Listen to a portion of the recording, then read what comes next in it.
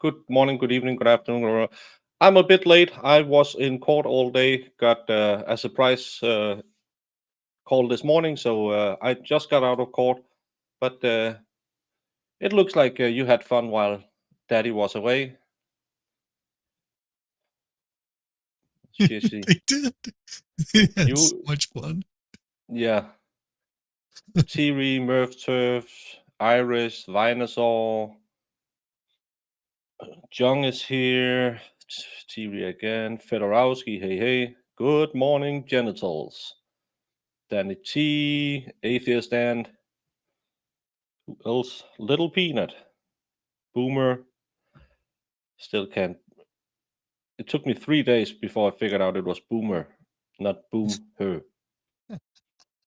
I'm not that smart. I'm not either. Carlene is here. Hello. Who else? Who else? Who else? Did I miss someone?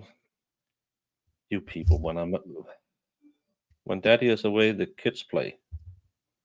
They're No, I'm having not fun. powdering the biscuit. This way up just came in. Icing the muffins. Wheelhammer. Hello. Hey, Vilhammer. Thank you for stopping by, even though stupid work is stupid. Hey, atheist. But yeah, we'll just jump right into we're a couple of minutes behind, but we probably will be able to catch up. This could be the last day of the prosecution. Hopefully, they will rest by the end of the day. What I gathered from what they said, 3 more crime scene technicians and then the DNA expert is kind of what we have in store. And yay, crime scene people. We sprayed luminol and then we sprayed more luminol. We sprayed so much Smears. luminol, we wiped out all the DNA evidence. Yeah. It's an interesting case, but I really think the prosecution just keeps digging the hole because they don't provide any evidence. It's just it could have been blood. They haven't really tied all of it. Maybe the DNA expert will tie everything together. I hope for them it will. Good morning, Miami Spice. So, but let's do the thing, and hopefully Jamie will catch up because I wrote 20 minutes, but it was a little faster. Yeah. And then I have to do this one and that one, and it starts. Your Honor, for the record, this is the continuation of the trial of Commonwealth versus Cara Rintala, Hampshire County Indictment number 1180CR128. Morning. Good morning, Your Honor. Good morning.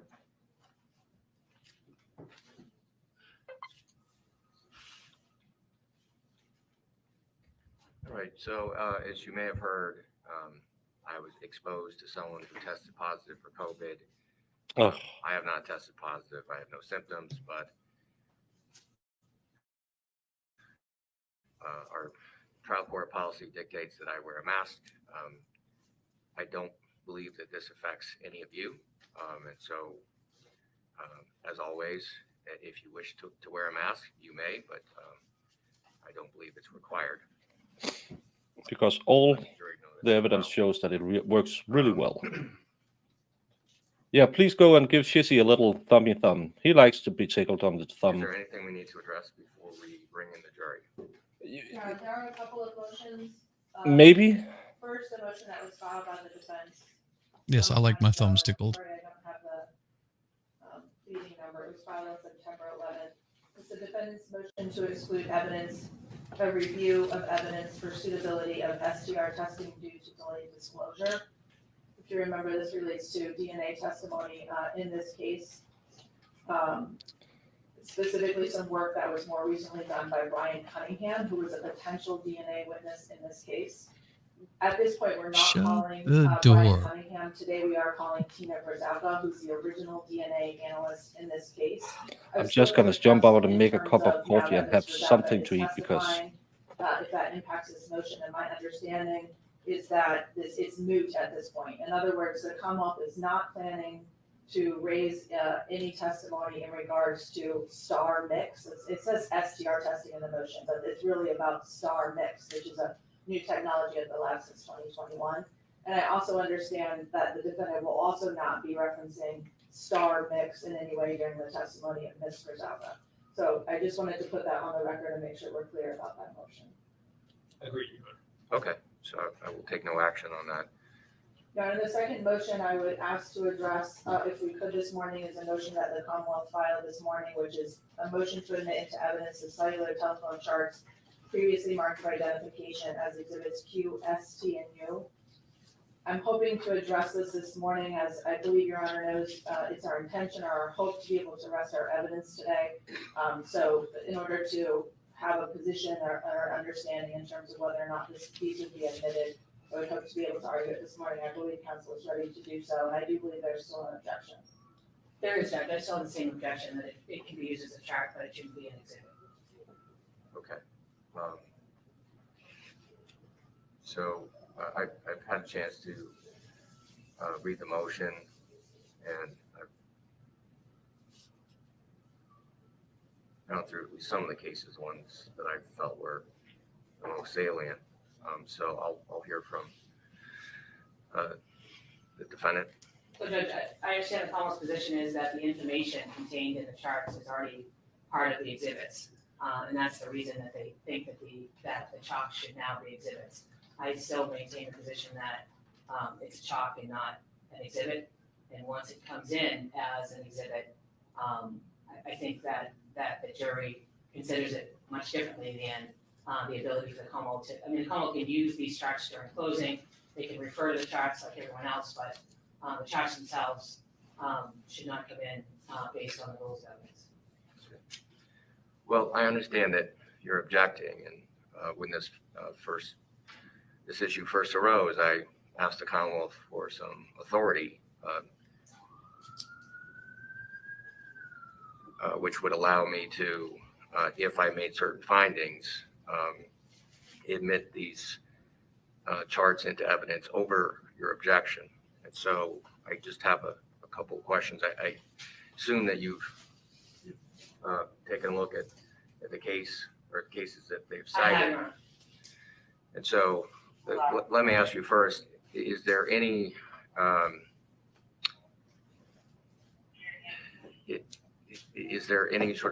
objection based on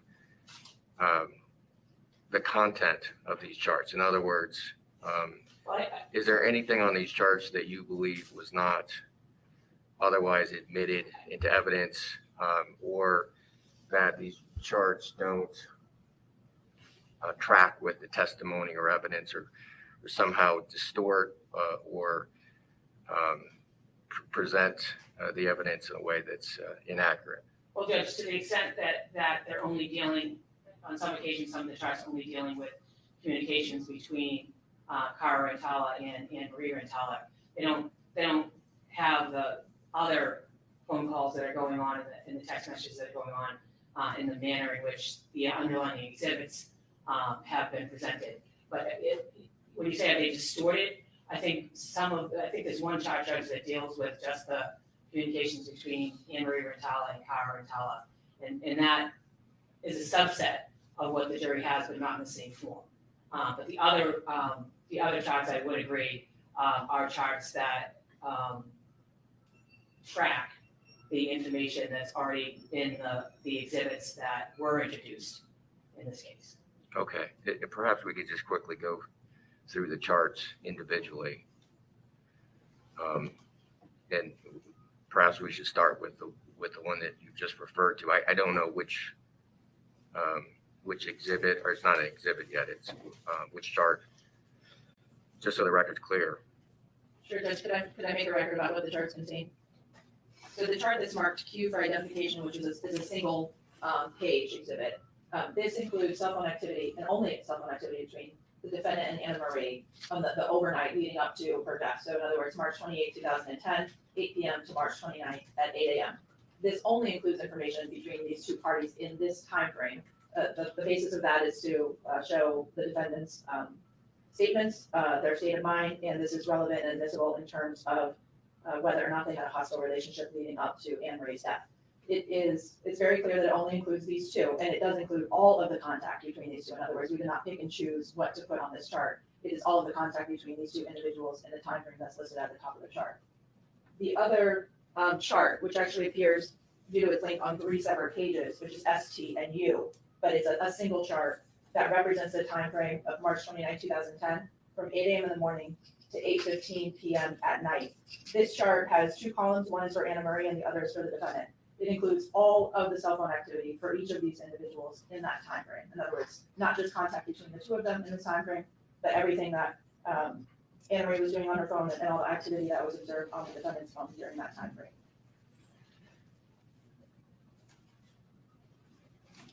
And so those, the charts you've just described are the ones that those are the ones at issue Yes, for the purposes of this motion. yes, sir. Okay. And so the one that I have issue with is the individual one between Ann and Cara, because that's not in the way in which the chart displays it, Judge, so it is different.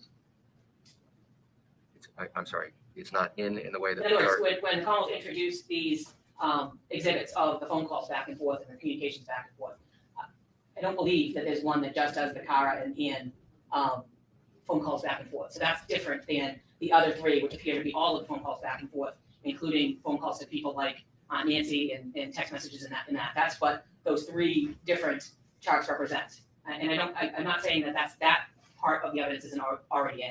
I am saying that the cell phone activity between Ann and Cara is different than what we have introduced, or the Collins introduced. But if I could clarify, both of these were presented and read in full to the jury.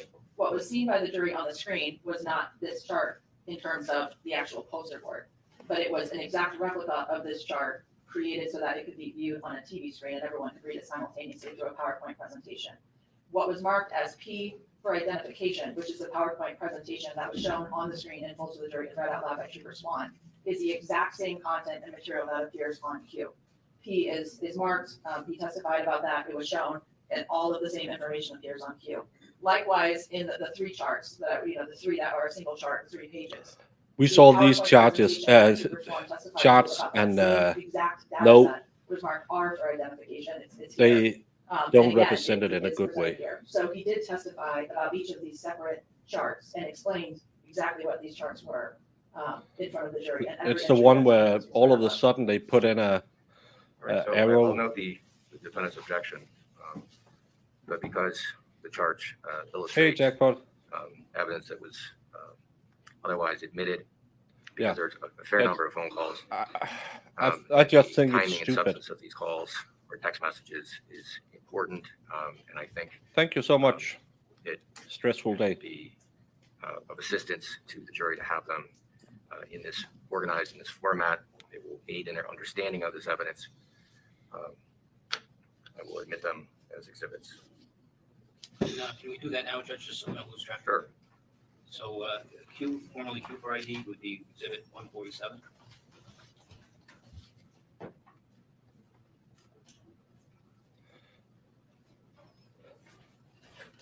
And And how would you wish these to be marked? I would like if the defense could get in Mark's For ID, phone where the, activity S, T, and U. leading into the day. But ST and U are now. luckily for 148, the 149, prosecution, they didn't look at that. It wasn't necessary. It's not like he could have done anything wrong.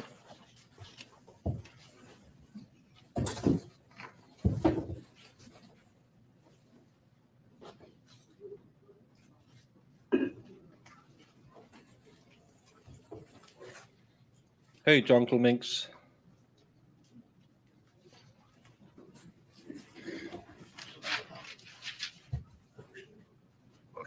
Thank you. Oh, we got, we do have the jury. Right. So if I could see, let's bring that Irvin. Yeah, because it just That's looks. Juror number 19 and seat 12. It's trouble with another juror. When you put it up in a chart like that, it looks like it's organized, but what else happens? And they don't talk about that she could probably be sleeping because she sent most of those messages at 2 in the morning.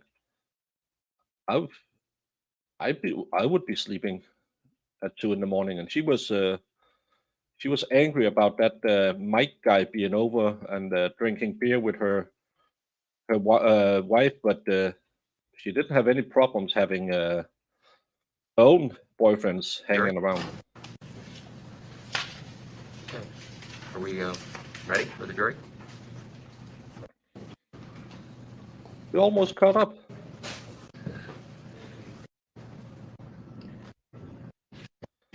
It doesn't matter that I've been in court. You did. How's everyone doing? Is everyone doing fine? Everyone ready for another exciting day of luminol all over the placement? Jury intern? And Shizzy just had to do an errand. He will be back, and hopefully Jamie will be here soon. I know everyone is just here to see Jamie. Or maybe I don't even know if she might have jumped on with Dave. He's doing the Whitmer thing.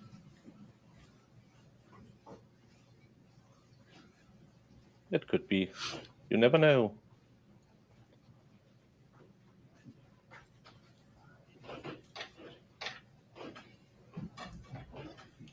No, he has Nicholas on.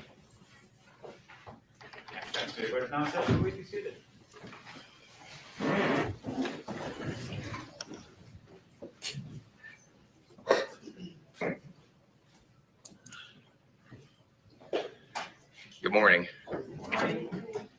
You had a nice weekend.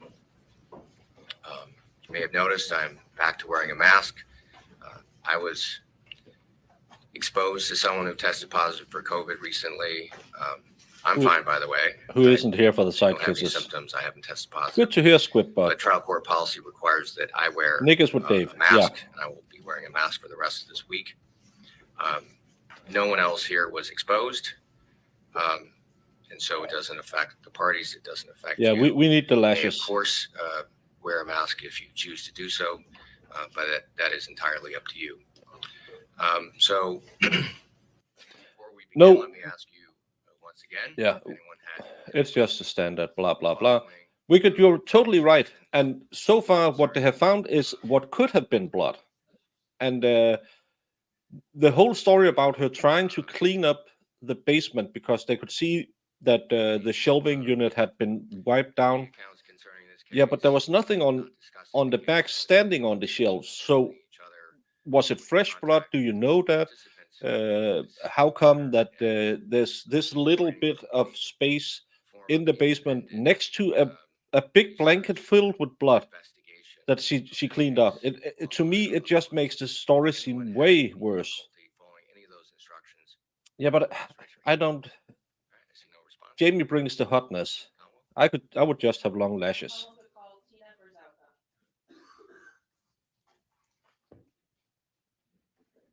Irish, my favorite Texas rose.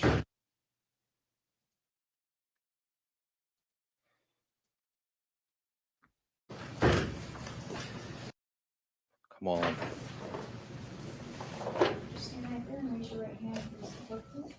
You solemnly swear the evidence which you shall give to the court and jury in the matter now in hearing shall be the truth, the whole truth, and nothing but the truth, so help you God, or do you so affirm?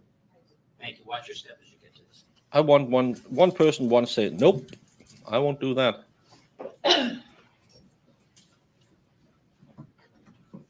I'm so stupid. Good morning. Good morning. Could you please state your name and spell your last name for the jurors?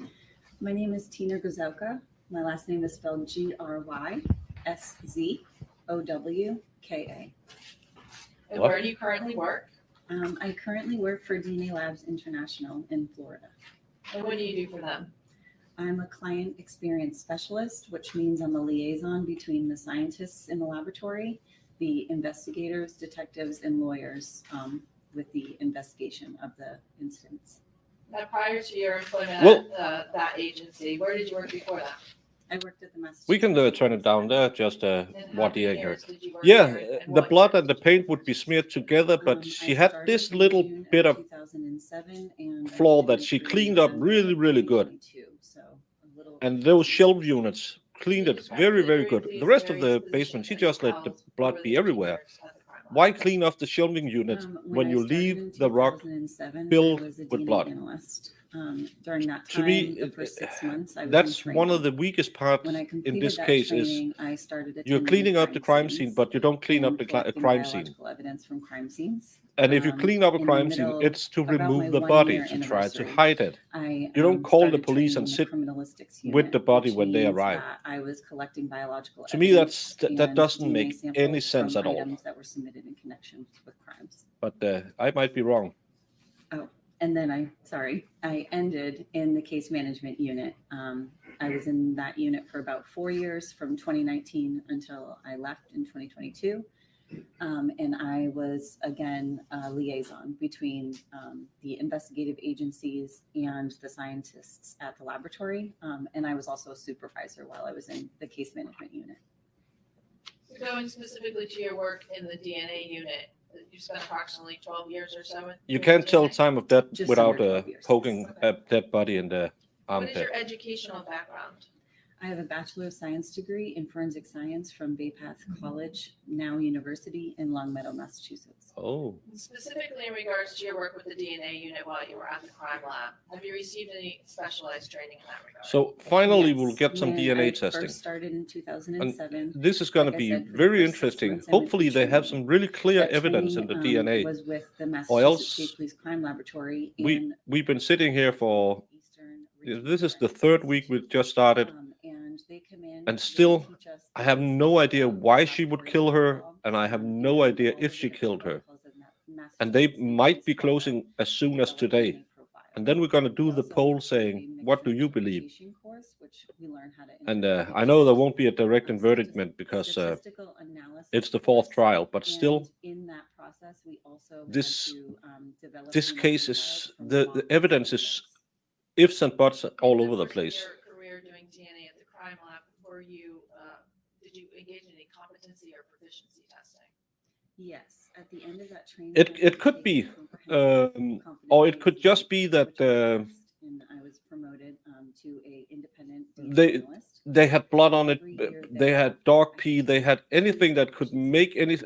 I think DNA, some cleaning agents one proficiency stand out as for blood crime as scene well response while I when was in you use the training, luminol. and I one don't know, but proficiency exam in criminalistics I while think I was they really have Did to you pass all of those exams? tell you if there's blood on it that you can date it to Estimate exactly the approximately time how around many the death. samples you personally performed DNA analysis methods on Irish, when you were at the I state think you're police cute. crime lab? more than 1,000.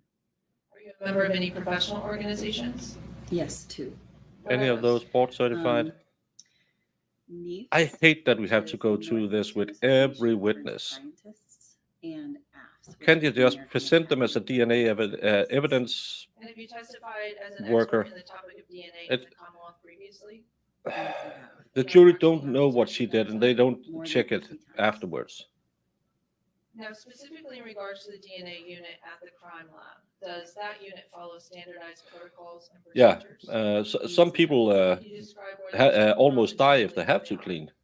I'm one of those. Standardized protocols and procedures are basically a It's the list worst day of the week when you have to instructions, clean your and it house. tells you how to process various types of evidence through the different steps of DNA Blah, blah, testing. blah, blah, blah.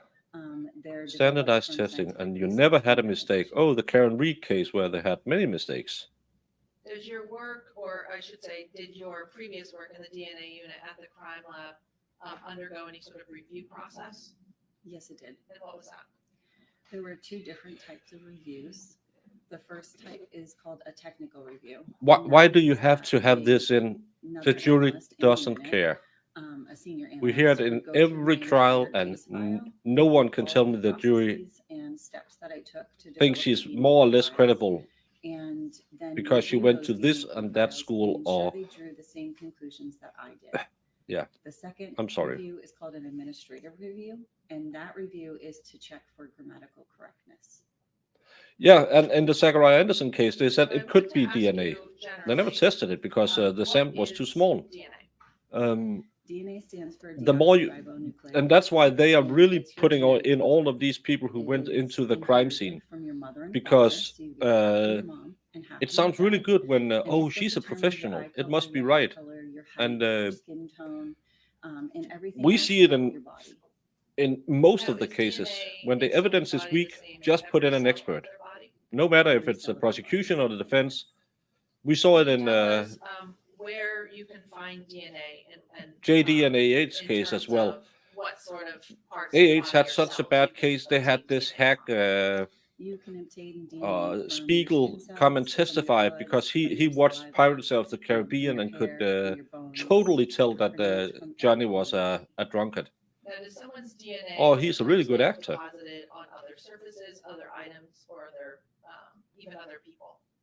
Yes, you can transfer. Yeah, but you can- DNA to another person or you another don't- object. And how does that? You work? don't verify All what they're DNA saying. is You're a juror. transfer. So by touching something, by It's breathing on it's something, by up to spitting on the something, defense to point out you're that leaving the DNA on there. they did a bad job, because if So Dr. typically, Spiegel usually just that's been showed up transferred and DNA said, by I had touch, this is and that this and this, and That I'm is board correct. certified, how and would that Dr. occur? Curry wasn't board Just by certified, touching something. So water bottle, he should instantly be touching it. more believable. If But somebody came then you in saw him on here, the I'm stand, sweaty. and he looked kind of If like somebody came and swabbed this area that, of this water bottle, what's the blue now vulture I'm from walking closely Muppet to it, Show? so I could also be putting And spit on this water bottle. a cross between him and If the they dog swabbed the from water bottle, they would get my DNA, Roger and Rabbit. then if somebody put So it he on lost here all for me, credibility the second he opened somebody his did, mouth. But they it would sounds probably really put that good with person's all DNA the as things he well. have done. Not in a high volume. But it's my DNA is it's on there. it's on the Now, in defense to terms of prove you that touching that water bottle that, itself, what kind of cells would they be could have all the potentially credentials, transferred but to the what they water bottle? did wasn't Skin in the cells. right way, or their testing was wrong. Now, in terms of, So yeah, I someone's understand that you home, say credibility would is you a thing. expect to find someone's DNA But you in could- their own house? You could Yes. Would that be? you on could multiple surfaces, the defense and the multiple prosecution items could say, that yeah, they may touch or come into we contact we with? agree that she knows Would that how to also work include people DNA. that they might come into contact with? You mean like They- a husband and a wife? They or just a told the child jury and what a DNA parent? is, Yes, and family members. Yes. the jury won't tell. They don't go home and study after. Now, is DNA, you indicated that DNA exists in all the cells and it's the same type of DNA that you would obtain from any cell, correct? So I have to Um, take this off. It's loud. Well, I shouldn't use the word type. That regardless of its skin cells or blood or another. Yeah, you only sort have one set of bodily DNA. fluid, the DNA would look the same. As far as the DNA profile. Probably yes, Barky it is. McBarkinson. And is DNA more prevalent or richer in certain types I wrote her of we were materials live. over others? So the amount of DNA in every cell of your body is the same. There is no difference. So if you have a skin cell and a single blood cell, they both have the same amount of DNA. The difference is you don't readily lose skin cells as if you were bleeding. So in a drop of blood, there's going to be millions of cells. If you just touch something, there might only be hundreds. So a touch sample is going to have less DNA than a blood sample or a spit sample. How long can DNA stay on an item? Whatever. Indefinitely, as far as I know. If I know my I DNA. touch this water bottle and then it gets put away and nobody touches it again, my DNA is not just going to disappear or be removed from the bottle. But usually it's removed either from transfer or cleaning. And in bones, I mean, we've developed DNA profiles from very, very, very long time ago. As a DNA analyst, if you find DNA on an item, are you able to determine anything about when that DNA was deposited on that item? I'm not. What is a DNA profile? You It's a have series of more numbers. blood So to make the if you sample think from. of, a DNA profile as an address, I guess. There's different locations on your DNA that we're specifically looking at, and then at each of those locations, we're going to see two numbers. And the two numbers are because you inherit one of those numbers from your mother and one of those numbers from your father. And it's a series of 15 numbers. And then the sex determining region, which is called amelogenin, and there's either an XX And hopefully, if you're a female or an XY if you're a male. Your father's When you're add up testing an with the item for man who's DNA, married to your what mother. what does the process look like? Is it 30% of cases that's not It's the case? a 4 or 5 step process. I'll go through the steps and you can decide if it's going to be 4 or 5. So the first step is called extraction. And this is where we actually take the sample that's given to me. So when it comes to me, it's usually in about a 1.5 inch tube. And inside that tube, there could be a cutting. That of was at somebody's least shirt, a 6-inch like my tube. jacket. So they need to know who's wearing this jacket. They might take a cutting of this jacket to identify me as the wearer. So in that tube, it could be a cutting or it could be a swabbing. They can take a sterile swab the area, and take a portion of that swab and put it in the tube. So from that, I add chemicals and heat, and I extract the DNA. And in that process, I'm removing. Maybe to say they can do it to say that we found Cara and Anne-Marie's DNA, but no one else's. That could eliminate some suspects. But then the defense will come back and say, well, if you were wearing gloves, would you leave DNA and stuff like that? But still, it could be a way to say there was no one else at the scene. We only found these two people's DNA profiles where we searched.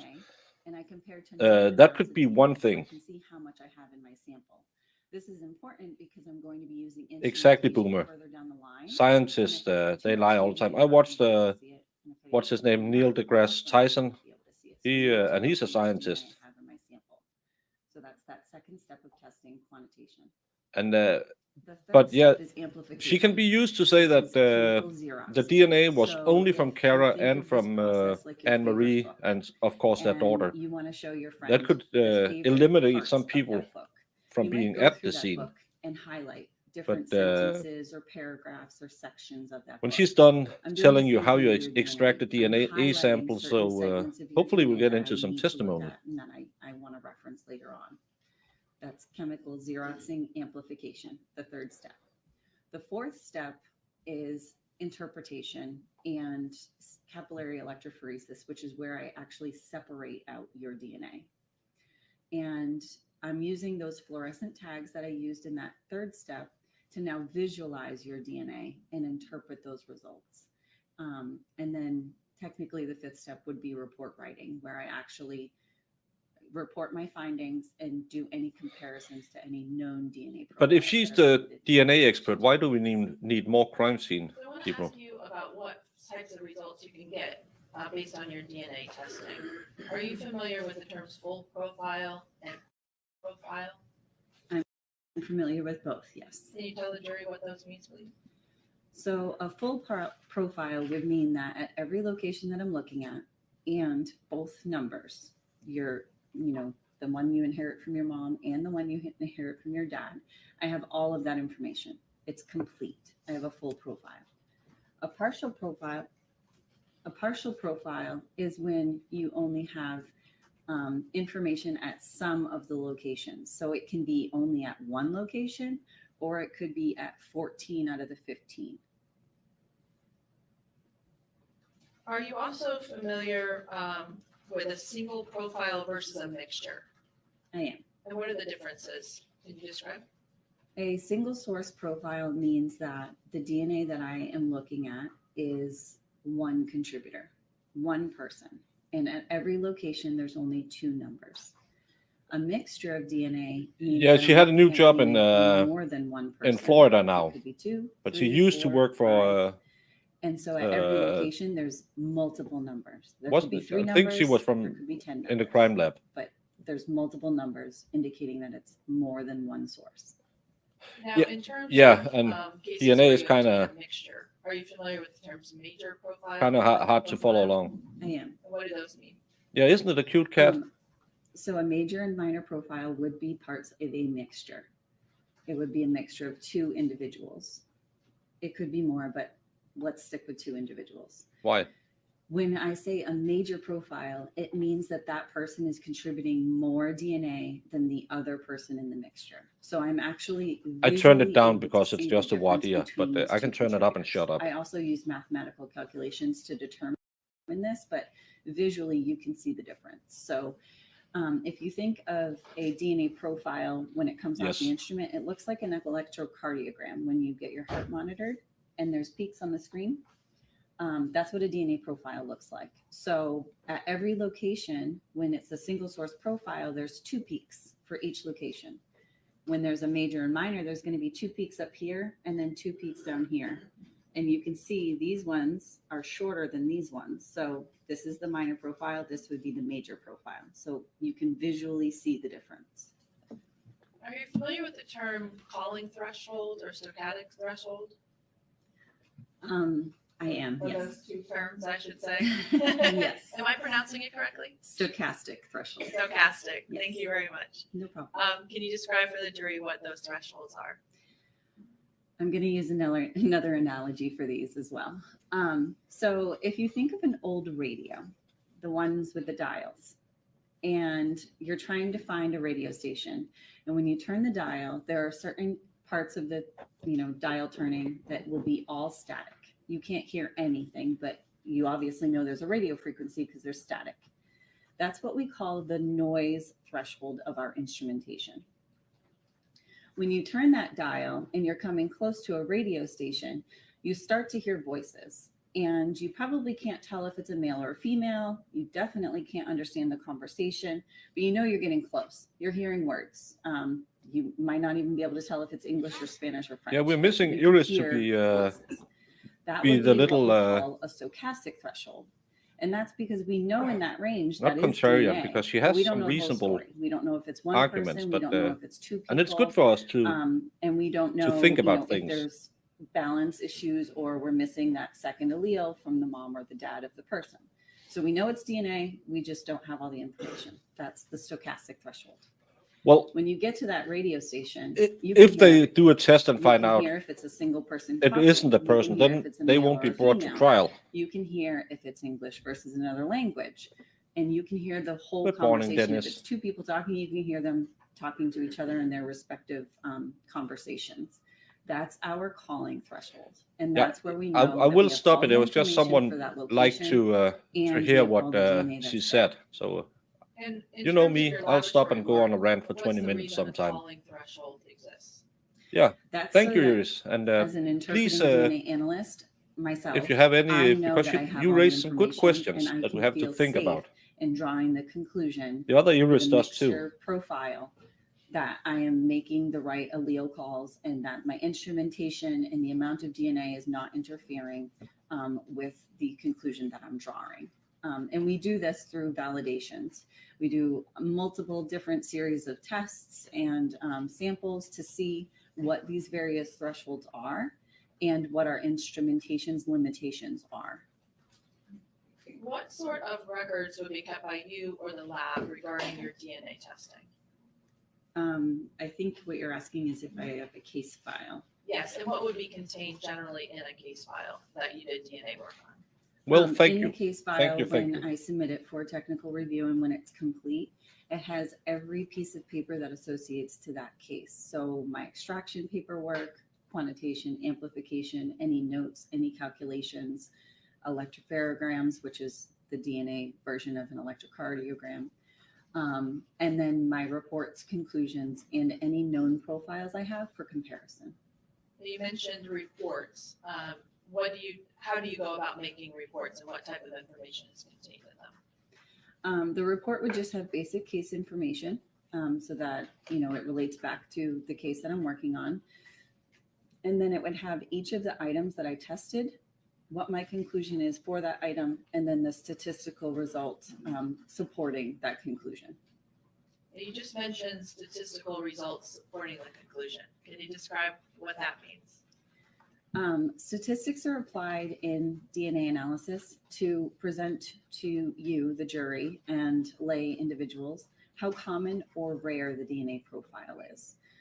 And statistics can range from anywhere of 1 in Morning, 10 Luna. to 1 in a quadrillion. Hope your or dream was quintillion. just as well after you ended our stream. So I want to now ask you about your work in this particular. Did I forget to send you a link? No, I. Oh, The you just minute- didn't The wanna minute come hang before out. you were like, "I'm gonna go live," I got like an emergency work meeting, and I was like, "No." So Jamie's cat didn't kill her. No. So people were wondering. It They was can't do a day without lashes. It was my actual job in the way of this. Stupid know. work. So I don't know what's going on, but whatever. little bit. Yeah, but nothing's. We're just learning about her, how she can understand DNA. This lady, she's doing a good job of explaining to the jury what DNA is. But us who have watched more than one case just hate it because it takes so long, and you don't really care. You just want to hear what did it show. Yeah, exactly. Okay. So cool. Iris is saying good morning to you. Hi, sweetie. Hi, everybody. And Iris is saying good morning to you too. I'm alive. Yeah, we're so happy. We have our Jamie. Then the day can only get better. Now our viewer count is just gonna explode. Oh, We woo! have it. We have a Jamie sighting. Hi, guys. I'm alive. Particular case, did you have an occasion to perform some DNA analysis on certain items submitted to your laboratory in connection with this case? I did. And do you remember what years that testing occurred in? In 2010, all the way to the last report, I think, was in 2016. Now, can you please describe any internal protocols or procedures that dictate how many samples you're able to test in any single case at any given time? Yes, as a laboratory, because we do cover the entire state of Massachusetts and we test different items of evidence from all different types of cases, we do have a protocol. She's as far not as how many a items per 100 like the case. rest of the witnesses in this case. And, you know, for example, a robbery case might only be 1 or 2 items. If there's more questions that need to be answered once we test those items and we develop those results and provide them to the agency. Oh yeah, if we chat still went have wild questions when I didn't on, show up. you know, how was this crime Well, shame committed on or you. any of those other things, Sorry, that DNA are I going had to work. assist in answering those questions. Same We do here. multiple rounds of testing. Now, in any given case, who decides what items may be tested for DNA at the lab? So the initial request and item selection is by the criminalist, and then subsequent rounds of testing could be by the DNA analyst or a DNA supervisor. They could help. They don't always help, but they can help. Now, when you did your DNA work in this case, did you have access to and use in your work a known DNA profile of Anna Marie Rintala that had been generated from blood taken at her autopsy? Yes, I did. And specifically, did you compare DNA profiles that you generated from items recovered in this case and compare those profiles? It'd be interesting if they have Carla's and I did. Mark's DNA profile as well.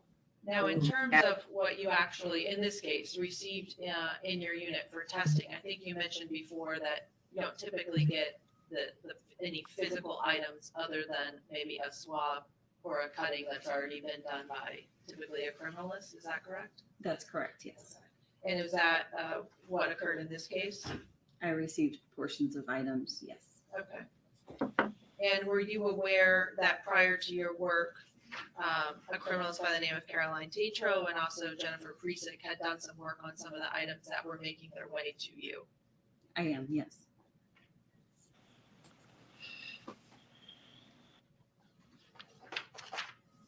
I want to ask you about several items that you did DNA testing on in this case, starting with item 1-12.1.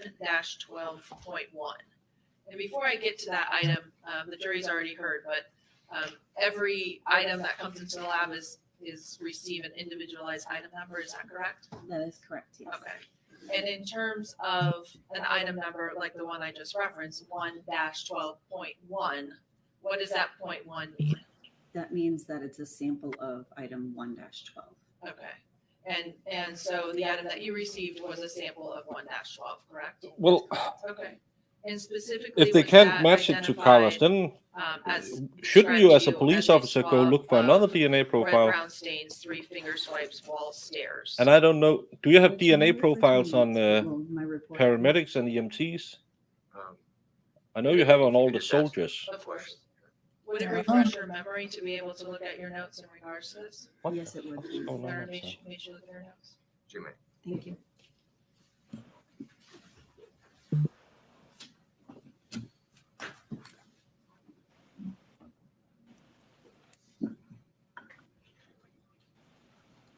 swab of red brown stain, 3 finger swipes, wall stairs, 1-12.1.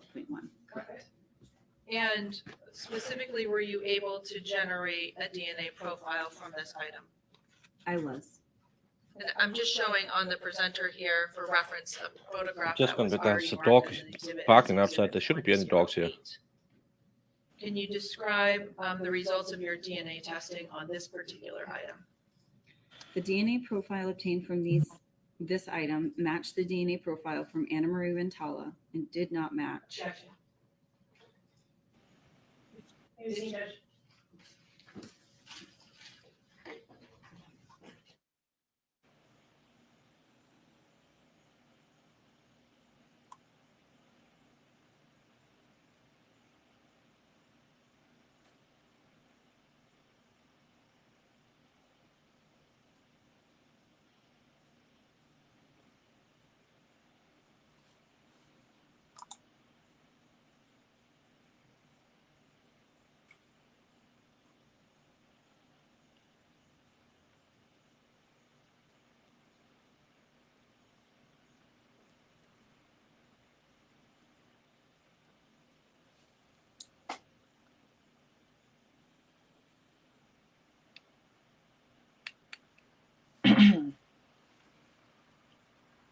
Oh, it's quiet.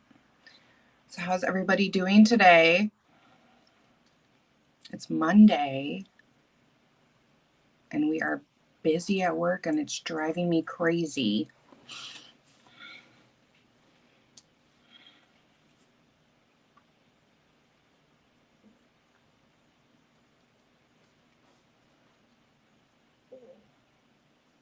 Oh, I gotta post it somewhere too.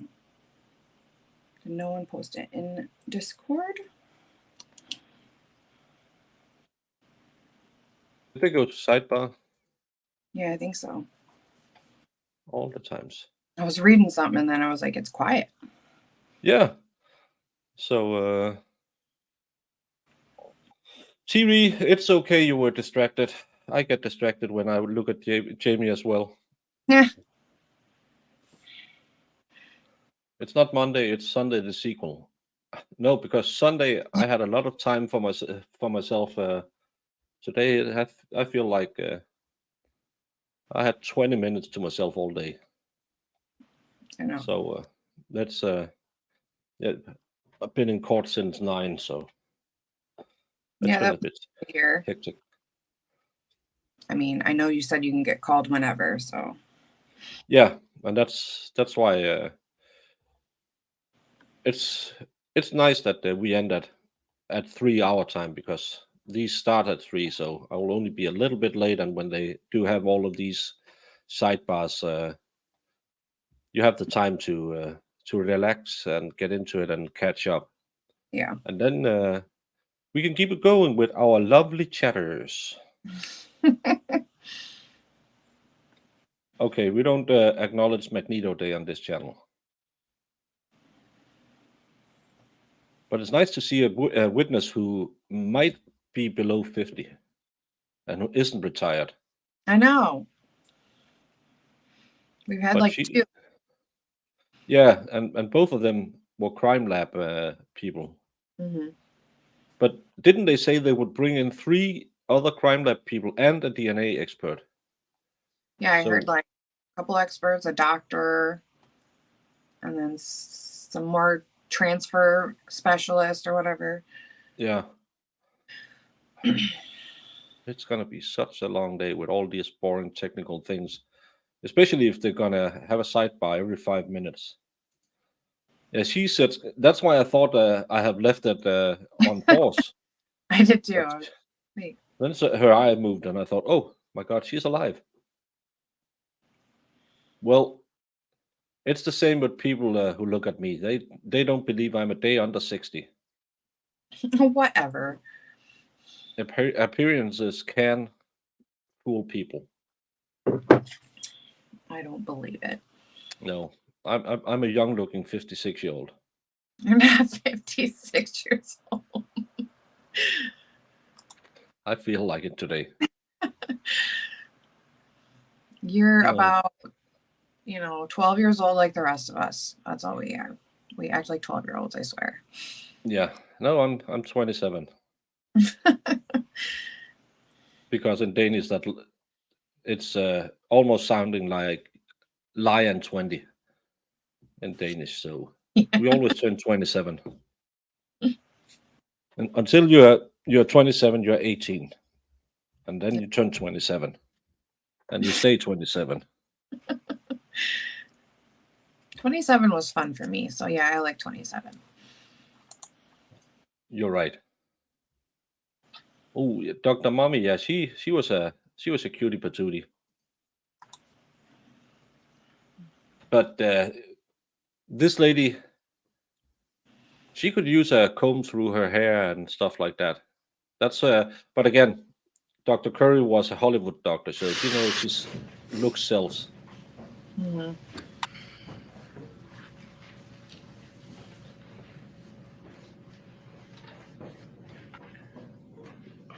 Members of the jury, we're going to take our morning break quite a bit early this morning. There's something that the parties and I need to discuss a little further, and rather than have you just sit there, So I think it makes sense to. I could have taken an hour more in or court. would and, be a I more know. efficient still use of caught up. our time today if I simply if we simply broke now for a morning break. Let's take a 20-minute break, and so I'll see you back at 10:30.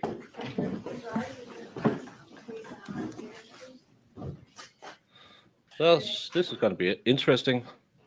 Hopefully, we'll hear what they argue about.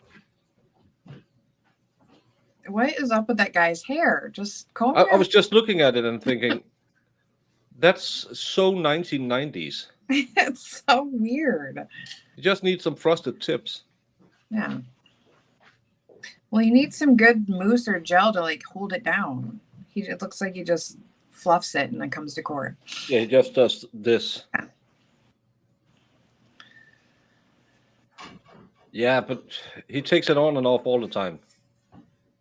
It just shows you that they really work. I can't give any medical, legal, or financial advice.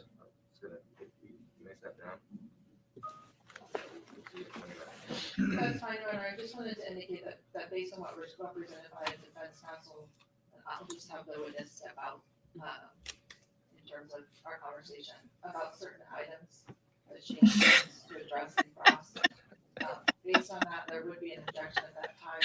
Again, trying to be efficient with our time. I don't know if it's best for us to go ahead and deal with that now. Did they test for door DNA? It could be the door that did it. Objection from the Commonwealth. Maybe the door knocked her down the stairs. You never know. If I understood Attorney Scapicio correctly, she intends to ask this witness about her DNA testing on a couple of items that she indicated involved exclusions of certain individuals and not others. She referenced the vacuum, and I understand there's at least one more, which I'm assuming is 2-10, which is a metal door latch. I think it's the spatter on the floor. The spatter on the floor. Okay. It's transfer. So the state is objecting to questions for their witness about her findings. Yeah, so to the extent counsel intends to ask about the spatter on the floor, which is item 1-10.1, I have no objection to that. I intend to actually ask the witness about that myself. However, to the extent counsel would be seeking to ask this witness regarding the vacuum, and I'll just get the item number specifically, which is item 2-6. There were two samples tested, 2-6.1 and 2-6.2. I would object to that line of questioning for lack of foundation with Why? this particular witness. There was no testimony from anyone at the scene or anyone that has previously testified in terms of crime scene response or criminalistics work. And what I mean by that is. But they took the samples. Aaron Corella, Caroline. The samples were tested. In regards. Why to can't you the ask about them? vacuum, either being collected, being tested, being swabbed, and being sent on for DNA analysis. Every item that I intend to ask this witness about was previously, there's a foundation for which this item number and this item and this swab the foundation has been laid for those items for her to be able to talk about the DNA testing of those items. It's the fourth But the case, vacuum, and there's you're been no afraid they testimony ask you about any of the DNA foundational evidence requirements for her to you be able to say produced. something about Yeah. DNA from a swab taken from a vacuum that no one has heard yet about. So to the extent council would be asking. We have her seen the about vacuum in the results, I would photos. object to lack of foundation in that regard. Similarly, in Why? regards to lack of foundation for questions regarding. What are you hiding? Is the Oh, same I'm sorry. sort of objection that You council can't bring has. in In evidence that that could regard, prove I'm not gonna see not an guilty. objection for lack of Yeah. foundation in regards to the vacuum. Again, not for the spatter stain, there is a foundation for that, but in terms of the vacuum. Yeah, this makes my Matter. What I would say in terms of the vacuum is that this witness had previously testified, and this is on, September 26, 2016, page 62. She was asked a question, about sample 2-6.1, and that is the vacuum is identified as the vacuum.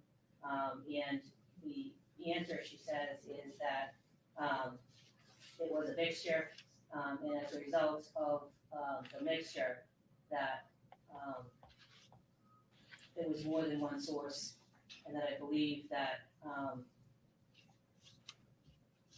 Anne Marie Rintala could have been a potential contributor, but it doesn't appear that Cara Rintala could have. And that's the information that I intended, to cross-examine this witness, whether the Commonwealth brings it out or not. It's prior testimony, from this witness about the vacuum, that in this case would suggest that there is at least one other contributor other than, either Cara Rintala or Anne Marie Rintala at that point, Judge. Right. Well, I understand the relevance, and I understand that this witness testified to that before, but I am also assuming then that at the last trial, the necessary foundation was laid. So what I'm hearing, and it is more or less consistent with my own memory, is that in the same way that there was no testimony about the actual taking of a DNA sample from Mr. Olasek, and all the things that would happen after that, there's been no, I don't doubt that it happened, but there's been no testimony, so there's no foundation for. Well, can't they just this ask witness her? to testify about Did that. you The fact that she test testified in something previous from a hearing, vacuum cleaner? I don't think that lays the foundation here. What the? It's not something. The- It's not coming in as impeachment, or even as the fact that she's testified before doesn't automatically. Well, then you can ask, it misses were any it. of your I tests agree with showing? that, but she did report, and when she mentions it in her report. And I understand that she would likely, if you asked her that question, she would say the same thing, but that's not the nature of the objection. Again, she would also be able to talk about Mr. Ichthyology. Olasek's sample and what she did with that. And so there's an objection that's been lodged based on foundation there. And again, as the Commonwealth points out, this is really the same objection. It's one of foundation. And if I'm going to. Isn't her sustain- entire report I have to be consistent evidence? here. I understand the court's position, Judge. I think it's different when you're talking about excluding a defendant, from a possible sample. I think that's different, Judge. And I think it's different when both the defendant and the victim, who both have had samples tested, are excluded, and there's still additional DNA. That goes directly to the failure to investigate, Judge.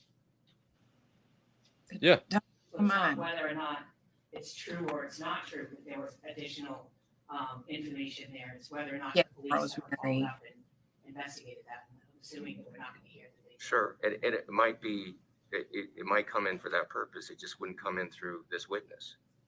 It would have come in through. Why? So this witness is simply. She did all the testing. She's doing her job, which is somewhat compartmentalized. She's.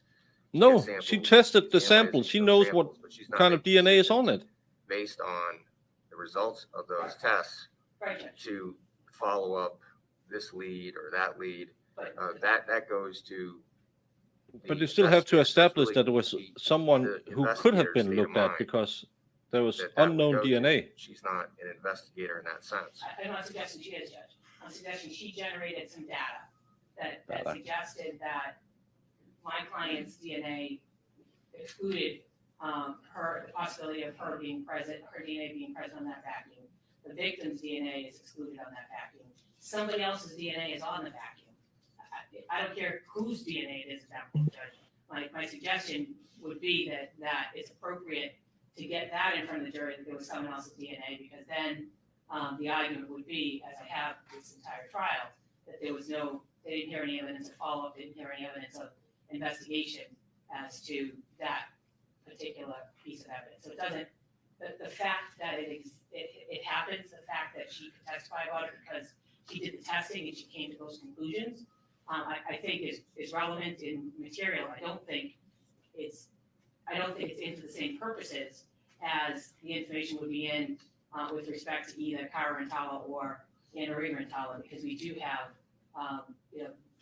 evidence that their DNA was taken. So I do think Judge goes. Yeah, he started out really great, but now I think he's And I understand she wouldn't be able to testify. he's ruling of the Bowden puzzle. everything that in would seek to get in through her. in way Not of the asking state. her And whether or not I anyone really don't get it investigated or because didn't investigate. Just he's the fact looking that at a she did this fifth test, trial that thing. it Yeah. revealed that someone other than Cara Rintala and Maria Rintala's DNA was on that vacuum. Especially because there is a report this witness has produced, and they can ask, "Did you find anything else?" And then they can ask, "Why didn't?" Then you can ask the detective, "Why didn't they find it?" I don't know, and it doesn't matter for my purposes whether it's true or not. What matters is that in this case, it wasn't followed up upon. Okay, but this witness would be testifying to the truth of that. Her of that report. analysis, the result of that analysis. And I see the issue with Mr. Olasak, his sample and the testing done on his sample is the same. They're both Bowden issues. One is a response to it, and the other is the defendant advancing that theory. And it doesn't prevent you from asking an investigator if they knew the result of this DNA test. But it would be the investigator that you would ask, because it would be going to that investigator's state of mind. This isn't going to this witness's state of mind. This is what she did, and she could testify to it had that foundation been laid. And I understand that, I believe all the witnesses who could have laid that foundation have been on the witness stand. Yes, but it wasn't, for my purposes, it didn't matter to me whether those witnesses were on the stand as to what was happening. What mattered to me was the testing that excluded my client as a potential source of that DNA, and that's I guess where we disagree, Judge. Well, I don't see, though, if there's an objection to foundation, the fact that the foundation doesn't matter to the party that's attempting to elicit testimony that requires that Especially because foundation. now they can impeach the detectives and say, "Why didn't you do it when there was The additional issue is evidence?" if Because there wouldn't be any any reason to ask the detective when the DNA hasn't been brought in. This witness back to get that piece of information in, so I could make the argument that I'm trying to make. Well, Do it that, again. Hey, Farrell. or all those witnesses. And then burden on the defendant in this case, Judge.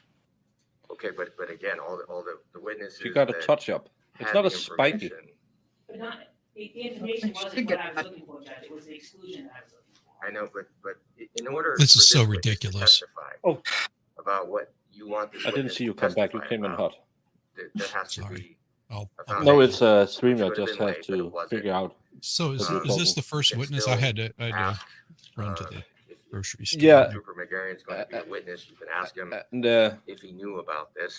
they want to Suspect exclude DNA evidence found that says there's I a don't know third what his answers set might of be, DNAs but on a that vacuum. would be a question. But we didn't testify Perhaps to the did he vacuum have being this- tested. Did he know? Did he have this Why should it knowledge? matter? If It's in the so, report. What, if anything, Right. did he do about it? Yeah, there's no I don't wanna foundation take up any that they more- took the test. more time Well, with this.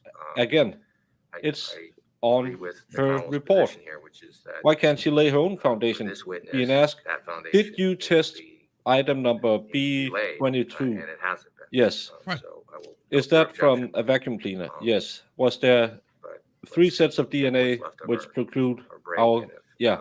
I can have the commo simply And then she can call back let the the witness know, investigator and say, why um, didn't you look at it? We know there was multiple DNA what the samples parameters found are, with and if additional there's DNA in it. any. Why do you have to say the test was taken beforehand? It's in the report.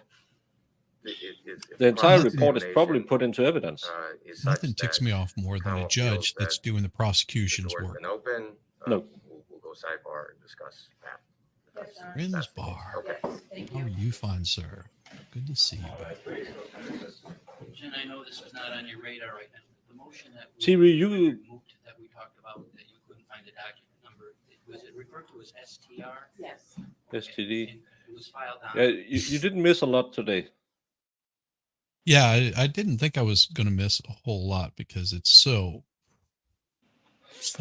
ridiculous. Yeah, and Square Bot, you're right. Why does he keep taking on and off the mask whenever he's talking, and when the jury enters the room? It's an airborne virus. The second he takes them off, of course, we believe the science, so masks work. But why does he take it off then? Defendants are innocent until proven good, so the burden falls on the state. Yeah, I really don't get why you can't bring in a report that you can bring in parts of. Then the full report is it's open. The report has been provided as evidence. So even though you don't like that specimen 6 is tested, it's in the same report as specimen 5 and 7 that you might talk about, then you should be able to use it. This is stupid because her testing is just as good at specimen 7 as it is on 5 and on 6 as it is on 5 and 7. We Right. just heard she's an expert. I'm getting really ticked off with this judge because he started out fair, but now he seems to swing a lot in favor of the prosecution, and he knows there's another appeal coming if it goes wrong again.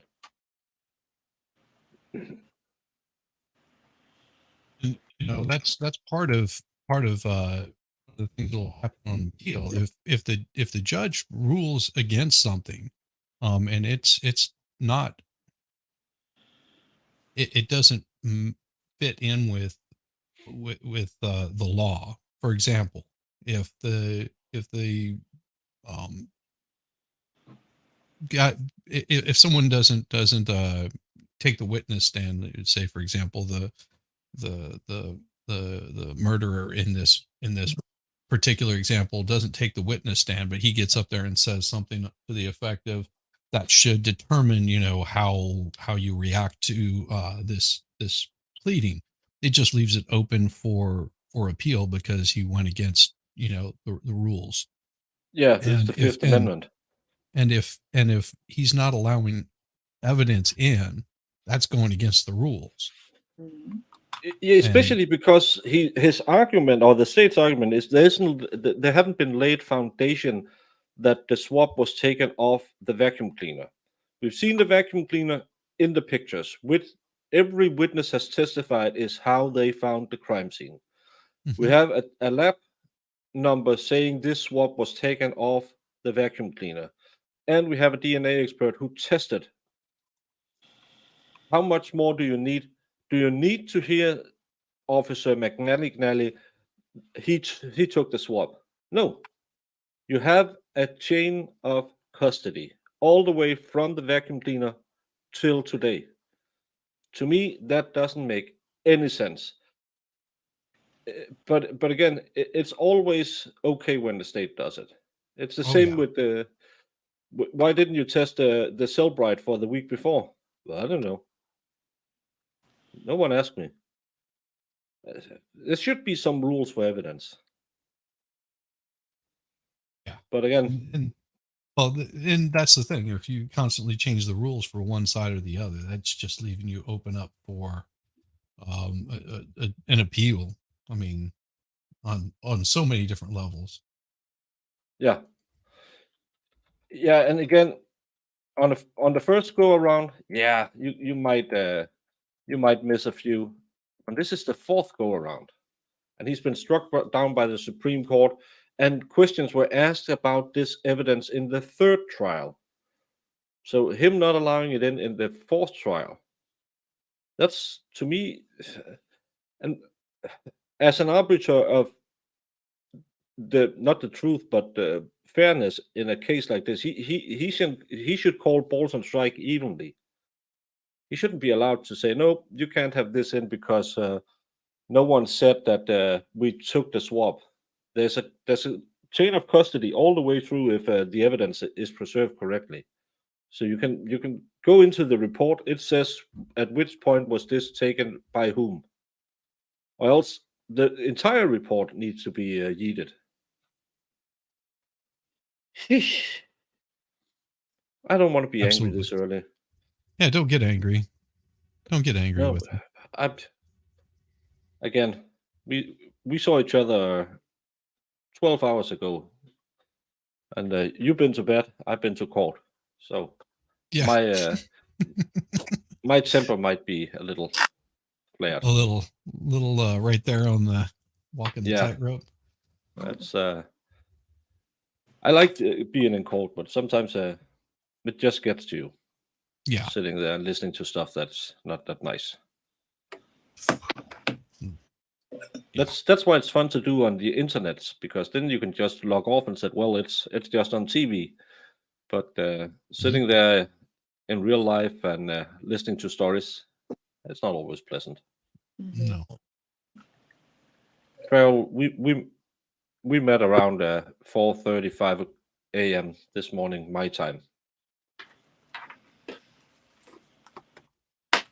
And it's 4:30 my time again. Just in the PMs. Or PMSs, I'm not sure.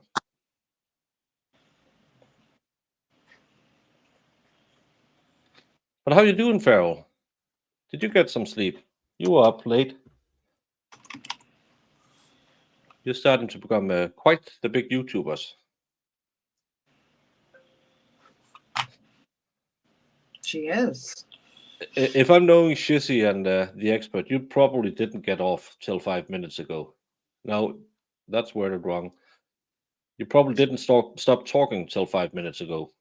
Well, it had to be, couldn't have been 5 minutes. Well, it could have been 5 minutes ago. I wasn't on camera 5 minutes ago, so I could have been getting off.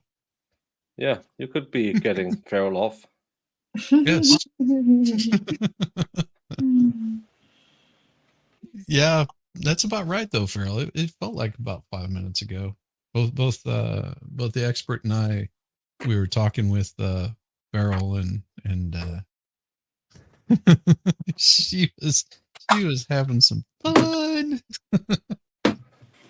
Yeah, she's not quite as at Jamie's level yet. With she likes 5 guys, but Farrell can handle a couple of guys. No, don't drag me into this early this morning. Well, Farrell, go back and clip it when Jamie said she liked 5 guys. It's a restaurant. I haven't. Never mind. Never mind. Yeah, you should I'm probably not saying it anymore. don't mention. I've never been above 3 guys at a time. It's yeah, Jamie. Hey, is it? Yeah, Farrell, we are nice to you because you're new, but just wait. We'll treat you just as we treat Jamie, and it's not fair because Jamie is what's making this channel great. Yeah, right. It is. Those umbrellas, you don't see them everywhere. Nope. Won't see them on my face. Nope.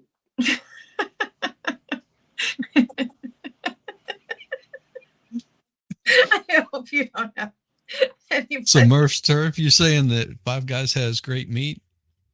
They Salty do. and delicious? Murph knows.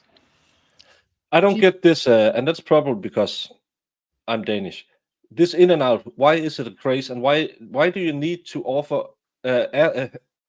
order of a special menu to get the good stuff? Why don't they just make the good stuff? This animal style thing. I've never had it, so I don't know. No. Someone it's in California, isn't it? The In and Out. Yeah, I know they are in California. I don't know where else. I've seen some of the guys from Geeks and Gamers going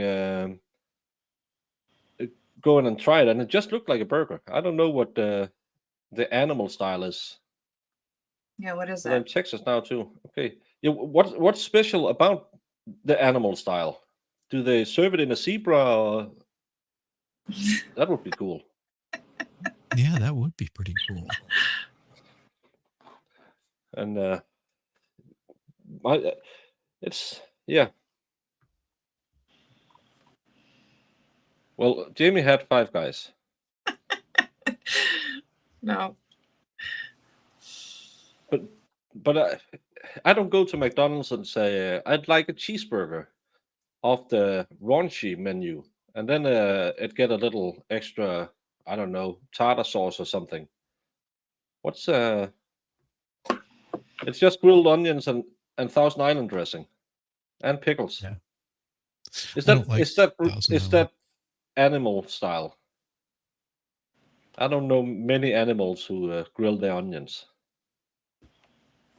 Yeah, I don't like Thousand Island. Oh, I like Thousand Island. It's kind of the only dressing I eat. Yeah. I never understood the ranch part, but I probably shouldn't say that to some Americans, because ranch, I believe, is pretty popular. I'm not really big into mayonnaise. Mayonnaise-y Oh products. my God, you're killing me. No ranch, no mayonnaise? How do you live? The only time I'll do ranch is if I'm doing wings. That's the only time that I'll do ranch, because I don't like blue cheese. You don't like ranch with pizza? Yeah. That Yeah. same thing, wings, pizza, but yeah, I- I mean, I just don't like, if I do a salad, I usually do some balsamic vinegar and like salt and pepper. That's really it. Maybe a little bit of olive oil, but usually just straight up balsamic vinegar. And I know always say I want extra pickles in your burgers, so you get fresh burgers. Oh, I Animals- get pickles like pickles like Yeah, crazy. I love to eat out with people who I don't like pickles. More pickles for me. Just keep them coming. You can eat all my pickles because I don't like them. That's what I liked about Fuddruckers, because Fuddruckers, you could go in there and just like fill up a plate full of pickles if you wanted. Oh, Fuddruckers is the best. I never heard the word Fuddruckers before. That's just a burger joint. Yeah. No, Only and because both my wife and I, we don't do mayonnaise. We whenever there's a recipe that calls for it, we just substitute sour cream for it. Hey, Lena, welcome, and we are happy that you're catching alive. Sadly, the trial is on break right now, so now we're just talking which kind of dressings we like on our burger. But we are happy to have you here, and thank you for always being on the Rewatch crew. Thanks a lot. It's nice to have not the pickle, all the pickles, Farrell. I like all the pickles. Mm-hmm. And you only put hot sauce on pizza? I rarely put hot sauce on pizza. I put chili flakes. I put hot sauce on pasta. See, I like putting Tabasco on pizza. Hot honey I'm is not a fan of Tabasco. I think it's too vinegary. I'll put it on pizza. I'll usually, if I do like a soup or something that I really like, would be Italian wedding, and then just some Tabasco, probably about 5 or 6 shakes of Tabasco in there. Like tonight, I'll be making a fish stew, and it's got a lot of Tabasco in it. See, look, Murph's getting 5 Guys delivered. Yeah. Really? Just 5? I like a girl who can handle her meat. There you go. Yeah, exactly. That's maybe when I become a YouTube millionaire, I have to do a tour through the US and just eat at every different chain fast food restaurant just to try it. Yeah. But have to I have check. to, Same. yeah, but I have to wait for the Sarah Boone case because that's gonna make everyone on YouTube a millionaire. Yeah, right. I don't like potato salad. Yeah, I She don't put that either. in one of her letters that all the YouTuber were grifting her case to become millionaires. So I'm really betting on that case to make me a millionaire. Not even Let's sure do I'm it. going to cover it. I'm afraid it's going to be a boring case, unless you go pro se. I don't know if it's Oh, if going to she's be going fun. pro se, then I'm 24/7. right there with you. Yeah. Yeah. Yeah. Do you like potato salad? Only if it's vinegar based. I don't like mayonnaise. And I only like loaded potato salad, which is different than what people normally make. I don't like because I don't like the consistency of on sour cream and stuff like that. So when I say, oh, I don't like potato salad, I just have green salad. Everyone, did you try my potatoes? No, it's not your potato salads. I don't like the consistency of the stuff you're trying. But you haven't tried mine. No, and I haven't tried a kick in the Nuts either. behind with a spiked boot, but either this or Smexy talk. Yeah. Based on what happened at Sidebar, it's my intention to ask this witness about her comparisons to both the known profile of Anna Marie and of the defendant in direct. Understanding that's fair game and anyone could ask about it. I've instructed the witness not to say the word Markle or Sacker in any circumstance. And she has no problem with that. She recognized in the moment that she was about to go too far. The objection came and she was not going to say the name, but she recognizes the boundaries of the limitation, Judge. Thank you. Thank you. Well, I like the good tossed salad. Green salad with no feta, but green salad with some onions and some corn and some Bring in the witness, please. So like a Cobb salad. cucumbers. That's good.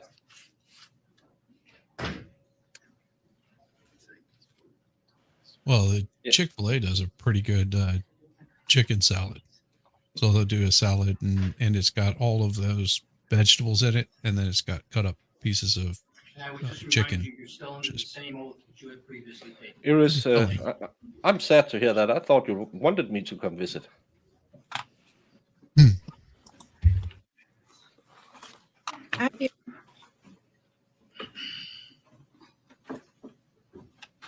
Yes. Do Germans do a special potato salad? I don't know about that. Jury intern?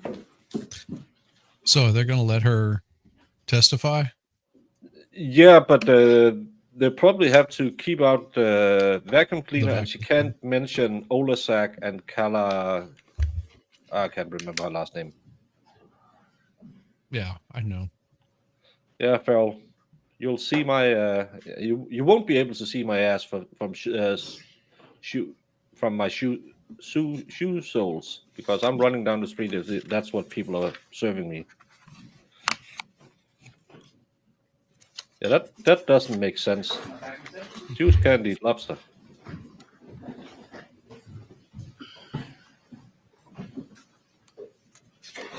I'm gonna grab a cup of coffee now. You may. Thank you. Good morning, and Ms. Zaka. Good morning. Before we took the break, I was asking you in regards to item 1-12.1. And I believe you indicated that that was described as a swab of red brown stains, 3-finger swiped wall stairs, correct? Correct. Now, on this particular item, were you able to do DNA testing? I was. And were you able to generate a DNA profile? I was. And was that a single or a mixture? It was a single source profile. And was it a male or female, if you were able to determine that? It was a female. And would you describe this DNA profile or the profile that you obtained as full or partial? It was a full profile. Okay. And I believe you testified before that means you were able to obtain information at every location. That's correct.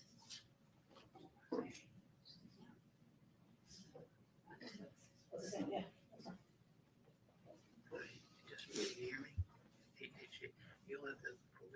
Just handing you something there. You can take a look at it. Do you recognize it? Yes, I do. What do you recognize it to be? There's two tables on this paper. One is the known standard of Anna Marie Rintala, and the other is the item we are talking about. And are those tables something that you created, and then part of your report, in other words? They are both part of my report, correct? And those are essentially the DNA profiles of the known standard of Anna Marie Rintala and the DNA profile you were able to generate from this particular item 1-12.1. That's correct. Your Honor, ask that that be marked for identification and permission to use it as a chalk with the jury. It'd be Z as in Zachary for ID. If I can just display that on the presenter, please. And if we could zoom in, first to the top, Mr. Zaka, if I could just ask you to please stand, there's a pointer right behind you against the wall. And I'm just gonna have you walk us through this particular item, first zooming in so we all can see it hopefully.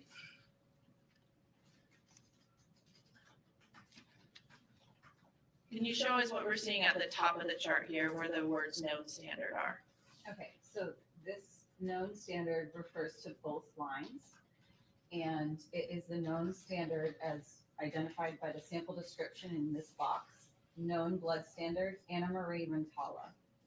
If you move over a box to the right, the case number and item number are both displayed. 10-04100 is the case number, and 8-1.1.1 is the item number for this known blood standard. Above that, you'll see identifier results table. Identifier is the DNA testing kit that we use. And Oh, you'll see DNA also testing, along so much fun. the table, you'll see different colors. Those are just the highlighters. So remember in that third step of testing, when I'm looking at your DNA, I'm highlighting it like you would in your book for your friend. Those are just the different colors of highlighter that's used to identify those different locations of your DNA. In the same row as the case number and item number, if you keep moving over to the right, you'll see various letters and numbers in sequence. Those are the different locations or addresses on your DNA that I'm looking at. So you'll see D8S1179. That means it's double-stranded DNA, chromosome 8, in location S1179. So you'll see that throughout the entire profile, that those are the various locations that we're looking at. Below that, you'll see numbers, which they're a little bit blurry, but the numbers are 1314 under D8S1179. That means that Anna Marie Rintala is a 1314 at D8S1179.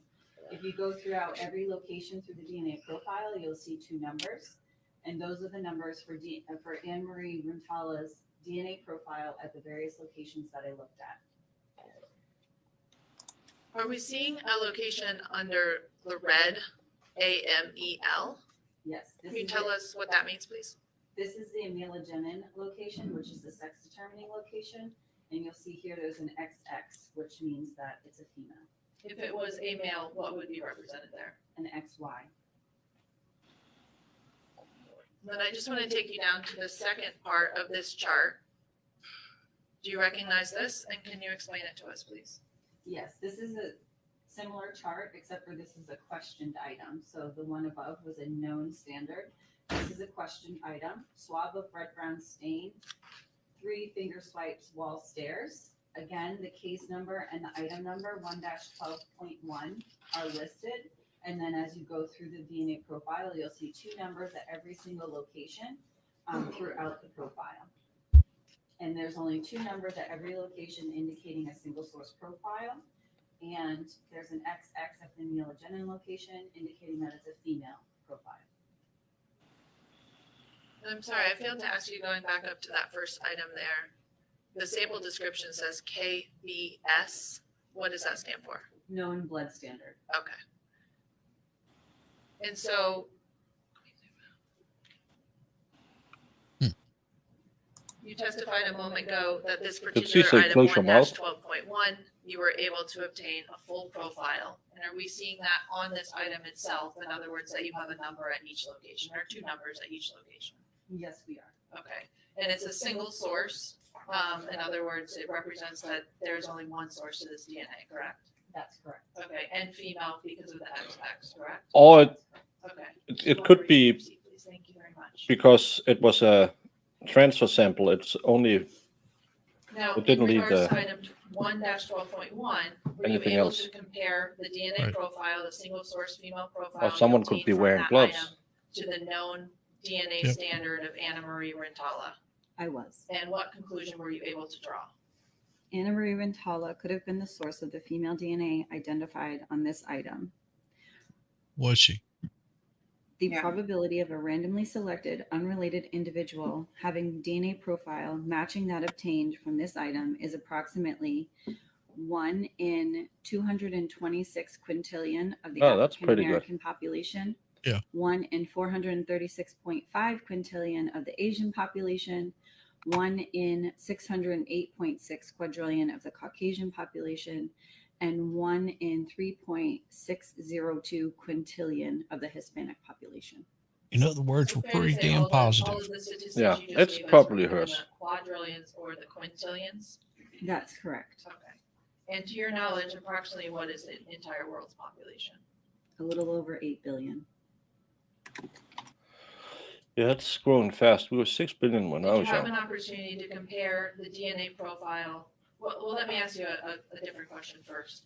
During the course of your work, did you have the opportunity to have access to and analyze, I'm sorry, I shouldn't say analyze, access to and use the known DNA profile of Cara Rintala, the defendant in this case?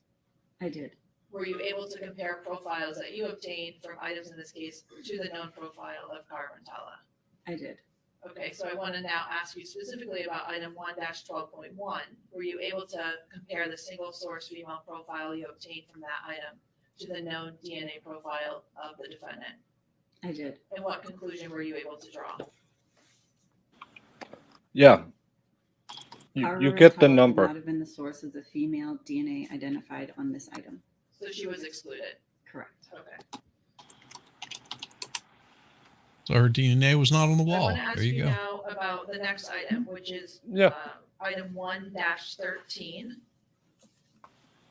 And was this item described to you as a swab of red brown spatter stain on top of basement stairs? Yes, it was. And for reference, I'm going to show what was previously admitted as Exhibit 109. Did you perform DNA testing on this item? I did. And were you able to generate a DNA profile? I was. Was this single source or multiple sources? It was. a It's still, female what does this have to do with Female or anything? male? It was a female. We know it's profile. her blood. Were you able to compare? Yeah. Well, And was this when particular was it left profile there? full or That's the big partial? question. This Yeah. profile Was it reasonably fresh Were you or able to compare that single source female full profile? Trust me, there's so you much obtained from that blood item around my house to the from known me. DNA profile Yeah. of Anna Marie I mean, Rintala? I was. And what They conclusion would think were it was a you able to murder draw? scene. Anna Marie Rintala could Yeah. have been the source of the female DNA identified on this item. The probability of a randomly selected, unrelated individual having a DNA profile matching that obtained from this item is approximately 1 in 226 quintillion of the African American population, 1 in 436.5 quintillion of the Asian population, 1 in 608.6 quadrillion of the Caucasian population, and 1 in 3.602 quintillion. To me, it seems of the like they're just Hispanic delaying. And the Like, statistics you just prosecution read is to us just for item delaying. 1-13, are they the same statistics that were generated for 1-12.1? Yes, they are. Okay. Were you also able to compare the DNA profile you generated from this item to the known DNA profile of the defendant? I was. And what conclusion were you able to draw? Cara Rintala could not have been the source of the female DNA identified on this item. so Okay, so there you I'm go. going to go now wasn't her to bleeding. item 1-11.1.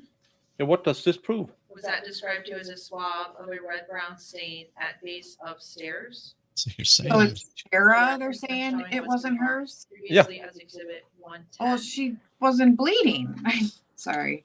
No, did you but do if- DNA testing on this item? What does it prove? Were you able to generate a It wasn't her. DNA profile? Yeah. I was. Single source or multiple? So what about this blood that was supposedly wiped up? Did you Female or did you It find was out a what the female DNA source profile. was for that? Oh no, And because we was it destroyed full that or whenever we partial? sprayed luminol all It over. was a full Yeah. profile. Were you able to compare that profile to the known DNA profile of Anna Marie Rintala?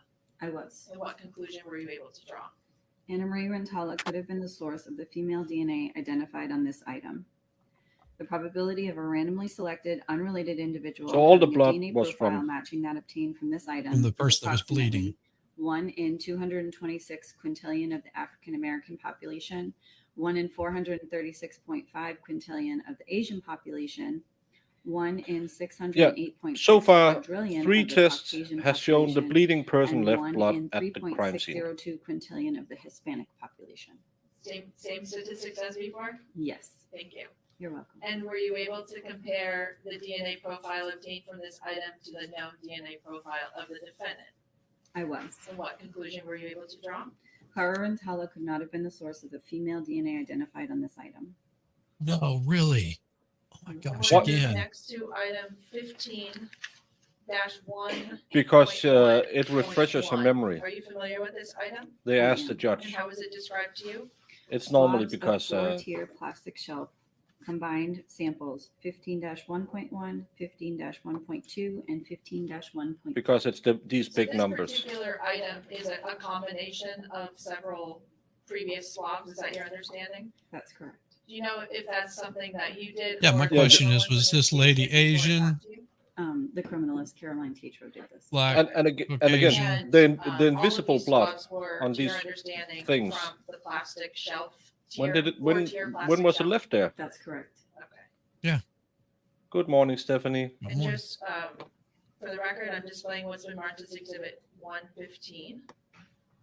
Were you able to perform DNA testing on this item? I was. Were you able to generate a DNA profile? I was. Single or multiple sources? It was a single source female profile. And was this Still. full or partial? Full. Okay.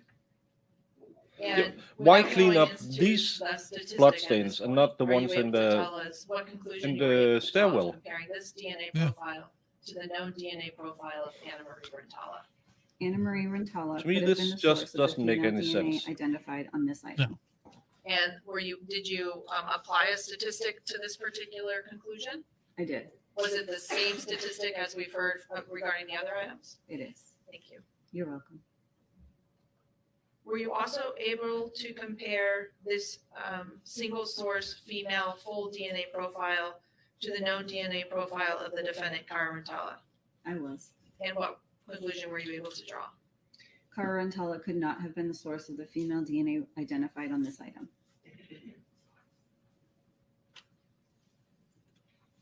I want to ask you now about item 1-10.1 and showing on the presenter exhibit number 112.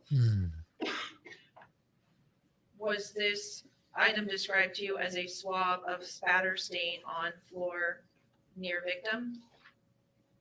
Yes, it was. Okay. And were you able to report DNA testing on this item? I was.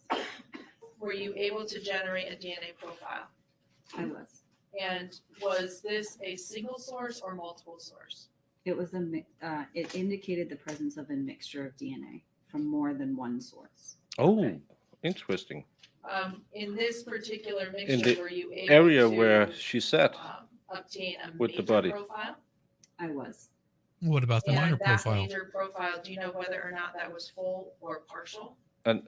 No Um, contamination I was of the able crime scene. to- Those could have been really bad if, It would have just been a different position. yeah. But taking DNA samples where people walked. The major profile was obtained at all locations. Okay. And were you able to compare the major profile to the known DNA profile of Anna Marie Rintala? I was. And what conclusion were you able to draw? Anna Marie Rintala could have been the source of the major female DNA identified on this item. And were you able to apply a statistic to that result? I was. Was it the same statistic as you previously testified to on the other items? It was. Now, you also indicated that this was a mixture indicative of DNA from more than one source, correct? That's correct. And what information did you obtain on this item that, from which you drew the conclusion that it was a mixture of more than one source? At one of the DNA locations, there was an indication that there was another contributor. Okay. Genitals, I can just you're go right. back to the chart. for Genitals one is moment, always chart right. Z, right, that you mentioned. Just for frame of reference. So Agreed. fair to say this is not about the item You- we're you would talking have about pulled right now, out correct? This is not. All the Okay. Cara Rintala But you evidence. indicated that on the to begin with. minor profile of this item, you obtained a result at one Or maybe location? the last one. No. I'm sorry. Yes, sorry, you are correct. Okay. At one location, so at one of those locations, there's 15 labeled, D8, D21, D7 across, and in the next line as well. This is the So States there's Direct, 15 yes. total. Yes. For the minor profile, I obtained one additional allele. So instead of having two alleles at that location, which is the numbers, I had three. And it was at one location. And that was One out of, I think, 30 that are on the chart? it. No, 15. locations. Fif- Okay, 15 yeah. locations. Let's But did you just obtain it at double both the of number. It sounds better. two in that one location? So those are two copies of the same location. You just get different sequences. So that's why there's at D8, there's a 13 and a 14. That means at that location, that person has 13 repeated sequences and the other from the mother or father, and then 14 from the mother or father. And so I obtained one additional number, which means that that additional number could either be that number 2 times from the mother and the father, or it could be that number along with the 13 or that number along with the 14. I That's just know what that there was some girls one call a additional good night. number. Okay, thank you. You're welcome. And was that number above Mm. calling threshold? Good job, Squaw Bob. It was, no, it was the stochastic threshold, Okay, which is where I don't have all of the information. okay. And based on that information that you obtained in regards to a minor profile or another source other than the major profile, were you able to draw any conclusions in terms of comparing them to known profiles in this case? It was an insufficient profile, which means there's not enough information for me to really say anything more than it was indicative of more than one source. So fair to say it would be insufficient regardless of if you had 100 or 200 or 300 people to compare it to. That's correct. So in terms of comparing that profile, the minor profile, to the known DNA profile of the defendant, was it insufficient to draw any conclusions? It was. Okay, so she could be included or excluded. So could the rest of the world. Yeah. Basis. That's again, that's sleazy tactics. It could have been her, yeah, but it could have been all 8 billion people except the murder victim, because she had a clear major profile on her. Right. But if you can't determine the rest, it isn't the person who's sitting next to the defense lawyer. You can't imply it could have been her, because it could have been everybody. It could have been this DNA lady who coughed and hit the DNA sample. That's the big problem. That's the point. That's yeah. the point of the useless questioning. Is to bore the jury, get them confused. They don't want to. Then they're just not paying any attention. Then you can slip little things in. You're hoping that the defense doesn't catch it. Yeah, and then you can imply it could have been hers, but you're just not sure. No, but it could have been the defense, the state's prosecutor, and everyone. Please go and leave a like and a subscription over at Shizzy's. We are happy to have him on this trial because he catches all the stupidity I don't catch, and there's a lot of stupidity in this case. Yeah. Yeah, it's been fun having you. Well, Yeah. thank you very much. It's been fun being here. It really has. You guys got a great chat. Great group of people here. It's an amazing, and it's I like that people ask questions because many people are just watching these trials and thinking, "Oh, it must be right when they do it." But I like to toss it around a little bit and think on different angles. Hey, Mims. Yes.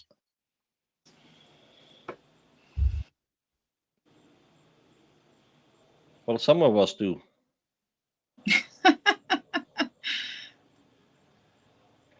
Well, the chances are that that they're not paying any attention, because We've been going for. They've been sitting in the room for an hour and 30 minutes, roughly. Been listening to this lady for over an hour, and hearing numbers as quadrillion, quadrillion, cabillion, and all of a sudden, so it could have been her. Yeah, that's what they hear. Yeah. But what could have been her? That she was in her own house? I mean, I don't get it. that she bled in her own house. Yeah, I mean, that's all it says to me. And it's right next to the Death scene. No, it's right next to the laundry basket where they said they take their clothes off every day when they return from work. She works as an EMT. She could have a cut. She's a female. She could have a little bit of a monthly accident. Yeah, it's possible. Everything is possible. And again, if you can't determine the profile, it's nobody. Well, they might be able to determine the profile. If I'm not mistaken, didn't they find somebody else's DNA profile on a vacuum cleaner? Yeah, we're not going into that. But we can't talk about that one. Nope. And we didn't obtain. I don't know if they did obtain. Sounds like someone's talking, but didn't put the sound on. I would just be interested in how his DNA got on the vacuum cleaner. Yeah. Yeah, it could be interesting. Even if they don't have the sample isn't male or female. If they don't have a matching, they can tell if it's male or female DNA. That could be interesting too. And Iris, I really like that you're willing to change. And your questions about the phone calls made me think, yeah, it could be an alibi builder or whatever we should call it when she left all those messages. And that's why I love having an active chat. Right. Because I have my mind set on something and someone can just throw in a curveball. Mm-hmm. Yeah, and especially with all the death is normally a really good good way to get killed if you don't pay it off. Well, I'm the thing about her using those cell phone connections or whatever, the cell phone, the calls and the texts and all that kind of stuff as an alibi, they've yet to prove that. Yeah, I mean, you still have to put her with the murderer, or when the murder happened. Oh, absolutely. Because it didn't, to me, that's why, I mean, I don't base my opinion on the way people act because people are all over the place with their mannerisms, but like she was everywhere she said she was supposed to be. So it's not like she was calling from the other room and trying to pretend like she wasn't in the house. She was actually not in the house. So now you like set all that stuff aside. You have to prove everything else. Mm-hmm. Yeah, and if you want to muddy the time of the death, before you leave the house at 2:30 or 3:30 when she can't remember, you just send her a text saying, "Hey, honey, get some food when you come home. Get us some food. Bring some food back when you're done shopping. I just woke up and heard you leave. Please bring back some food." That would be a better alibi than calling and say, "I'm going to Red Robin." Mm-hmm. But again, as we saw this morning, not all criminals are criminal masterminds. Yeah, if they get caught, they're usually not. No, and remember to mention about 70 times in your closing that a 77-year-old lady is thrown violently down some stairs. Mhm. I mean, it's heinous.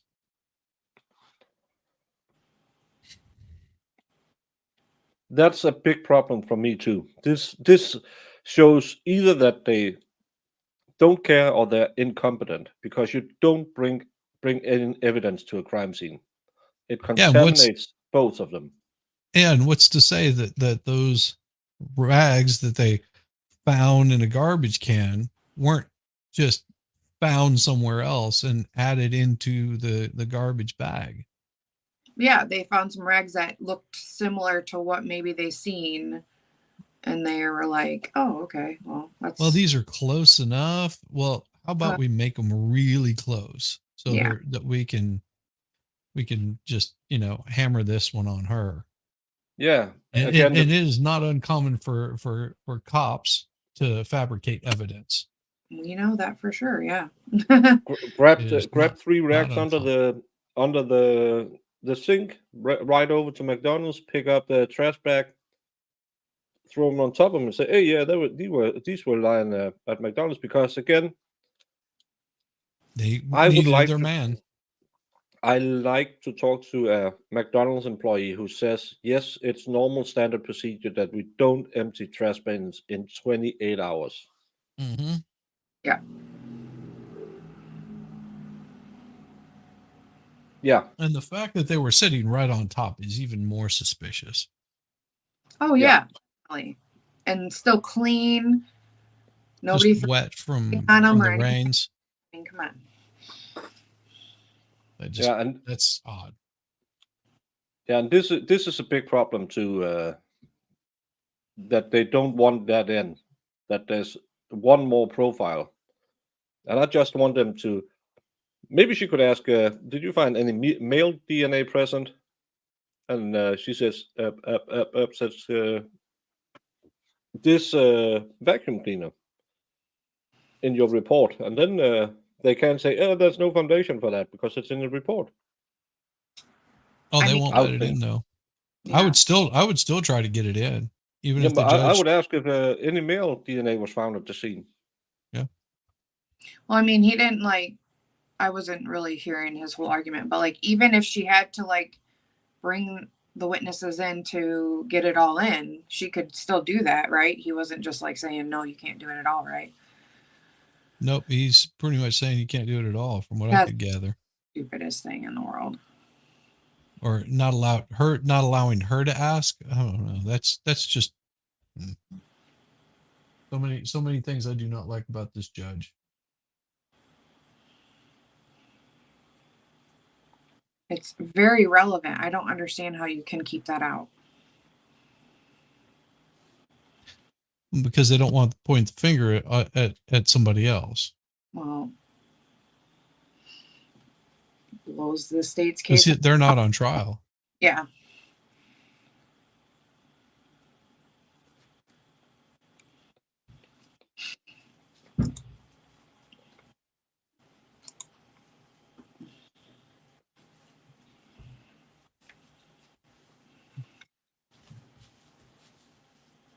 Man, this is a long sidebar. They must really be having an argument. Mm-hmm. I'm eating nuts. That's why I'm not speaking. Oh, that's yeah. I got a mouthful of nuts. I'll clip it. My love. Here you go, Sal. My lovely wife is working from home today, so I may have to jump out for a little bit around my noon time. Because if not, then she gets very hungry and hangry, and I value my life. You better go make her some nice dinner so you can play with us later. Exactly. Yes. Play nice so you can hang out with us. Oh, absolutely. Yeah. So I'm still trying to determine whether I'm going to do the fish stew or make my brisket chili Man, tonight. she's a lucky lady. Look at that brisket. What is that? Because I love brisket. So. Oh, this is a smoked brisket and it's frozen currently. The meat is frozen after I smoked it. And plus I've got some Members of left the over jury, from what I did this weekend. Oh, There you was go. an objection to the last question before the sidebar, which I am sustaining. Also, I am striking the question itself as well as any answer that was given by this witness. And generally speaking, as you know, when I strike something, that means you are to remove it entirely from your consideration. You are to treat it as if it had never been uttered. Good luck with that.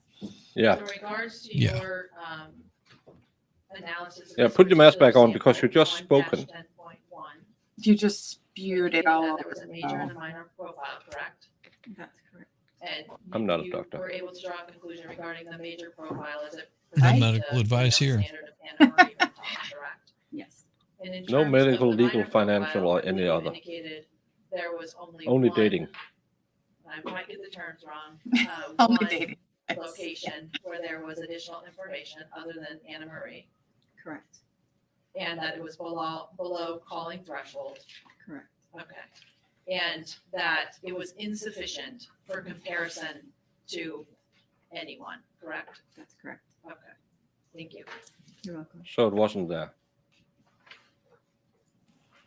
I want to move on to a different category of items that you tested, in this case. Specifically, item 1-8.1. And in this case, were you able to do some DNA testing on several hairs that have been recovered from the body of Anna Marie Rintala? I was. And 1-8.1, is that one such hair or hairs that you were able to do some DNA testing on? That is correct. And that item, was it described to you as 6 medium brown human hairs from chest of Anna Marie Rintala? That is correct. Yes. Okay. And were you Did aware she that say had been medium collected length from her hair body on at her the scene? chest? Yes. Now, in regards to these 6 I can hear. hairs, were you able to generate DNA profiles from them? I was. And were they single source or multi-source? This was a single source female profile. Okay. And on this item, do you know if it was full or partial? It was a full profile. Okay. And were you able to compare the profile you obtained from these 6 hairs to the known DNA profile of Anna Marie Rintala? I was. And what conclusion were you able to draw? Anna Marie Rintala could have been the source of the female DNA identified on this item. Were you Switching able to browsers. apply Be a right back. statistic to that? I was. Was it the same statistic we heard about earlier? It is. Were you also able to compare the DNA profiles from these hairs to the known DNA profile of the defendant? I was. And what conclusion? Yes, that's why what he struck, that she couldn't imply that it could have been Cara. And now we hear they found 8 medium length hair on the chest of the woman, from the woman sitting next to her when they found the body. It's almost like there's a reasonable explanation on why it was there. Great success. This is as live as it can be, only a few seconds behind because I stopped to answer a question, but it's going on. It's day 8. I'll still say it's day 9 because we had a day that was it went bad because they didn't see the jury or something. I can't remember why I'm a day ahead, but it's a DNA expert who's going through the evidence. So far, they have only found the victim's blood, and now they have found hair from her wife in their home. And we know the defendant was holding her wife when police showed up, so there could be a reasonable explanation why her hair was on the body. This is the state that's asking. It'd be interesting to see what the defense talks about. The defense really want to put someone else at the scene, but it is a live trial. Yeah, I would expect Cindy- somebody to find hair from my wife on my person because my wife sheds like worse than any of our dogs. She loses hair all over the place. We If she was holding my body, you know, as it was just laying there lifeless, I would suspect that there's probably going to be a few hairs. Yeah, you would on me. look like Chewbacca if she sat there for 5 minutes. Yeah. Well, Cindy Lou Woo Hoot, remember to use all the things you have learned by watching other trials. Ask, keep an open mind, and remember, innocent until proven guilty, not the other way around. Yeah, and if any of you women have ever lived with a woman, you'll know that there's hair every freaking where. Mm-hmm. Even living with yourself, it's everywhere. Yeah, you're like. No, they jeez. didn't say it was the victim's hair. They said there was Cara's hair. Yep. So medium length. That she had a medium length hairstyle as well. She had the bowl cut or whatever it's called for a lady. The page. I don't know. I don't know Oh, no, about. I thought it was called a fade. I don't No, know. that's when you're. I don't know. See, I don't know don't know women. hairstyles. I don't know women. So Okay. Were you able to draw? Cara Rintala Chest hair could came not from a have been the lesbian, source I of the think. female DNA identified on this which item. lesbian? There's 3 in this case. Do I want to move on now to a related item, 1-6.1? Was that described to you as one Good medium morning, brown Cindy. hair from the right hand of Anna Marie Rintala as collected at the scene? That's correct. Were you able to generate a DNA profile from this hair? I was. And in this particular case, do you know if it was full or partial? It was a Sing partial Klubel. female profile. Okay. Single source? Yes. Okay. And were you able to generate a single source female partial profile from this hair? Hey Raiders, when you get here and if you get here, welcome from Nick's channel. Thank you, Nick, for sending people over. We are doing the Cara Rintala case. We are at day 8, listening to DNA evidence. So far, they have found the victim's blood and her wife's hair at the scene. And genitals, I don't want to go back because I hate this.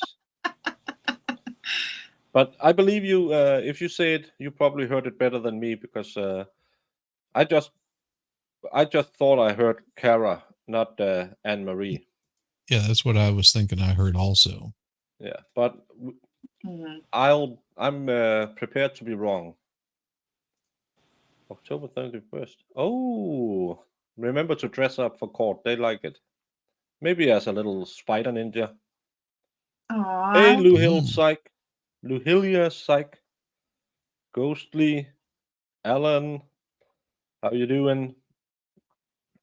Irishupin, yeah. All the Vikings are here to say hi. Yeah. Hey, Wolfram, welcome. Hey, Wolfie. Hey, Ellen. Oh, Okay. Yes. Did you compare it to the known DNA profile of Anna Marie Rintala? I did. And what conclusion were you able to draw? Anna Marie Rintala could have been the source of the female DNA identified on this item. Did you compare this This DNA is- profile to the known DNA? you're on Shishi. You're writing from Shishi's channel. I don't know Yeah. if you have it automated, so you are in my chat as well. I can do this. No, you're not. Needs- Put me in the bedroom. Thanks, Shanny. Well,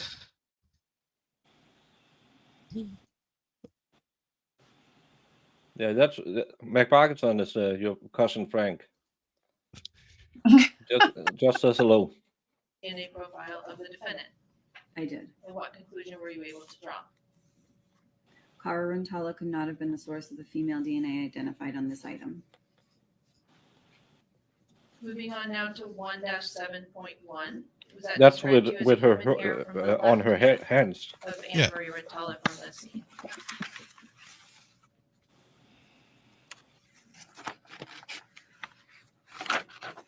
Yeah, that's Yes, a it crazy was. case too. And were you able to generate a single source female partial DNA profile from this item? Yes, I was. Did you compare that DNA profile to the known DNA profile of Anna Marie Rintala? Yes, I did. And what conclusion were you able to draw? I can see we went up quite a few viewers, so there's probably a lot of people coming over from Nick. Thank you, Nick, for sending them. If you don't know this case, this is the fourth time this case has been trialed.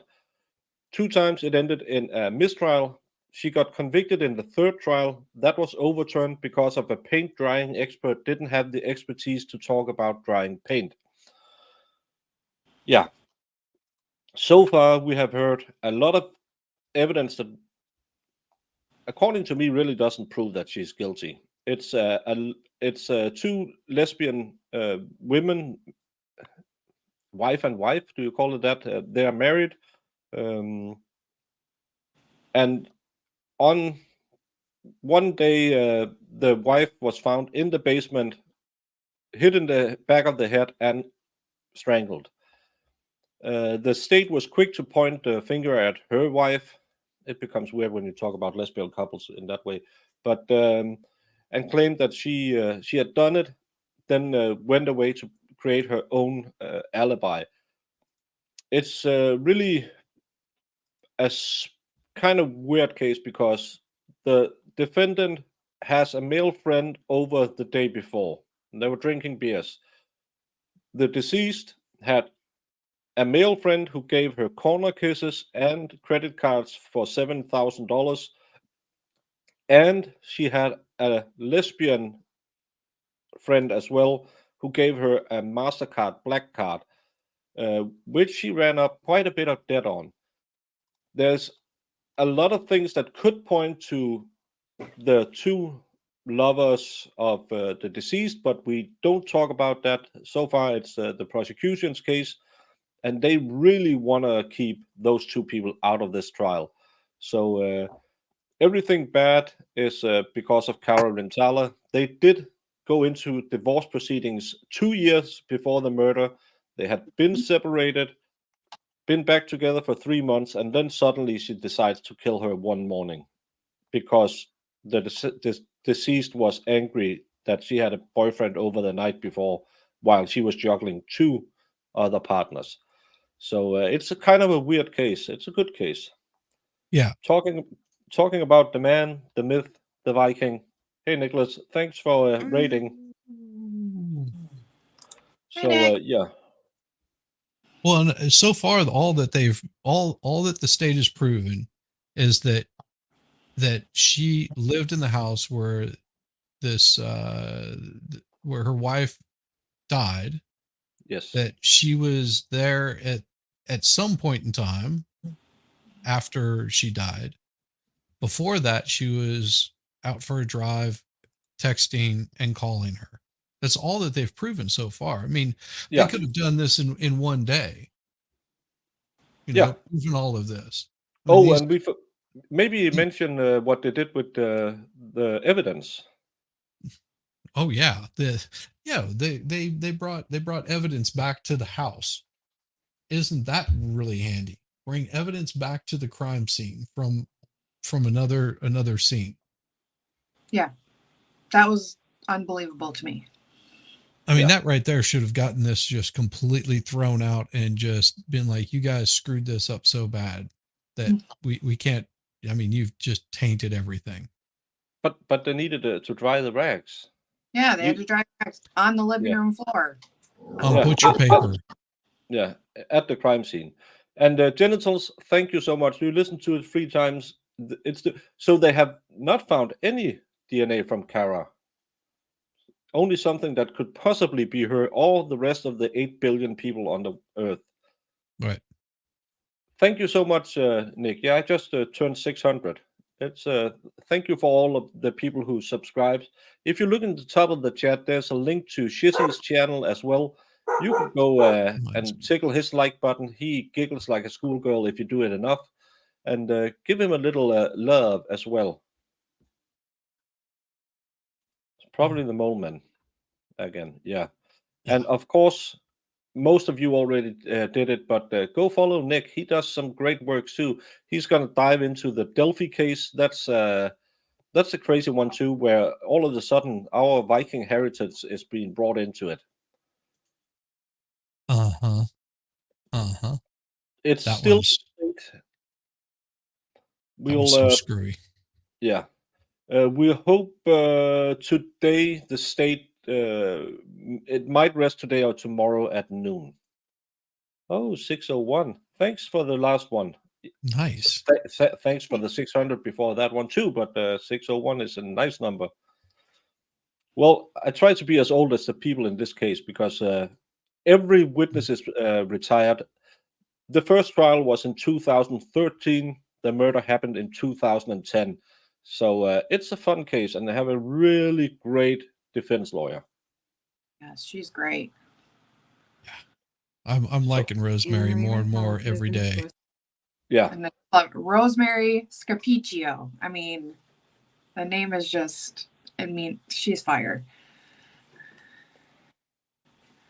Let's get back on track. Female DNA profile identified on this item. Now, does this have a statistic applied to it? It does. And is it different than the statistic we heard previously? It is. Can you please tell us what it is?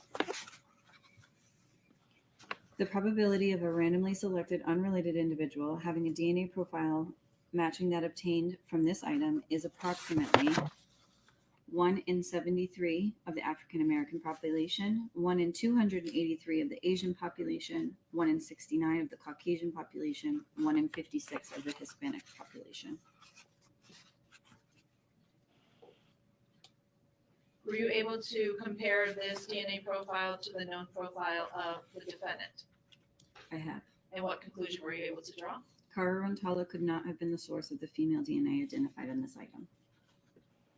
So, genitals, if I got this right, none of Moving now, the evidence to could some be linked to additional Cara. hairs collected from Anna Marie Rintala's body at autopsy, specifically 11-5.1.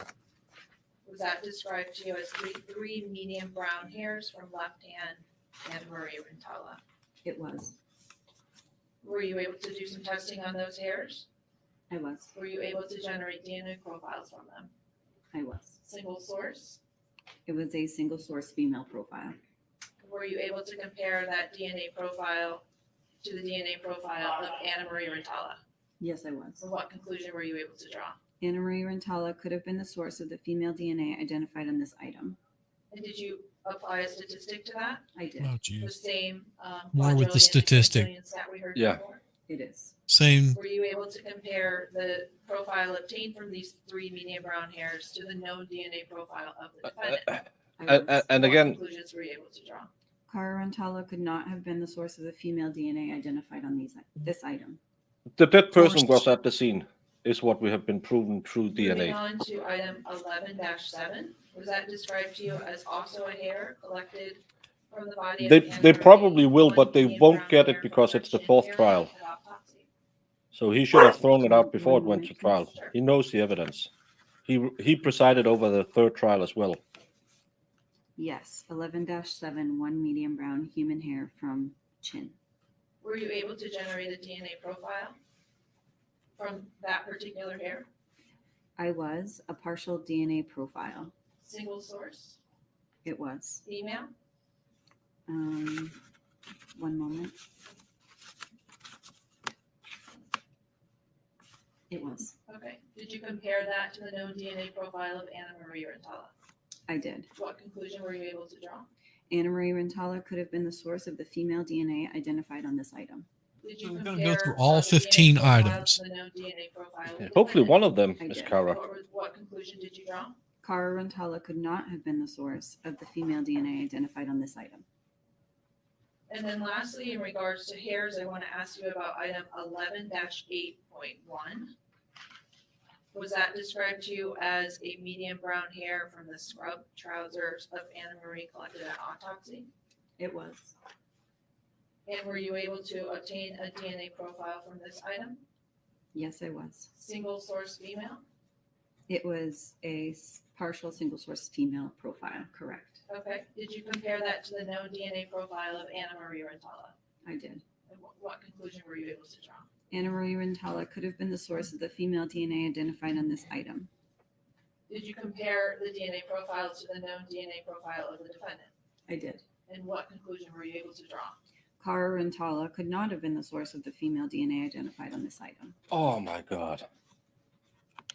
And so does that, I'm sorry, in regards to all the hairs that you just testified Oh, to, you're close to that 400. you tested that have been Yeah. collected from Anna Marie's body, I'm 100 away from 5. did they all yield either full or partial profiles that were single source female? One and away? Come consistent on, with people. Anna Marie Rintala?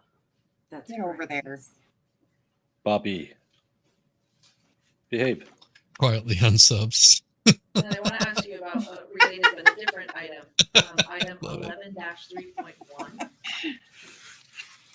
Oh, Was that item Did you hit described it? as a combined swab of right and left hand fingernail scrapings from the body of Anna Marie? That is correct. And did you have an opportunity to do DNA testing on that item? I did. Were you able to generate a Hey, DNA Rose. profile? I was. Was Come this on, single get the source last or one. More than one source. This was a single source profile and it was female. Was this a full or partial profile? A full profile. Were you able to compare that single source full female profile to the known DNA profile of Anna Marie Rintala? Yes, I was. And what conclusion were you able to draw? Anna Marie Rintala could have been the source of the female DNA identified on this item. And can you tell us, please, a statistic? Did you apply a statistic to that result? I did. Can you tell us what that was, please? The probability of a randomly selected unrelated individual having a DNA profile matching that obtained from this item is approximately 1 in 226 quintillion of the African American population. Hang on a second.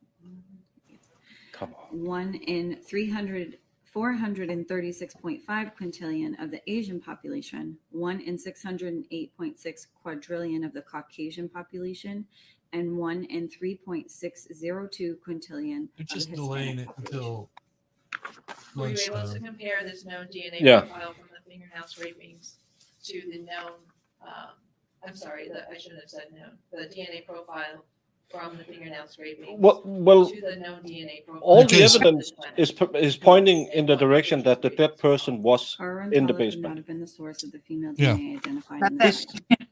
That's That they all lived we in have the learned. house. Female profile that you obtained? It was. It's actually quite I'm astonishing. gonna She ask was you sitting ask next to about her. a different There's no DNA category from her. of items, specifically some earrings and related items. Specifically item 2-2.1. She had Well, because you anagram. don't want I to have can't your tell you. you don't want to have your Was that NASCAR item with horse described to racing. you as a swab from an earring backing located really on the don't. side door landing at 18 Barton Street? That is I correct. mean, they both And for they reference, both the turn drawing on the left, presenter was but marked as I exhibit think NASCAR is going to do a little 117. faster. So you don't want to Were combine you those able to do races. DNA testing on that item? Oh, this is the important outside evidence. I did perform DNA testing on that item, yes. And what were the results? The results obtained from this item are insufficient for comparison. Of Oh, course. I wonder why. And so based on it being insufficient, were you unable to compare that to any known profiles? No, because it's Yes, insufficient. I was. Okay. Imagine all the evidence that could point to somebody else is insufficient. I'm going to ask you now about item 2-11.1. And showing on the presenter for reference what's been marked as exhibit 111. Was that described to you as a swab from post of earring on rug at base of basement stairs at 18 Martin Street? Yes, that's correct. Did you do some DNA testing on that particular swab? I did. Yes, but it Were you didn't taste able to good. generate a DNA profile?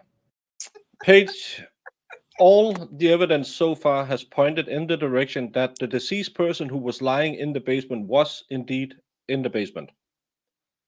Shocker, right? Shocker. There have been some other DNA profiles there, but they couldn't determine who they were. But so far, what they have been able to determine is all the things they could determine it wasn't Cara. So far, we know the dead person was in the basement. It's It's amazing. yeah, I love how they can find the dead person's DNA on the dead person. It's almost like the dead person was there Yeah. in the room they found her in. She was? Weird. And But again, anywhere else, it was inconclusive. I mean, it would be amazing to me if they found blood on the outside that was neither the defense or the victim, and it was a male. But did they compare it to that, or they just couldn't figure out what it goes to because, well, that might get us in trouble. It was definitely not these two people, but that's all that, as far as they went with testing it. yeah, So it's making up evidence how you want it to go, which wouldn't surprise me with these police officers, because they are not the most competent people ever. no. If I ever go to the US and end up not breathing that much, I would want some other people looking into it. But you all know it would be Farron who killed me. So yeah, Yeah. Mm-hmm. yeah. The state case is it's still as solid as it was yesterday, like a foundation laid in pudding. Pudding pouch. Yes, a single source female DNA profile was obtained. Yep. And were you able to compare this single source female profile to the known DNA profile of Anna Marie Rintala? Hang on one second. I have to read my notes that say 1 in 1 quadrillion. What if don't it be tasty?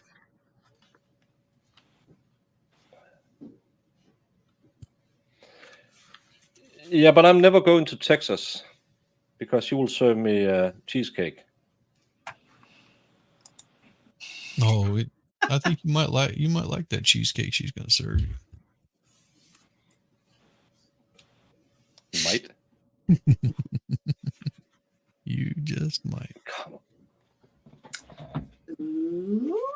I bet It she was a would. partial Bet she would profile, cook not for a full you. profile. There was information missing at one of the locations. Are you talking about 2-11.1? I am talking about 2-11.1. Okay.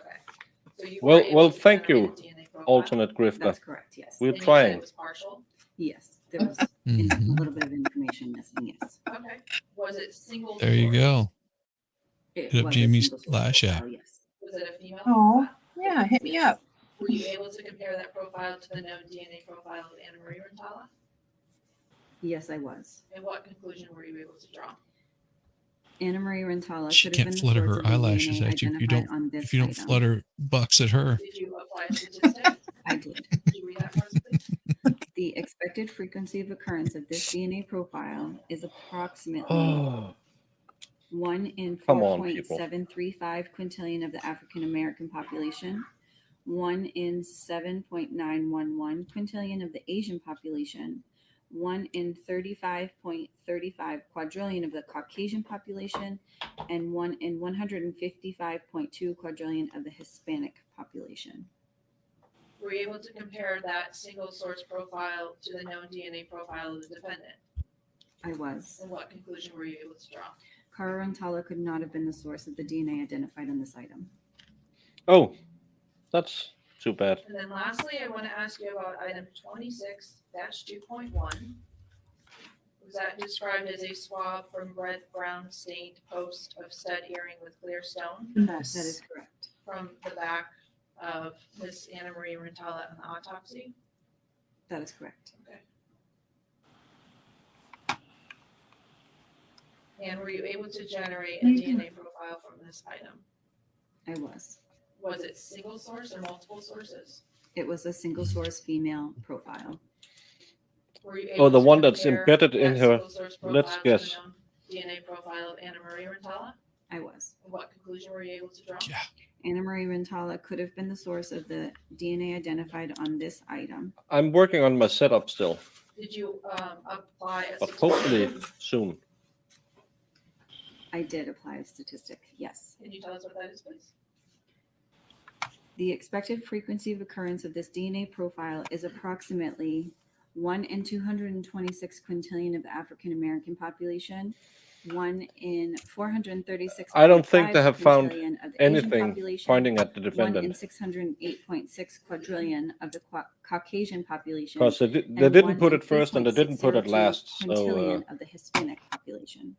Were you able to compare this single source female profile to the known DNA profile of the defendant? Yes, I was. And what conclusion were you able to draw? Cara Rintala could not have been the source of the DNA identified on this item. Thank you. Thank you, Mr. Beck. I have no further questions. Oh, God.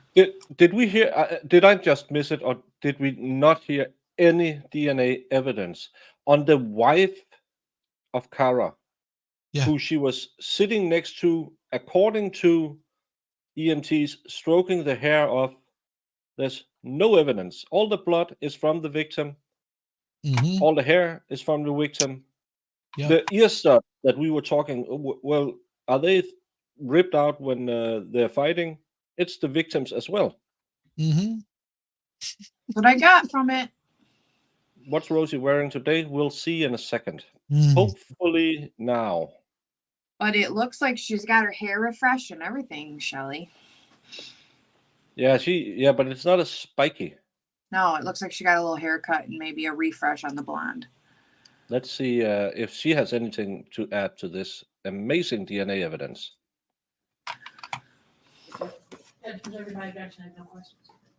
She had no questions. Well, Thank you. they didn't find any of the defendant's DNA, so I don't understand I why. asked about the other DNA on the vacuum in a sense. She Yeah, but can't- she's not allowed to ask about Yeah. that. But I mean, like, Yeah. she's Yeah. allowed to, and yeah. She could have. I don't know if she's prohibited to ask. Did you find any male DNA at the scene of the crime? Mayor, may I call the next witness? But still, Call Parker Putnam. Parker Putnam. See if I can spell that one.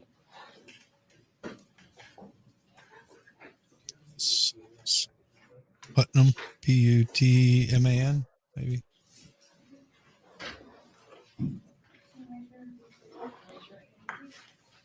It's a marble guy. They always have these, the same two.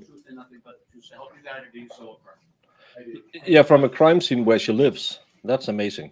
You have to be a master criminal to do that. I'm still betting on the Invisible Man.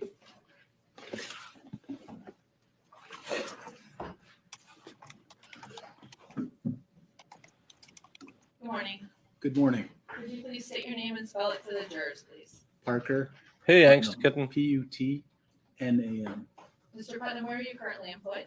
I work for a small company in central Massachusetts that sells construction equipment. Prior to your current employment, where did you work before that? I work for the Massachusetts State Police Crime Laboratory. And how long did you work for the crime lab? I worked there for just over 16 years. And what units did you work there? I worked in the drug analysis unit and the trace analysis unit. What is your educational background? I have a Bachelor of Science degree with a major concentration in biology. Nothing Tell us pointed what at years or how the many defendant. years you spent in the two units that you just described, the drug unit and the trace unit. I worked in the drug unit from 2000 to about 2005. And then I transferred into the trace analysis unit in 2005 to about 2016, fall of 2016. I want to focus on your work in the trace analysis unit that you indicated was approximately 11 years or so, correct? Correct. Did you receive any specialized training in regards to your work in the trace analysis unit? I did. Can you describe that, please? So there's an in-house training program that we go through, which walks you through the different disciplines that you're going to face in trace. Once you complete that training, you take a competency exam. So more And expert then stuff. Outside training, we attended different training How More late- training. throughout the Yeah, years. I was in bed by outside before. sources. Can you I tell think us I was in what bed is before the 10. Trace unit? What does it do? Mm-hmm. So the trace analysis unit I was too. commonly examines and compares items. Items such as Jamie stayed up all night fibers, partying as usual. glass. She does.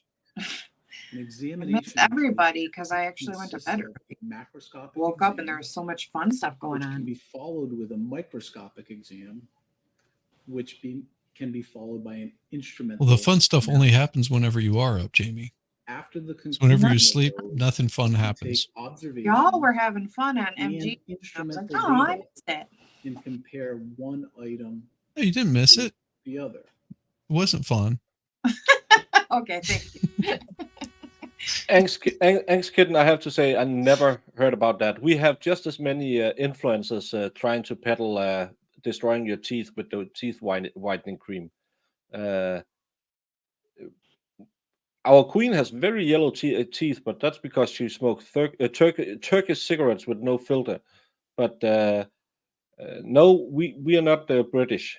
We do occasionally go to the dentist and brush our teeth. So I'm pretty sure you talk to someone who's just trying to pull your leg. We really like to pull the legs of Americans because I'm not saying you're gullible, but you believe most of things a foreigner says. So that's not real. Yeah, I mean, you have to understand that those people in England wouldn't exist if Denmark wasn't there. No, we beat the ever-loving crap out of the people who lived there and then made them ready to be invaded by other Vikings coming from France. Mm-hmm. Yeah, That's how good we are. We steal a part of France and then make them beat us and take over England. bastards. And Sal, that the thing you are offering is too small. If the items are found to be consistent in microscopic appearance and instrumental properties, it can be concluded that one could have originated from another. Almost a No, break. nothing for that one. In Trace's work, you said Hey, that you Blazy. draw a conclusion that Hey, one Blazy. could have come from another, correct? That is correct. Are you Hey, able Blazy. to You need a more little definitive than kneading. that? You are not, Why not? because the items examined typically in trace are items that are produced in groups. So they share characteristics with a group of items. Now, you indicated looking at items microscopically and instrumentally, correct? That is correct. I think we all understand maybe what a microscope is and looking under a microscope, but what do you mean by instrumentally? So there are different types of materials, as I mentioned in trace, and there are instruments that are associated with the analysis of those different types of materials. So We have should a get couple into a different types history of instruments podcast. that are in trace analysis that can be I would probably utilized learn to something. examine different types of materials. And they produce data and information that we can use to compare items to each other. Okay. I want to ask you specifically about your work in this particular case. Do you remember He's when already you first became involved in the case? It was in 2010. Okay. And specifically, how did you become involved? There were items submitted to the laboratory or transferred to the laboratory regarding this case. Sal, why is the White House From white? other You units beat the of British. crime lab? The That is British beat you there. Did you go to the scene in this case? I did not. Is that something that typically members of your unit would do? Not typically. Sometimes they would. Okay. But in this case. I could start a you fake received history items out of- In podcast. the laboratory, correct? That is correct. And do you know that a criminalist by the name of Caroline Tetro had already done some work and gathered these items for your purposes? That is correct. So in terms of physically what you received to do your work on, can you describe what that was? So there were several different types of items that were submitted for this particular case. My recollection is some were paint standards, and others were wood pieces collected from different areas. And there were also fabric samples that were submitted. And I think there was an article of clothing that was submitted. And in terms of your work on the items that you've just described, fair to say you were focused on looking potentially at paint evidence? That is correct. Oh, he's a paint expert. Oh, God. I want to ask you, well, the various items that you were able to look at that you obtained, did they already have item numbers on them? That is correct. They were itemized. Or were you able to make a number of different comparisons of different items that you received and draw conclusions from those items? Yes. I want to ask you first about a couple of items that have been identified already as item 1-3. Did you know that to be described as a white paint standard from door by patio? I did. And just for reference, I'm going to show on the presenter what's been marked as Exhibit 106. Now, what you received was some form of a paint sample from an area, correct? That is correct. Okay. To me, that And still looks Did weird. you also receive a sample and an item identified as 2-4, described as door jamb side door? That is correct. And just showing for reference what's been marked as Exhibit 128. Now, were you able to compare 1-3, a white paint standard from door by patio, to item 2-4, a door jamb taken from the side door? I did conduct a comparison. And did you analyze that microscopically and instrumentally as you described before? I did. And what conclusion were you able to draw based on your comparison of these two items? I found that Just to preserve the motion of the objection. Go ahead. You can answer.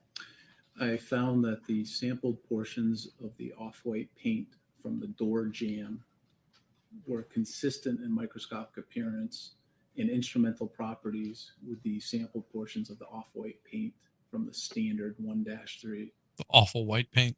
Did you notice any inconsistencies between those two items? I did not. And I don't think we described that before, but if you do observe inconsistency between the items that you're comparing, how does that affect your conclusions? The inconsistencies would make me conclude that one could not have come from the other. Okay.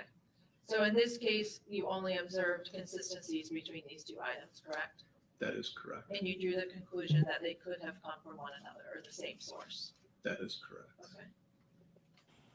He's going to talk about paint drying again. Now I want to ask about a comparison of one of those items we just talked about, 2-4, door jamb side door, showing Exhibit 128, with a couple of other items that you received, specifically 2-2. Was that described to you as wood pieces from the outside side door, It was. showing Exhibit 107? And did you also receive an item 2-3 described as wood pieces No, because none of the DNA evidence pointed to anyone else than the deceased. inside door jamb? I did. Did you have the opportunity to compare 2-4, the door jamb from the side door, 2-2 wood pieces outside side door, and 2-3 wood pieces inside door jamb with one another? I did. And what result did you obtain? I found Is that a continuing objection? Seriously. Yeah. To get your last sub up till 400, can you explain why we are discussing if the wood chips laying next to the chips in the wood is compatible with the same wood? Well, What does it prove? No one came there, made marks, cleaned up the crime scene, and then threw other wood chips at the place. well, I think what they're trying to prove is that, you know, it's the same way they did with the DNA, that this paint and this wood came from this door jamb.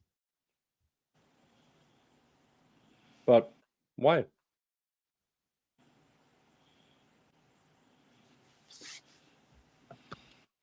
I mean, because it's on the shovel. Oh. Yeah, but there was no wood on the shovel. There was only paint. But it's the same paint. But there was no DNA on the shovel to link it to anyone. Yeah. But there was paint. I mean, That's why this is their prosecution. It Yeah. just, they keep saying the same thing over and over again, hoping that, you know, it's going to stick. Sort of like paint to a black jacket that you sit in paint with someone that's been sitting in paint, and you're Yeah. going to get transfer of paint on your jacket and blood and DNA and all the other icky gooey stuff that happens whenever someone dies. Again, just- this would be a better question than if the wood chips lying next to the chipped wood is from the wood. Yeah. How much wood could a woodchuck chuck if a woodchuck could chuck wood? That would make more sense than this. And that's why with these expert analysis, you should all go over to Shish's YouTube channel and give him a sub so he can just kiss the 400 mark. Yeah, he's one away so far. They did just a test on the shovel that said that could have been some human remains on it, and then they tested it again in the lab and didn't find anything. Yep, they are very, very, very interested in. I don't know. I don't Yeah. understand this evidence. Thank you, you can answer. I found the examined portions of the off-white paint on the wood pieces for item 2-3 400. in the examined portions of the off-white Thank you paint all. from item Hey.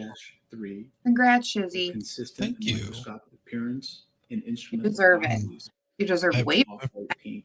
I appreciate it. Appreciate everyone for coming in and subbing. I really do. It's awesome. I mean, it's been a wild ride. It really has. It's been a fun one. It has been wild and fun and all the cool people that I've met along the way.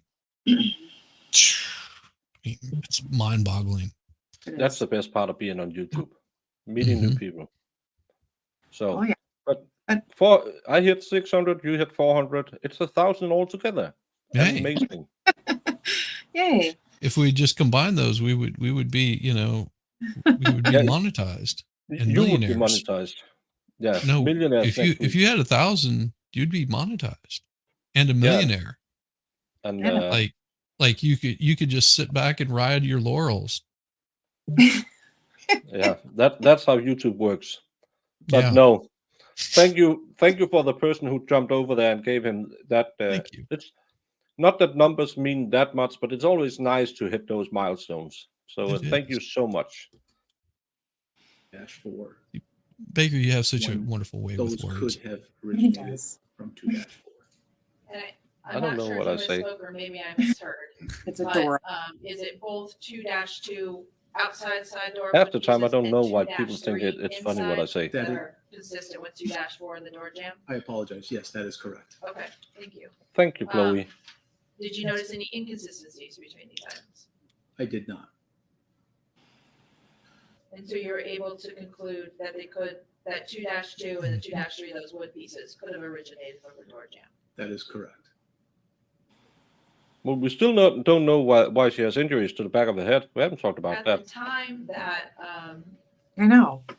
you did your analysis. on It'd be these particular interesting if items, they actually checked and saw know that it was that because the someone wood had their pieces hand were around her found throat and was below bouncing that it door off jamb. the ground, I don't think I knew the and then general say, location yeah, it would have, that, Okay, so you just received but an item. they wouldn't and do a something like description that and you go on because top of that. That is correct. Okay. she might have an injury that would I wanna not ask allow you now her to do about, something like a that. different comparison and of therefore items, they're not starting gonna with an item submit we that already talked evidence. about, 1-3, white paint standard front It's- door by patio, and again, showing exhibit 106. Were you able to compare that white paint standard to 1-1, described as trace item white On the shovel. residue on back tip of shovel? And showing exhibit 104. Did you compare those items with one another? I did. And what were the results? What conclusions did you draw? I found that the portions of the off-white material from item 1-1 was consistent in microscopic appearance and instrumental properties with the paint. It could have been standard more of fun item if it wasn't. 1-3. Just to ruin It could every have evidence they have. originated from item 1-3. Okay. Did you know any inconsistencies between these two items? I did not. But like the paint could have been on there from ever ago. No, see, that's the thing, Bobby. There was the door was not pried open with a shovel. And moving on to another comparison. Well, That's what few they additional imply, but it items. wasn't Do you opened. remember receiving an item 1-4? Well, the door was open whenever she got white home, paint but that's standard not how from it was basement open bucket, from the shovel. Do.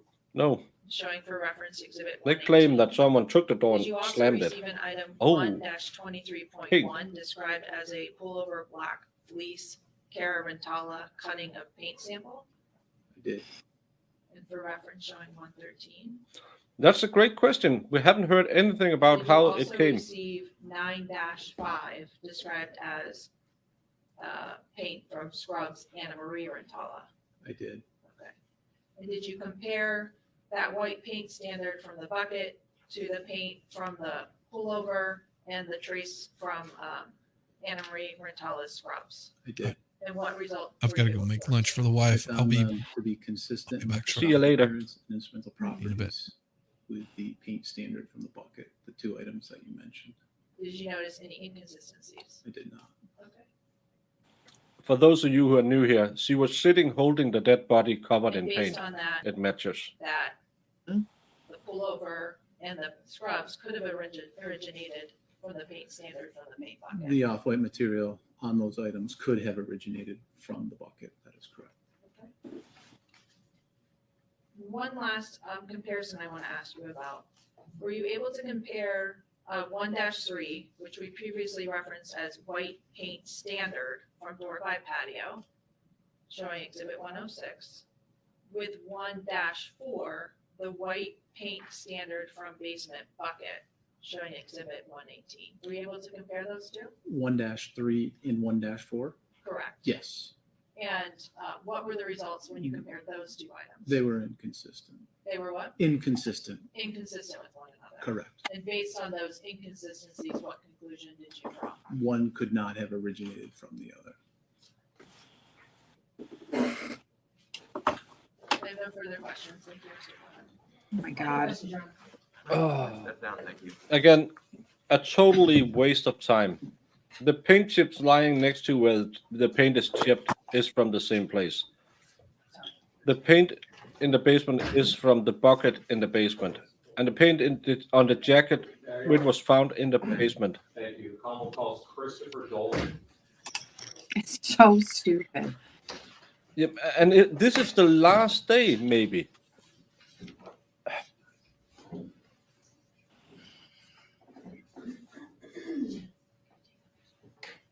If this is all you have, how did You- anybody say guilty?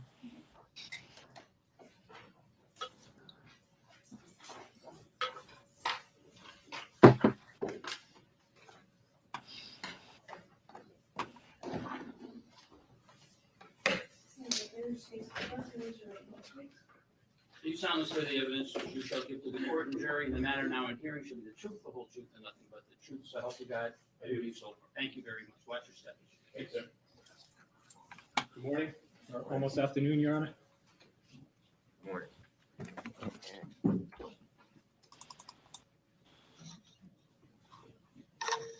Morning, sir. Good morning. Would you please introduce yourself to the jury and spell your last name for us? My name is Christopher Dolan, Dolan. What do you do for work, sir? I'm a trooper with the Massachusetts State Police. How long have you worked for the state police? I've worked with the state police for approximately 28 years now, 7 years as a civilian in the crime lab and 21 years as a trooper. Could you please, let's go back in time a bit to before you were even with the Mass State Police in terms of your educational background and any other employment you had before becoming a member of the state police. Before becoming a member of the state police, I went to North Adams State College. I graduated with a degree in psychology. From college, I did an internship with the Massachusetts State Police in the summer of 1995 and stayed with the state police from there as a civilian for 7 years. And once you joined the state police, please, well, in order to become a state police trooper, what would you have to do? I had to go through the State Police Academy. What did that Hey, involve? Rapid. That involves 6 months of training. Yeah, it's going to be a And was close, that, culminated in some short type of defense. exam or, Only a day and a half graduation? is probably It did, yes. what they're was going to need. required for that? The requirement was to go Curio. through firearms training, defensive tactics training. There was a multitude of trainings that I won't bore you with. But Yes, that culminated in my graduation in August of 2002. So now that you're in the state police, tell us what your various assignments and ranks have consisted of throughout the years. When I first got on the job as a trooper, I worked out of the Cheshire Barracks out in the Berkshires, and my duties included basic patrol and things of that nature. After working at the barracks for 2 to 3 years, I came back into the crime scene services section, and my I need duties to in the figure crime out what scene that services Five Guys section is. involve responding to crime While scenes, he yammers, I documenting can those crime scenes with Google digital Five Guys. photography and Fine. or video, and processing those crime scenes for physical Menu. evidence such as fingerprints, What do you tire tracks, recommend? and foot tracks. Like, Now, what sort of I like trainings double bacon or cheeseburger certifications did or you need to Cajun obtain fried. to do all those things you just described Oh, in the crime veggie scene sandwich. services Nope. section? And a I've good taken numerous classes involving hundreds of hours of study in the collection and preservation of physical evidence, as well as documentation of such physical evidence and fingerprint comparisons as well. Now, we'll talk a little bit more about your work with fingerprints in a little while, but right now, sir, I'd like to direct your attention to 18 Thank you so Barton much, Street Shannon in Graham. Granby, Massachusetts. Are you familiar with that location? I am. And have a nice Am day I at work. correct that on the evening of March 29th, 2010, you were called in to assist with an investigation at that scene? I did. Could you please describe what you recall happening, Oh, what the scene was that's like, not who good. was there when you Hope arrived? you're feeling better soon. When I Yeah. first responded to the scene, Better I met with rabbit. Trooper Erin Carella, who contacted me and requested my response. After responding, I also met with Lieutenant Robin Fabry, and at the scene, there were various officers from Granby Police Department and the Northwestern State Police Detective Unit. Am I correct that by the time you arrived, your colleagues were awaiting the issuance of a search warrant? That's correct. And am I right that the search warrant arrived sometime the following morning, March 30th? That's correct. Now, once that Okay. search warrant was obtained, please tell the jury what steps you took in terms of documenting the scene. I was tasked with taking the video of the scene. And so the scene video that we watched earlier in this trial, you took that? That's correct. I don't get And all these different Was one of kinds your of. colleagues police departments. also sort of working in I know. tandem with you in terms of We photography? we have one. Yes, Trooper Erin Carella took Okay. the photos at the scene. Sir, what I'd like to do is direct your attention to a particular section of the video that you took, which has been marked as exhibit number 13 in this case. And I'd like to start. Well, I thought you said you were playing going that to leave it on. video, 6 minutes and 9 seconds This into guy- the video. I've got to be sure they're not showing dead bodies. Mhm. That'd been good to not. Yeah, you should leave it. I don't get. You recognize this, sir? I'm not pulling that one up. I do. This is the scene at 18 Barton Street. And we're seeing the child's room off to the left and the master bedroom straight ahead to the right. Yes, down the hallway.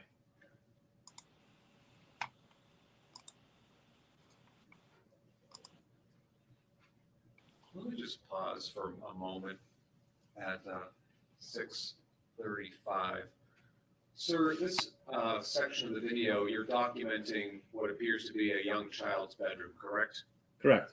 Now, is it fair to say that you videotaped, you documented practically every Why would room look in at- this house? That's correct. Not just where something related to this case seems to have happened? That's correct. Why is that? We document for physical evidence and for the lack of physical evidence as well. Do you know at the time you're videotaping a scene what may or may not later turn out to be relevant? No, we don't. Okay, is that why you videotape practically everything? That's correct. Okay. Oh my I'd God. like to resume playing the video. What does this have to do with anything? There could be evidence. Oh my God. I haven't Okay. been anywhere else, but oh, look at that drawing. That's clearly indicating.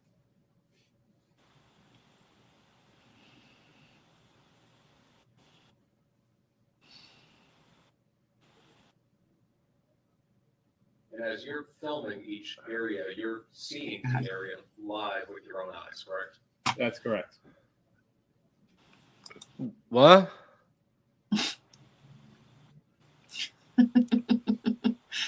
This is the big finale? Ask that the video be paused 7 minutes and 15 seconds in. So I'd like to show you a still photo of what's shown in Exhibit 13. What? This is a fair and accurate depiction of what this area of the child's bedroom looked like on the morning that you videotaped it. It is. I'd like to offer this, please. No objection, Your Honor. Have a good day, Jenny. Bye, Shani. 151. What are we seeing? If I can now display. Well, better what show has us been some marked evidence. Just now as exhibit number 151. from Is the jury. the decapitated body underneath the bed, or?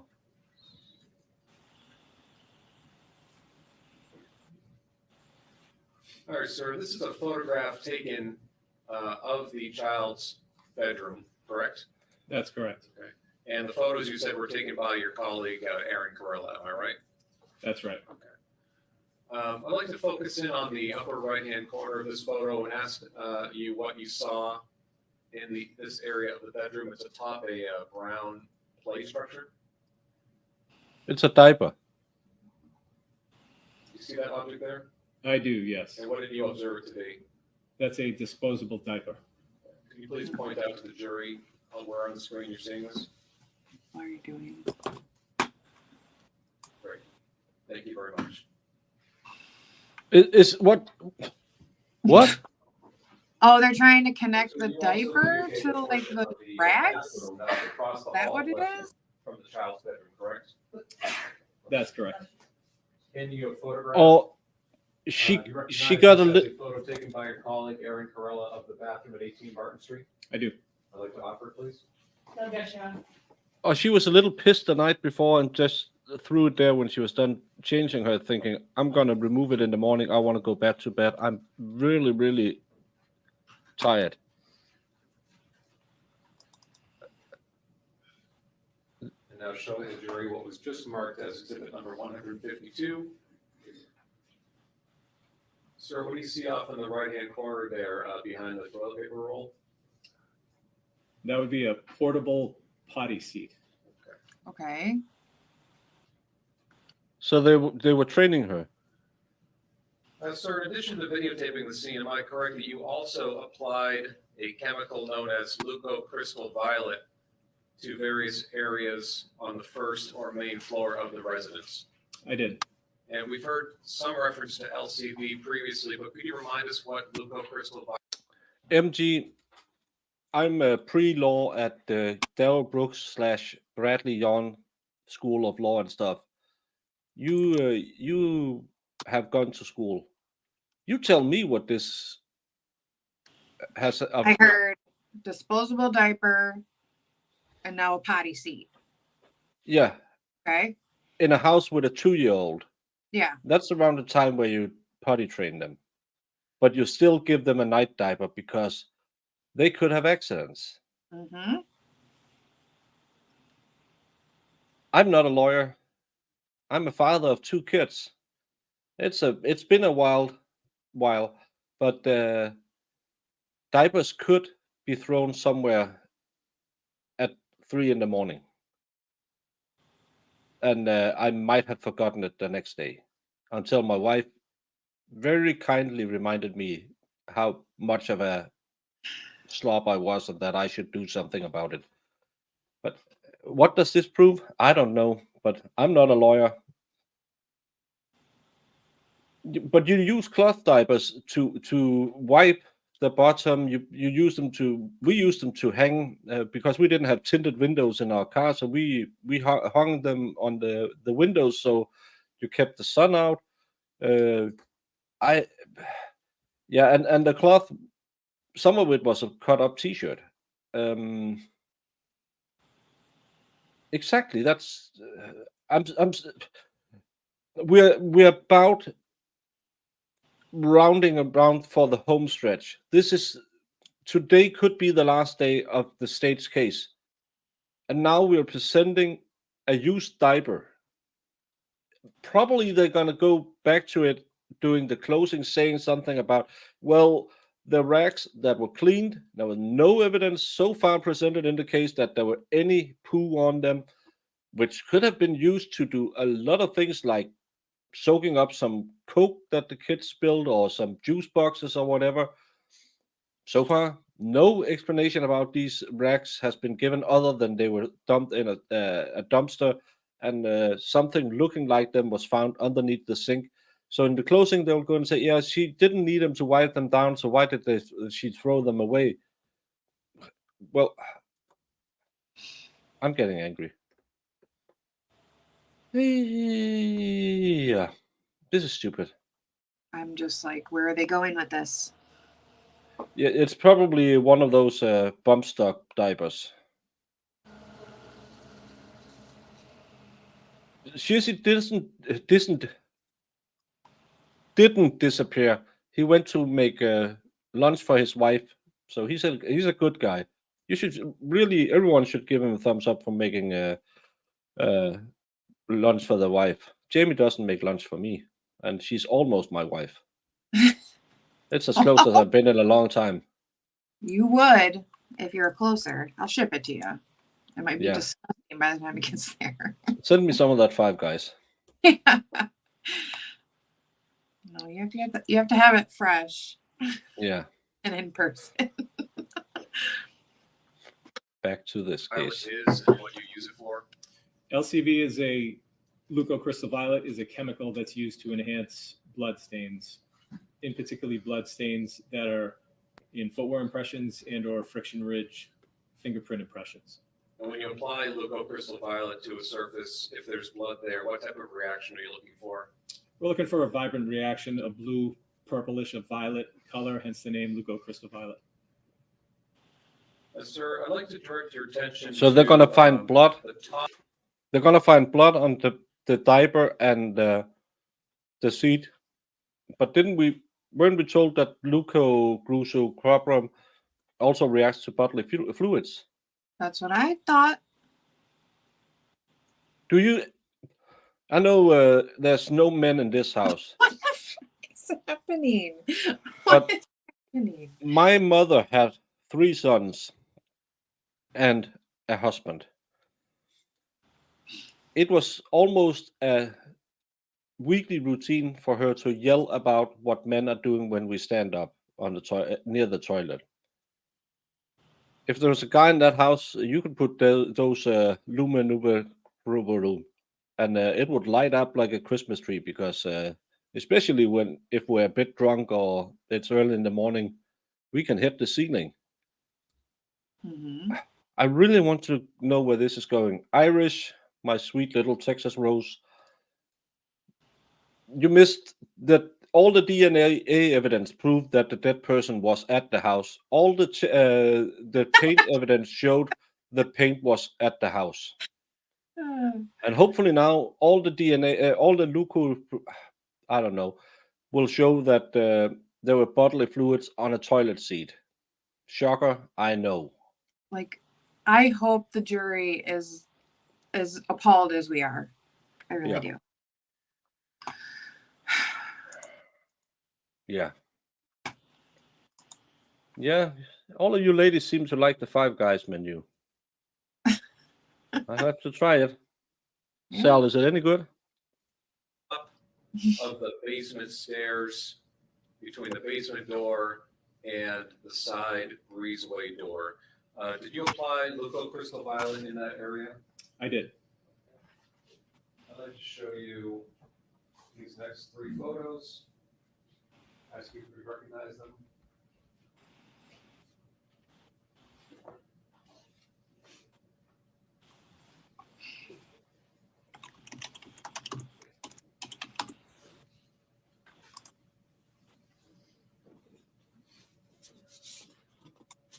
Do you recognize those? I do. Do those photos fairly accurately represent what that section of the floor looked like after you applied LCV? It does. I'd like to offer them, please. No objection, Your Honor.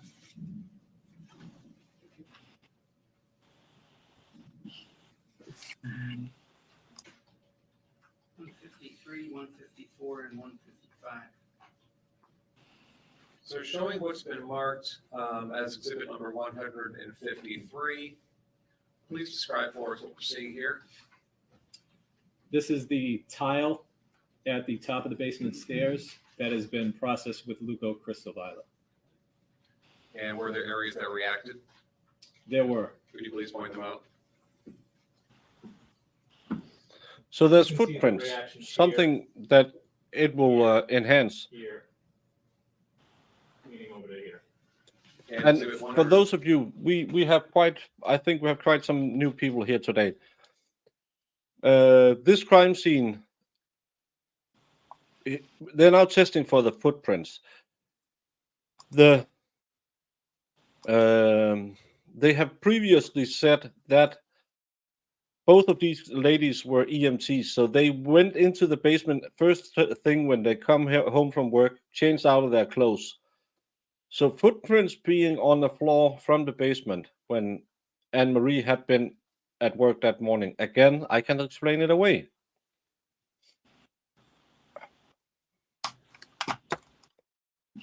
It's so stupid. I don't even 54. trust that chemical now. at No, all. Where in this photo? yeah, but it only tests for Where if you you see touch violet- stuff with violet skin, as reaction. far as I can Google. Now, while we're on, oh, I'm sorry. While we're on exhibit 154, let me ask you this. Did you also apply leucocrystal violet to the threshold of the side door as well as just outside the door onto the mat? I did. I sprayed outside the door and onto the mat. Did you see any sort of purple reactions heading out the door in that direction? I did not. You can have a seat, sir. Thank you. And now showing you what was marked a moment ago as exhibit 155. Would this be sort of rounding the bend, heading in toward the kitchen area? Yes, this is taking a left from the top of the basement stairs and entering into the kitchen area.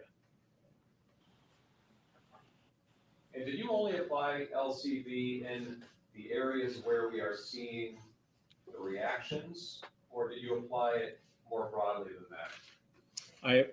I applied LCV essentially from the top of the It basement stairs. doesn't look much into like the two kitchen. people were standing I there basically fighting. followed the trail No. of the violet stains as I applied it. So went into the kitchen, over by the kitchen table, and down the hallway and into the bathroom. Were there some areas of the floor which, just with your own naked eye, you could see that there But was she came sort of upstairs. red brownish staining of Yeah. possible She blood? came upstairs I after didn't they observe got any there. red brown stains on the floor itself. And there's Showing you these next four She photographs. came upstairs after they got there, and she was in the kitchen and washing her hands and talking to them. They were not there for a crime scene at first. It was called as a domestic, and they let her and wander around. Like, yeah, but here you have foot marks, feet marks, foot marks. yeah, This looks like it's sole marks from a boot. So does this. Yeah. So does this. This looks like feet that is dragged across the floor. It could just be because it reacts to something.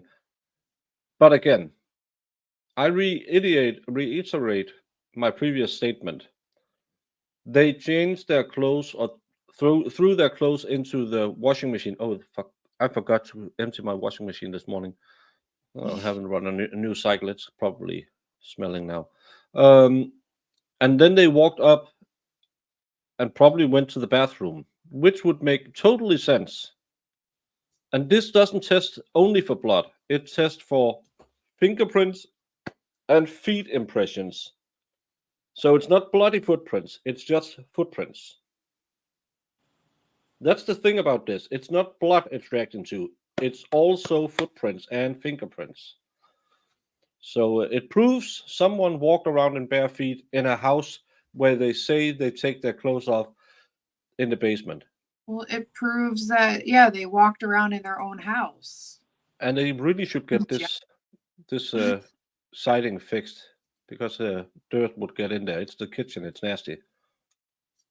But I bet if you sprayed these pegs here, they will light up like Christmas because you put your feet up there. But like I guess my point too Oh, is just I mean, I know Thank you so much, Dave. yeah. That's nice of It's you. like, even No- if they found blood, she was I mean, even if they did find blood, like she was down there with the body and came upstairs anyway. So it's just it makes no sense. And none of it makes sense. Were we told if she had bare feet in the basement? I can't remember. I mean, I go bare feet in my basement, so Yeah. Again, let's see it. Yeah, but I can't remember if she had shoes on.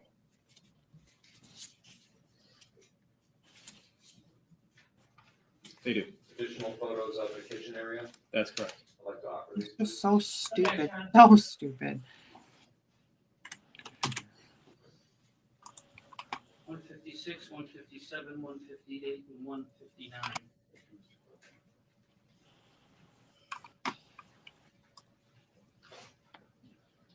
Now showing you what's been marked as exhibit 156. Yeah, her shoes came off at some point.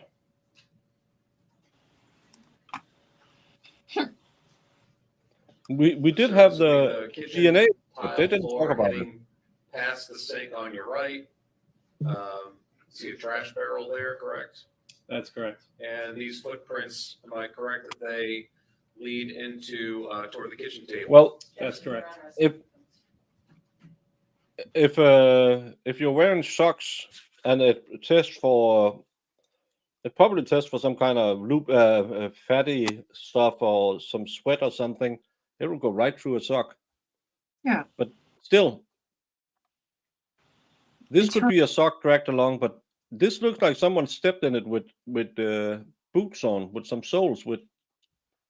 And what does it prove? In a house where people move around, is this Luma Lula Bruna? Is it only active within the first 5 hours, 10 hours, 100 hours? How many hours? Well, they sprayed it. It's footprints, but is it just that they're okay? I guess I'm confused. Are they just showing footprints? Yeah, they're showing bare It's like feet. there's no bloody footprints or like whatever. It's just No. footprints. If I read about leucocrystal, what is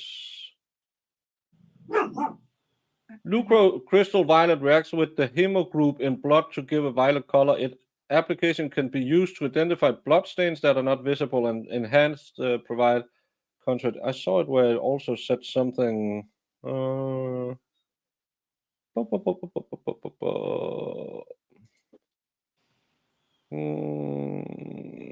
I saw somewhere with it.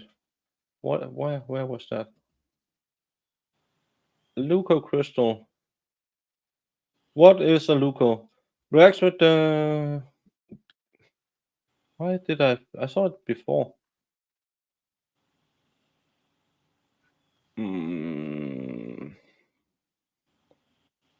Why can't I find it now?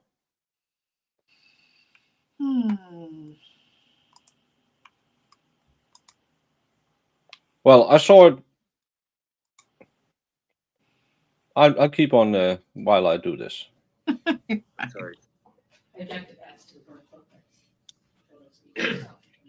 Your voice is fading. Oh, sorry. I objected, Judge, to word footprints. Okay, overruled. So did you recall my last question, or should I ask it again? You can ask it again. Now, this area of the kitchen, we're heading past the kitchen sink on the right where that trash barrel is out, correct? Yes, And the purple marks continue toward the kitchen table? that's correct. Okay. Now, I'd like to switch over to What does that exhibit prove? 4 for a moment Oh. to show sort of a before picture. Is it fair to say this is a photograph taken earlier in time showing the same area of the kitchen prior to you applying LCV, correct? It is. Okay. And now switching back over to where we were a second ago, exhibit 156. This is what that area appears to be after, correct? That's correct. All right. Now exhibit number 157.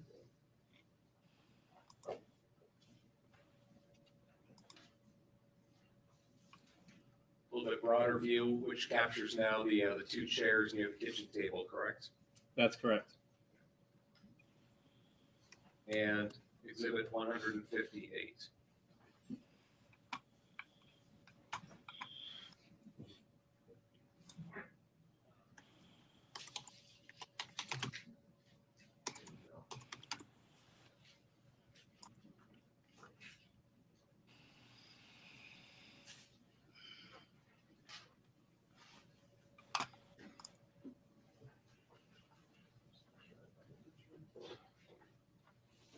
And just for the record, Trooper, I'm showing you what's been marked as exhibit I'll find it. 157. This is on the floor, sort of in the area of the chairs, correct? It is, yes. Now, I think you can see off toward the left-hand side there, the purple marks continuing on down the hallway, am I right? Yes, you can see the foot tracks going down the hallway. Okay. Yeah, that could be why they're talking about it all the time. And this is the show you what has been marked as. sorry.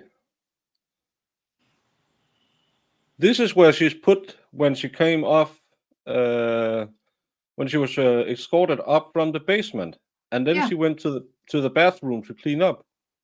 Yep. So it proves she at some point was walking, and she had something on her feet, which we know because she was sitting with the dead body. Mhm. Jamie, I'm gonna water the roses, and then I'm gonna cry and cry some more. We'll come back and Number cry. 158, We'll cry together. which is at A131.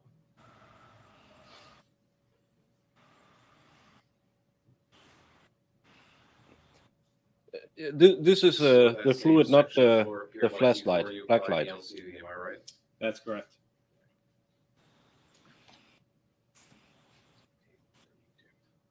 And exhibit 159, this would be another after picture, correct? Correct. So I have two additional photographs pertaining to your use of glucocrystal violet on the first floor, and these two are from the bathroom area. Do you recognize these two pictures as being somewhat of a before and after picture? I do. I'd like to offer these, please. Objection, Your Honor.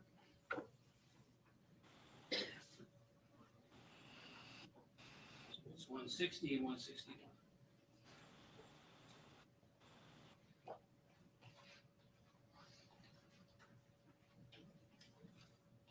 Showing you what's been marked as exhibit 160. This is the, what do you recognize this to be? This is the floor of the bathroom. And exhibit 161 would be the after photo, correct? This is after applying leucocrystal violet, correct? Okay, but she was in all these places At this after. point, I'd like to shift topics So a little annoying. bit. In addition to applying leucocrystal violet at 18 Martin Street, did you also conduct some fingerprint collection and analysis? I did. All right. Now, as I said a couple of moments ago, I promised we would talk more about your training, education, experience, and fingerprints. Could you please do that for the jury now? Again, outside of taking the numerous classes in regards to collection and preservation. He doesn't know of anything. Friction ridges and other evidence. He I've doesn't know also it. taken classes on the analysis, comparison, and evaluation of friction ridge impressions and palm prints as well. And have you passed proficiency tests? I have annual proficiency tests. Oh, good for you. We've used the term quite a bit, and it may be commonly understood, but what is a fingerprint? Okay, so a fingerprint, first of all, if you look at your hands, in the palms of your hands and your fingers, you'll see raised portions of skin, which are called ridges. And essentially, a fingerprint is a print that's left in an object that you touch. Oh, that's a fingerprint. And I've Oh, used the term man, I have fingerprint, but no I read idea. there are other types of prints as well, That's correct. such as. We haven't seen Such as any palm evidence prints of and cleaning up. Footprints. So basically, Because we didn't see friction-ridge any- skin is only found on our fingers. No, and Anything on used the to clean That up. was soles of her our feet. route. Is there something? Yeah, and the rags unique that were clean. or special about these prints? that One Which of them they had clarified paint she on it. said. What's significant about friction ridge impressions is that They are permanent. They don't change over a person's lifetime. They're developed in about the 12th week of No, she was put in the kitchen after the murder, sitting in that chair, talking to the detective who walked around down in the crime scene with his boots on, with no booties on. So it shows, in my opinion, and again, I'm not a crime scene investigator, it proves she was in the basement, walked up with the detective who left the boot marks. Yep. And sat down at the table where they were talking about the murder, and then she went to the bathroom. So I can explain all of this away. Exactly what it's showing. Exactly. Yeah, and they had a tech that failed their exam, so it's the top nut guys they put on this case. gestation or while you're still in your mother's womb, and they don't morph, they don't change even after Oh, death. good job. Your friction ridge impressions will remain the same. The ridge flow and the pattern types And and her- the individual if her characteristics remain fingerprints is in absolutely- her absolutely house, the same. I'm gonna They don't be change. shocked. So number one, friction ridge impressions are permanent, and number two, they're unique. No two people have ever been found to have the same fingerprints on one hand or both hands, including identical twins. Now, when a About person that? comes into contact with an object or a surface, what factors can affect whether or not a sufficient print, by sufficient, I mean something you can actually work with, what factors affect whether or not a print is left behind? So I already explained that fingerprints or palm prints or feet prints are a result of you touching a particular object. On our ridges are tiny, minute pores, which are constantly secreting perspiration. So essentially, when you touch down an object, what you're doing is you're leaving behind your ridges, your prints, in your own perspiration on an object that you touched. So there are various things that can affect whether or not a good fingerprint can be left behind. So for example, the surface itself. Is the surface a porous or a non-porous surface? And by that I mean non-porous surface would be like my suit, for example. This would be a porous surface where your impression is actually going to sink into the suit or on paper. Whereas Hey, Wesley, a who? non-porous surface, Hey, a hard Wesley. object that you're pressing down on, you may be able to leave a good fingerprint And behind. Dave. So whether or not the Welcome, surface welcome. is porous, non-porous, Aw, whether hi, or not Dave. the surface is dry or dirty, whether or not the surface is wet, all of these different factors can take place in determining whether or not you leave behind a friction-rich impression. Now, Oh, what yeah. about the Gonna be person ready for themselves? the Are there MLS certain raid. characteristics or qualities of the person who's touching the object that can affect whether or not the good print's left behind? Yes, so we all have a unique physiological makeup. So you may have shaken somebody's hand before in the past and they have very clammy, sweaty hands. It doesn't mean that they're a creep. It just means that they secrete a lot of perspiration. What did Doesn't you mean say? they're a creep. Doesn't mean they're a creep. Now, what about if a person is wearing gloves, for example? How can that affect whether or not they leave a print behind? Naturally, if a person has gloves on, they're not going to leave a print behind Oh, because good the glove is analysis. going to prevent the print from Copper. coming to his glove. Thank you. Now, what factors can affect how long a print will remain on a certain object or surface?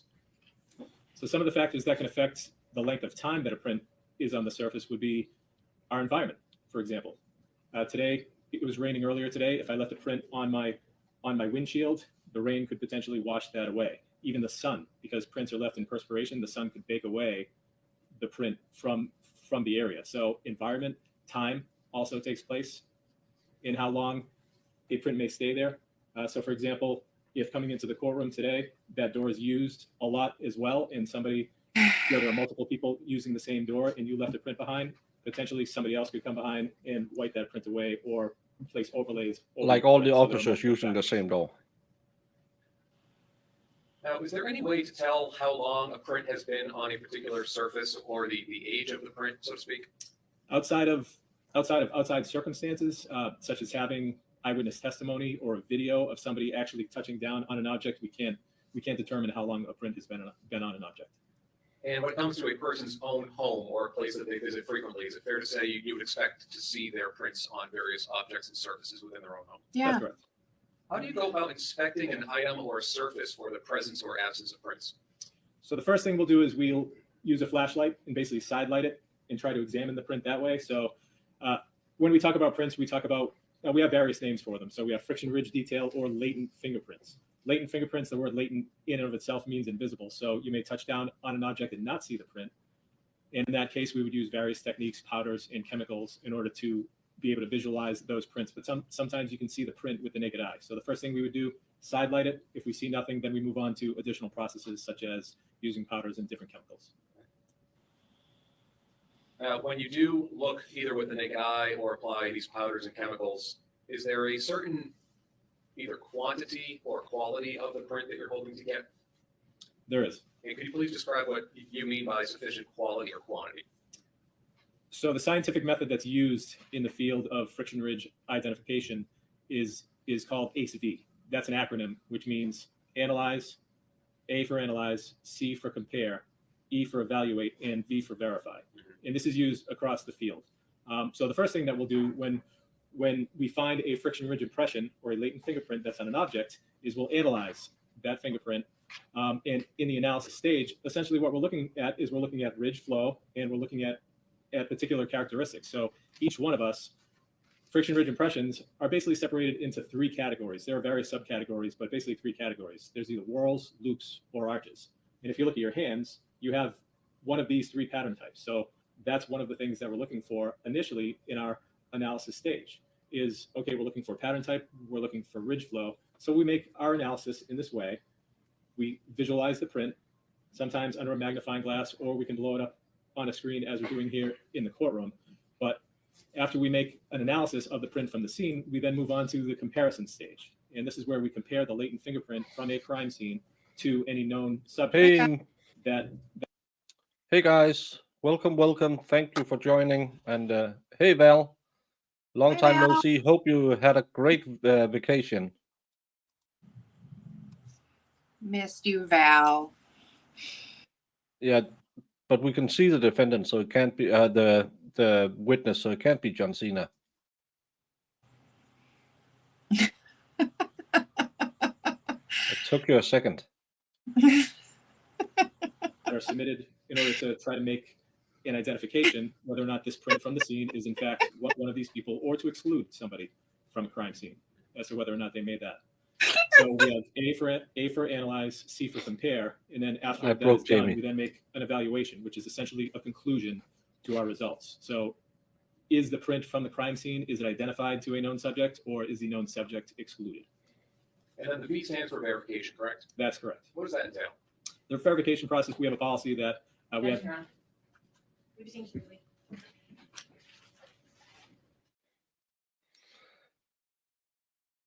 Well, I just hope that you had fun while you were away.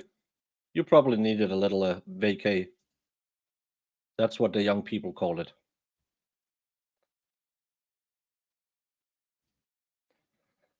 No, and it's the best thing that can happen as a streamer is getting Jamie to break. Because her laughter is almost as good as her lashes.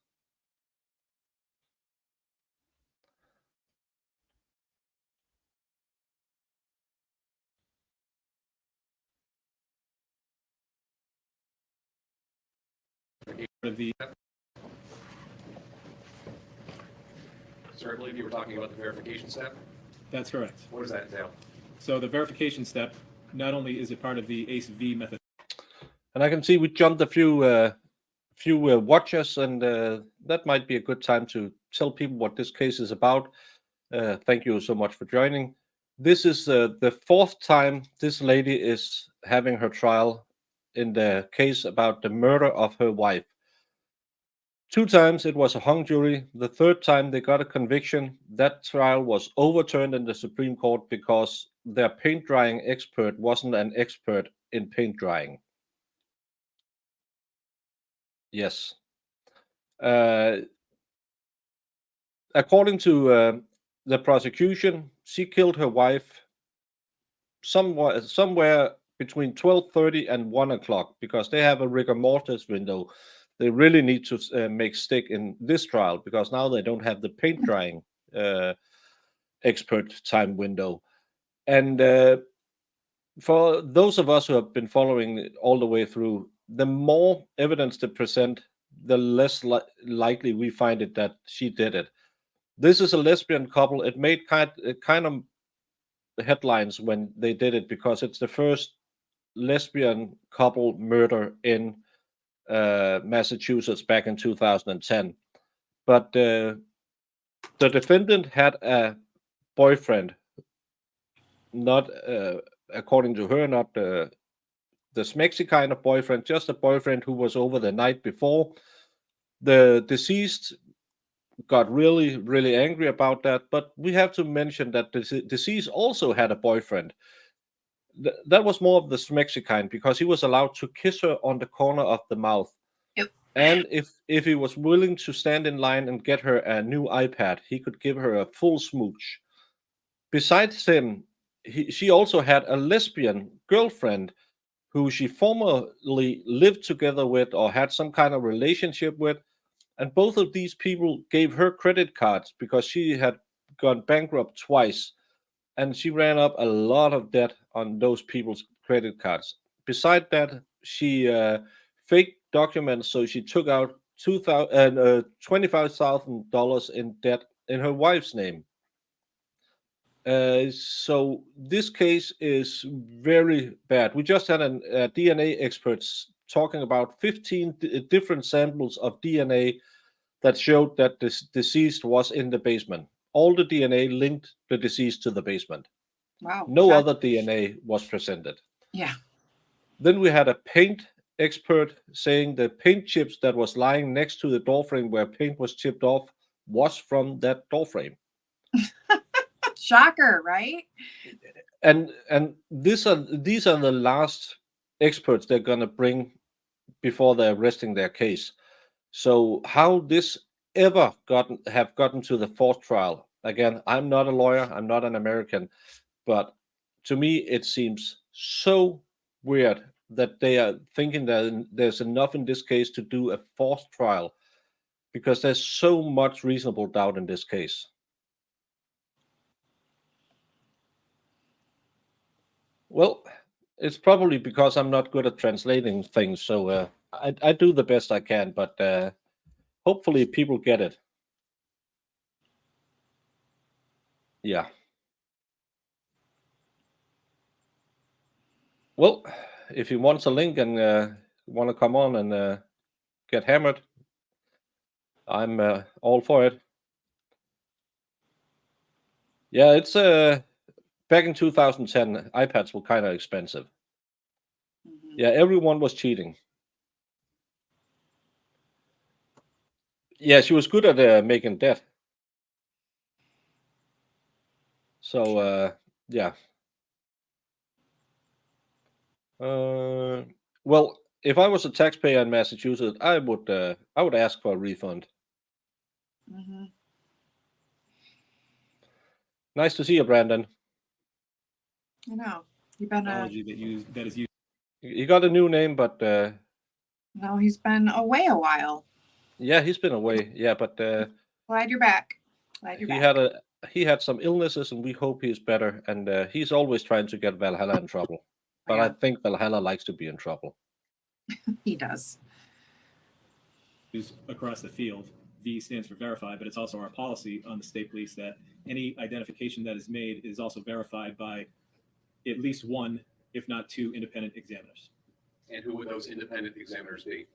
No. I examiners live from our office. in So Denmark. We it would don't be a get the peer, easy another one. trooper, as well as a supervisor. I have to That's have a 1,000 standard part subs. of the So protocol that you follow within but the again, field of I fingerprint just analysis, correct? That is correct. I Have you just hit yourself also 600. served as a verifier No, for your fighting. colleagues' work?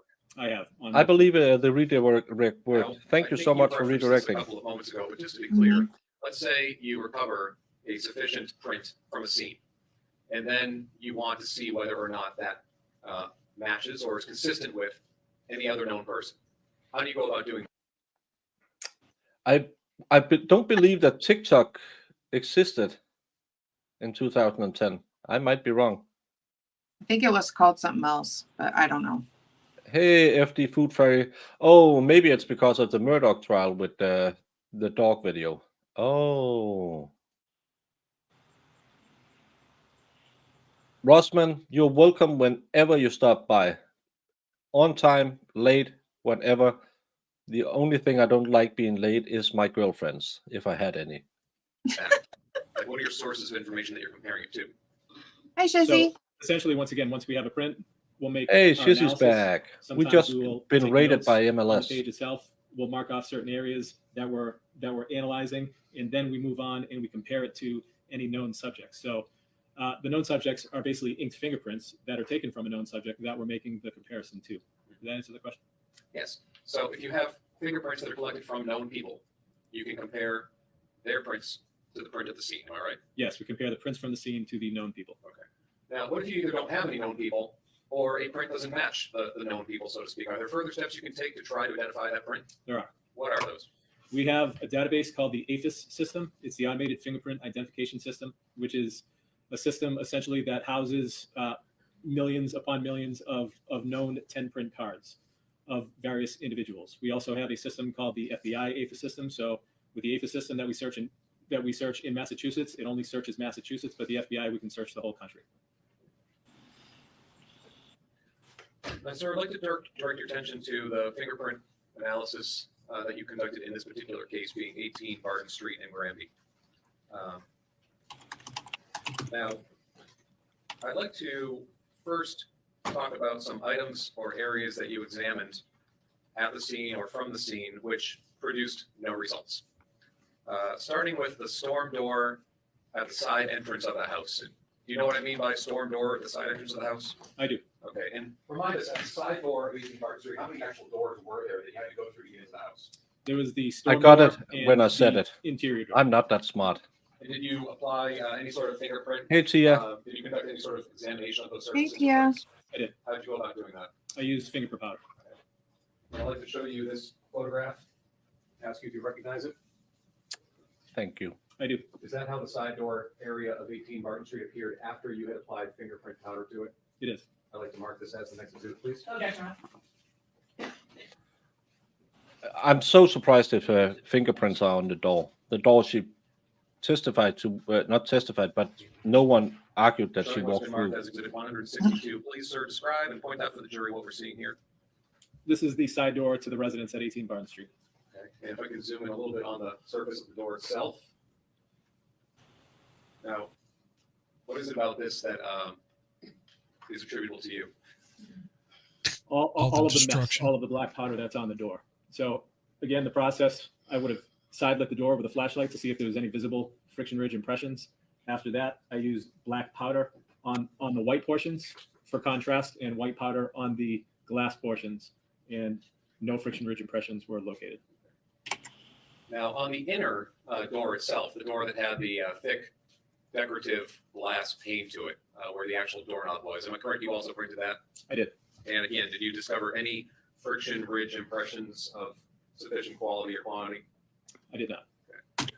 As we're sticking with this exhibit on the right-hand side, is it your understanding that a section of the door jamb had actually been cut out and collected as evidence? It was correct. And I believe that was entered as item 2-4 at the laboratory. Am I correct? This was another item, another surface that you examined for prints with no results. That's correct.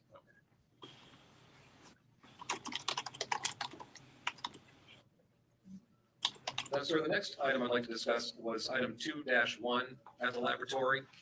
That being a shovel that was collected at the scene. Are you familiar with that item, sir? I am. And how did you go about examining that item for any friction ridge impressions? So again, we start with the same process, of course, putting on gloves to prevent contaminating the item itself. Examine the shovel with side lighting, didn't view any friction ridge impressions, and then I processed it with powders and chemicals. Okay. No results. No results. Now, was the surface, the handle of the shovel itself, and I'm showing you what's been marked as exhibit 102 in this case. You see the At shovel least it's there off not the left-hand exhibit side? 100. I do. That's leaning up against 100% correct. Fix this. Both of them. Drive. It is. Yeah, but at least this is just crooked. This one is off.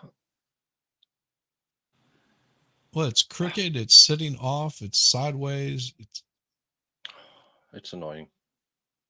Away from the side edges, correct? That's correct. Okay. Was the handle of the shovel something that was conducive to leaving a good print on it, if you recall? The handle of the shovel is unfinished wood, so not a very good surface for leaving prints behind on. Sir, two additional items that you examined with no results. Do you recall examining a small plastic solo cup and a plastic lid to that solo cup, which had been found in the basement of 18 Barton Street near. Because hopefully the jury doesn't You notice. examined those for the presence of prints I did. and with no results, correct? No results. Correct. It's a waste of time. That's what they're doing. They're wasting time. I think if they bring in enough experts, the Sir, I'd like experts to are going to now tell ask you a them question something about an different. Item that you examined, Right. which had Leads some more results. credence. And specifically, I'm drawing your attention to a blue vacuum from the basement floor, which was item 2-6 at the laboratory. I'm showing you what's been marked as exhibit number 7 in this case, and do you see that blue vacuum in this picture? I do. And would you have examined that blue vacuum there at the scene, or was it collected up as evidence and brought to the lab? It was collected as evidence, and I examined it at the lab. Okay. How did you go about examining it? Same process, side lighting, and with this particular item, it was also super glue fumed, I believe, and used powders. And I also used a chemical on this item, I believe, called Hungarian red. Did you get anything back in terms of results? There were some friction ridge impressions that were on the item, but they lacked value for further comparison purposes. And just explain for us what you mean they lack value. They didn't have sufficient quantity and quality of detail in the prints themselves. Oh, to he be can able to talk compare about the to other vacuum, known but substances. they couldn't talk about the DNA on the vacuum. All right, sir. Right. Lastly, I'd like to turn to item 2-8 in this case, which I believe was identified as a paint bucket lid. Are you familiar with that? I am. And I'd like to show you what's been marked. Well, has been marked, yeah. I'd like to show you a photograph and ask you if you recognize it. I do. And is this a photograph of the lid from the paint bucket that was recovered in the basement at 18 Barton Street? It is. I'd like to offer this as the next exhibit, please. No objection, Your Honor.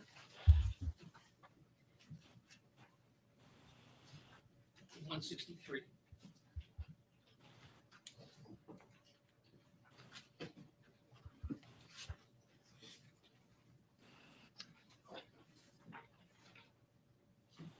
Okay, sir, I'm showing you what was just marked a moment ago as exhibit, is it 163, Mr. Clerk? Yes, sir. Thank you. Now, Trooper, just to clarify, can you please set the scene for us? Where was this photograph taken and under what conditions? So this photograph is taken at the State Police Crime Lab in our processing room. You can see the white butcher block paper in the background that the item is laid out upon. Now, first of all, that little smidge of ruler tape there, did you put that there? I did. Okay. And why does the lid, the top of the lid appear to be yellowish in this photo? So the process that I used for this, again, side lighted it, examined it for friction ridge impressions. I didn't see anything. We then used a processing called super glue fuming. So essentially what you do is you place the item in a tank, very similar to a fish tank that you would have at home. We heat up super glue, and when the super glue heats up on a hot plate, it turns into a vapor that adheres to any friction ridge impressions that are on here. That process was used as well. There was some friction ridge detail that was located, but at the time it was unidentifiable, and therefore I moved on to another process that we use with super glued items. It's a chemical process called basic yellow. So it's basically a yellow dye stain that we spray onto the item, and then we wash it off, and this was the result. Now, I would like to zoom in if we could, on the edge of the lid, and it looks like there's a little green, there's some black and some green marks on the corner there, correct? Correct. Can you please describe to the jury what those marks are, who made them, and what they indicate? So I made these marks. The green mark is essentially pointing out the fact that the friction ridge impression is right here. And then I would mark the number of it, so basically 0.1. And we also put the scale in there as well for documentation purposes so that we can size the print, in particularly for entrance into the APHIS databases. Now, what type of print was this? This was, according to my training and experience, a palm print, partial palm print. What? Now, at the time you first What? observed, A palm Oh, print. like what? Okay, but Pause. Jesus. If you've ever opened up a paint can, one that's that size, how do you close it? you gotta bop it, right? Well, you push down on it to push it into place. Where do you think a palm print's going to come from? Pushing down and closing the freaking lid. Annoyed with this evidence. Jesus. So I have asked Flux earlier to come on and try to explain the wonders of her people, but she's working and in the day hours, sadly. Yeah. The wonders of her people. Yeah, Brandon, you're always a good trickster. Maybe you're always fun to have hanging around, especially if Val is here. You like to get Val in trouble. Yes. Trickster. Is that no? That can be. We had an ambulance. I see. You get a silicone not- cover for the. No, you just use the and just put Just it down. use the lid. It's you've still got like half a container of paint. You just put the pop the lid down, push it down. Sometimes it doesn't close all the way. Yeah.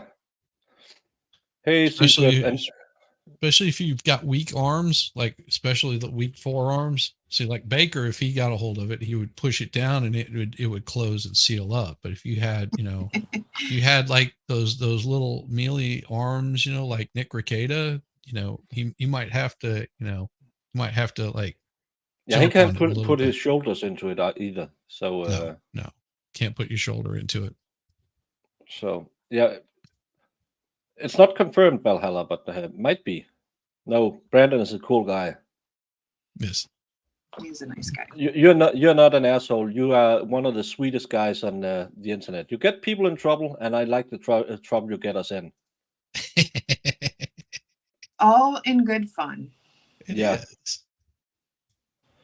And that's some of the coolest people we meet on the internet. It's the people who have fun with us, and we can have fun with. But let's get back to this riveting testimony. Because again, you're gonna force down a lid like this, so that will leave a palm print. Mm-hmm. Yeah, the Swedish troublemaker. Yeah, Nick is the Swedish troublemaker. There's partial palm print on the corner. I'm just gonna check if. Well, that's what I was gonna say. Did you have? That's what I was going to say. So if there's no print showing that it was lifted, so whenever you look on the underside of it, you should see a place where there might have been fingerprints pulling it up to actually open it up. And if they're saying that she poured this over her afterwards, then there would be something under the lip for where she was pulling it up. Some sort of pry marks or on the inside of it or on the top of it somewhere. It wouldn't just have a palm print. A palm print is from pushing down. Fingerprint would be from prying it up, if that's what she did. Yeah, especially it was a plastic lid, so you just flip it all the way around and pull it off. And then you have, again, because it's the same sealant, you have to flip it down like that to seal it back up. Mm-hmm. So it's to be expected. Major case prints for Cara Rintala. I did not. And what are major case prints? Major case prints are fingerprints, the 10 prints on our hands, as well as palm prints, the inner digits, sides of our fingers, and things of that nature. So all I had at the time that I had this print was Cara's 10 prints. Okay. And 10 prints being the fingers and thumbs? Correct.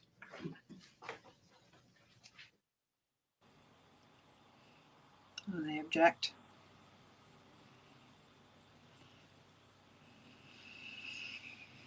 It doesn't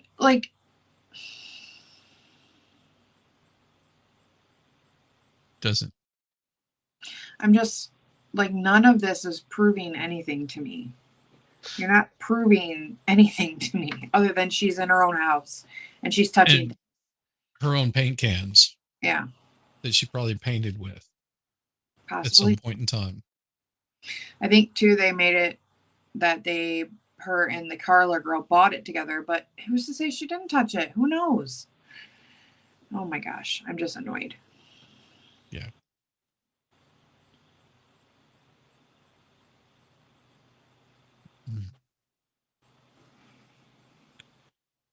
Boy, these people are so tedious. I know. I don't know. Hey, thanks, expert. Appreciate you.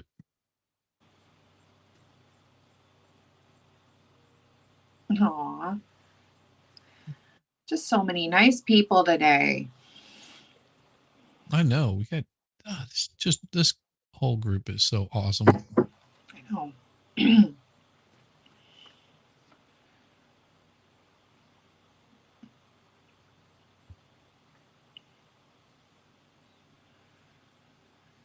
Well, 2 hung juries. I don't like that. Should have told you everything you needed to know, but nope. And then in the trial she got convicted of, they brought in some paint expert who obviously didn't know what the heck he was talking about. But who in their right mind is looking at any of this evidence and saying that, yeah, oh yeah, it's clear. It's very clear. She did it. No way. Was. Sir, in 2016, were you given the authority to collect major case prints from Cara Rintala? I was. And do you see Cara Rintala here in court today? I do. Could you please point out where she is and describe an article of clothing that she's wearing, just so we're perfectly clear who you're talking about? She is sitting next to defense counsel, and it appears she has a lime green sweater on. Your Honor, may the record please reflect that the witness has identified the defendant. It will. I want to Thank you. see. Sir, you collected major case prints from the I defendant, keep correct? talking with my That is mic correct. off. Please remind us how that differs from anyone's 10 print card.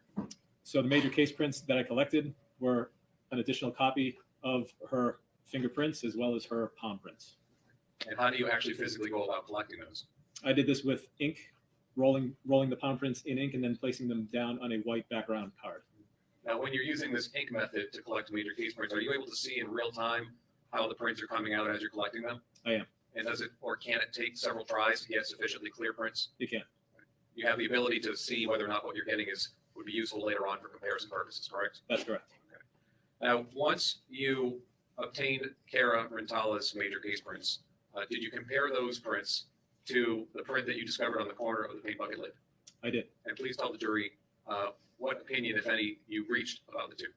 Based on my training and experience in the application of the ACV methodology that we discussed, it's my opinion that this print was the right palm of Cara Rintala. What was it about the print on the bucket lid and her major case prints that led you to draw that opinion? It was the ridge flow, the various characteristics, the individual characteristics. So we didn't get a chance to get into it during the first part, but sometimes our ridges end, sometimes our ridges fork. These are the individual characteristics within the print that we're comparing back and forth. And these are the unique characteristics that each individual has to the exclusion of anyone else, correct? Correct. Did you submit your work in this case to one of your colleagues for verification? But Anyone objection? oh my God. Mm. So, sir, did you submit your work and your conclusions in this case to one of your colleagues for verification? That being Tim, you're convened in gonna the blow a ACV? gasket I today. did. And that I was am. pursuant to your standard practice and policies, am I right? That is correct. Thank you, sir. That's all the questions I have for you. Please, Rosemary, you have something? That's it. All of that just for a Yeah. palm print on a So, bucket. sir, no one asked you to get these palm prints in 2010, is that right? That's correct. 2011, is that right? That's right. 2012, is that right? Correct. And not after your first testimony in 2013, is that right? That is correct. Not in 2014 after your second testimony, is that right? That is correct. And nobody asked you to, somebody asked you to do this before your testimony in 2016, is that right? That is correct. So from 2010 to 2016, nobody asked you to get these, is that fair to say? That is correct. I don't have any further questions. Nothing further on. There you go. Thank you. Take that down. Oh, Thank you, Your Honor. you Man. got a smarty pants coming on. Woo! Oh my. May I proceed, Your Honor? You may. Call policy Thomas Andrew. Again, you didn't look at this until you needed new evidence. Right. No. It's so infuriating to watch this trial because so many things are just stupid. Mhm. Especially the detectives Yeah, and the police officers. I mean, who brings evidence from another scene to the crime scene And Yeah. lays it out in the crime You shall scene. swear the evidence which you shall give Like, to come dry on. out? matter now and hearing To dry the out. whole truth and nothing but the truth, so help you God. Hey, Thank you. expert. You're welcome. no, he just started a live stream. Yeah, that's He- fine. He Yeah, will he said he's redirect to gonna you. redirect over here to me. That's pretty awesome. Such a good guy. Yes. What a good. Good afternoon, sir. Good afternoon. Would you please introduce yourself to the jury and spell your last name for us? My name is Thomas, middle initial A, last name Andrew, Andrew. Sir, am I correct that you are the former chief medical examiner for the state of New Hampshire? Correct. And how long did you hold that title? 20 years, 1997 to 2017. Can you please describe for the jury, going back first to your educational background? I did my undergraduate work at the University of Dayton, Ohio, graduated in 1978. And then my medical degree is from the University of Cincinnati College of Medicine in 82. Subsequent to that, I pursued a residency in pediatrics at Cincinnati Children's Medical Center and stayed there an extra year. I'm going to skip right through his expertise. Yes. Please. Good choice. Sir, am I correct that you work in Richmond County, specifically Staten Island, New York? Yes, in my Staten Island as Explanation, but could you please, in your own words, tell us the difference between anatomical pathology and forensic pathology? the Massachusetts office. Oh. The Office of Chief Medical Examiner is established by a specific law. And in the time that I left, we had about 28 to train million people in it. So it's really people. Now, can you give us, please, or give the jury rather, an estimate of how many autopsies you That's gonna yourself be- have? Somewhere. Yes. And Can did you tell us, yourself doctor, where have they any sort of touched you academic on the appointments style? or teaching positions during your time? Well, while I was chief, I in our school of medicine. They're probably Did you just serve going on to put any him in and committees then or councils, either at the local or state or federal level? There was one on maternal and infant death, and we also had a suicide fatality review team. Yeah, they've asked questions. Enforcement, paramedics, EMTs. only various from legal groups. the So fingerprint we guy. fought before the defense Yeah. bar, The rest of it was there are unnecessary. a number of states up and down the eastern Yeah. seaboard Right. under the name White Mountain Forensic Consulting Services. I've actually had that consulting service going back to 1998. But during the years I was chief medical examiner, obviously had to maintain a rate of outside consultations to make sure that my primary duties were discharged. But after retirement, the number of consultation cases increased. Give us a sense of who some of your clients are. It can vary. Boom, boom, boom, boom. Experience. Do you tend to testify more or less?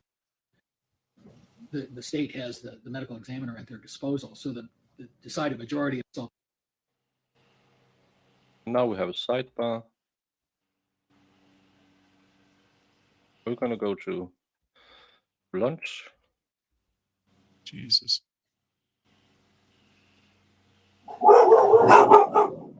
Exactly, Matt Parkinson. Potential.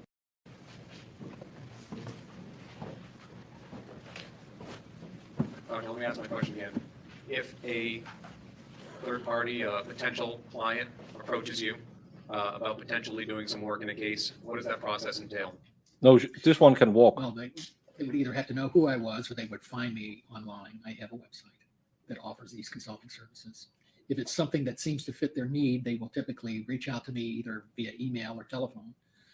So he's lay an out expert what for their hire. concern If you is, just and then want we- my expertise on we this decide case, if I we can are do going it. to go forward, they will send me whatever material they deem necessary for me to review. I review that. We have a preliminary conversation, and if there's any additional material that needs to Yes, be we're looked at, still discuss it at the time. still doing the state direct. We either agree on our respective theories of the case, or we disagree. She's looking private. Obviously, the next steps are taken after that. Okay. And as you said a moment ago, this is regardless of who's approaching you, correct? That's correct. Yes. And when you say if your theories of the case disagree, what do you mean by that?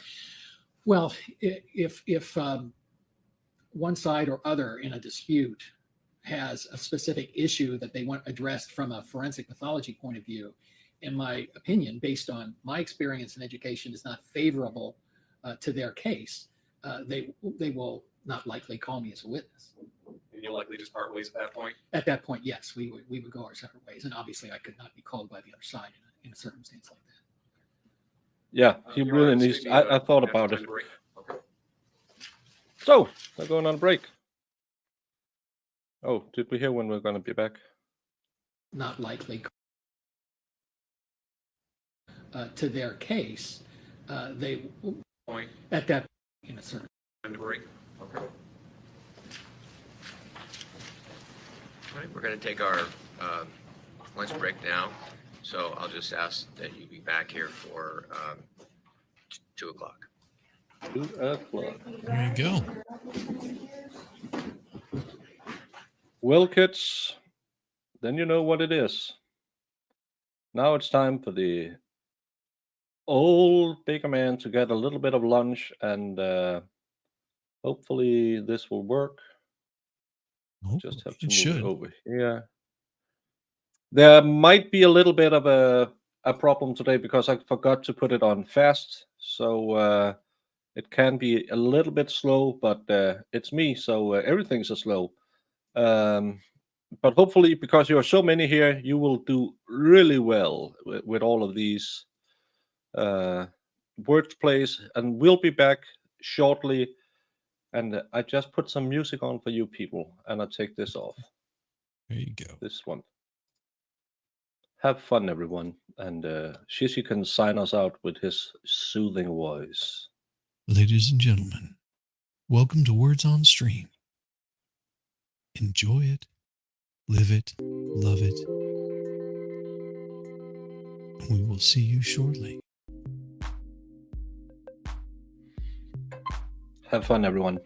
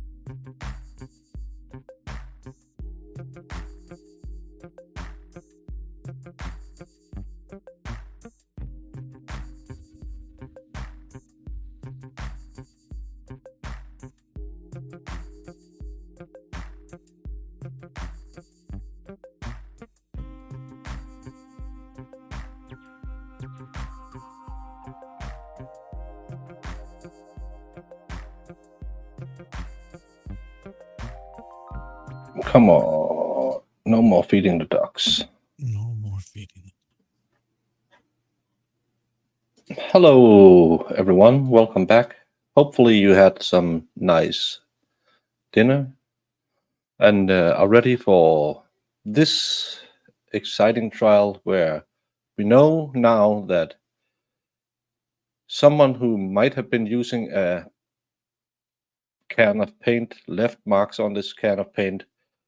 We tested it 4 years after the death, but we tested it. We know now that the deceased was at the scene and left And all that- of her DNA at the scene. And that the people that live there touched that can of paint. Yeah. And the And, people that died there. And the wood chips missing from the door frame was missing from the door frame and was wood chips. So, yeah, I'm trying to do my Shizzy Wisnuts impression. I don't have that soothing voice, but I'm trying to. Well, you've got a great voice, Baker. It's all about going down in the end instead of going up. Going up? Like one of the Valley Girls always ending in a question. I don't think they do that. What do you say, Jamie? Do they do that? They do that. Do they do that? They do. They do.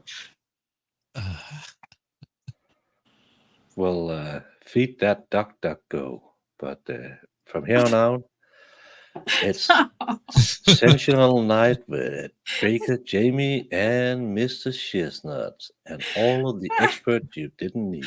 So let's get right into it. Are you ready? The expert just ended his stream. We'll jump right into the expert on this stream. Let's go. Let's do it. Get ready There's for too testimony. Too much smexiness going on right now. Stop it.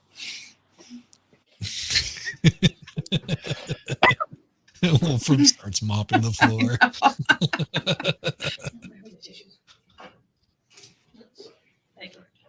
No. Nope.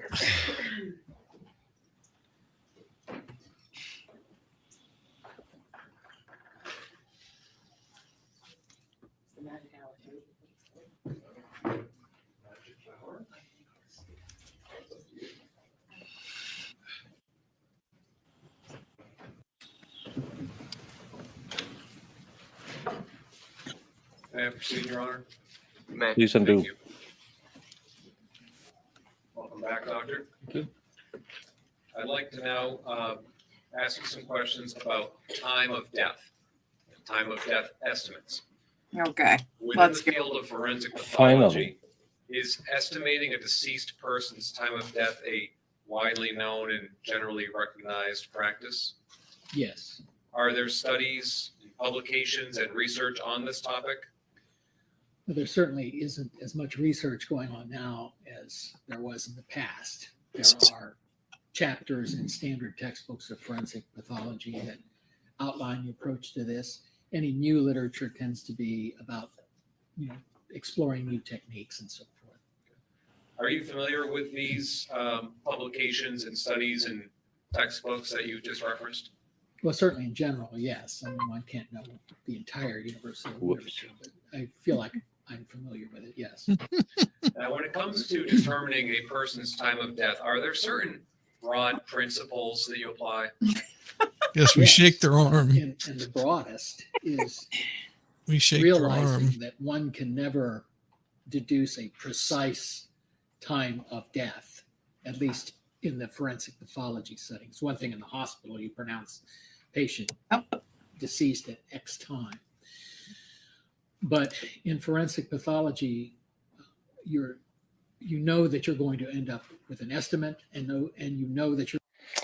Wesley, that's a great question. And how much does it cost to fix the door frame you ruined when you tried to pull the door out because you didn't have the skills to remove a door from the door frame? You never know, but the taxpayer's gonna pay. So Baker, Ghostry Anonymous was asking what I was doing. You're testing for rigor. That's the international standard rigor test. You just shake an arm. You shake an arm.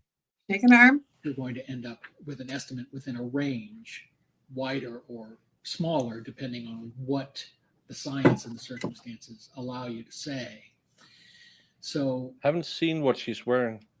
one needs to start with some specific parameter, and it seems like common sense, but when was the decedent found dead, and when were they last reliably known to be alive? Well, that would be the We have heard all of initial this. window, and then you would use other factors to, if possible, narrow that window down. Tell me what other factors they used. Now, the farther out in time you are from when a person died, does it become harder to estimate their time of death? Absolutely, it becomes harder. Early postmortem changes, typically those associated with the first 3 to 5 days of death, are more reliable indicators than late postmortem changes like He just said 3 to 5 decomposition days. and Yeah. skeletonization and so forth and so on. So in a skeletonized body, a forensic anthropologist may say this person died in such and such a century. But in early postmortem changes, you can be a bit more precise, albeit still within a range. Now, what sources of information do you take into account when trying to narrow down that time of death estimate, that range? Well, given the initial window of time, you need to consider the condition of the remains at the scene. Now, you would be making an assessment of the body at autopsy, but that may be a day later. The best time to make 6 that days later. assessment for those early Yeah. postmortem changes Yeah. is at the scene. It happens. In addition to the changes in the body, there are other physical parameters that one must consider. The person's general health, if known. If the person was ill and had a fever, for example, prior to death.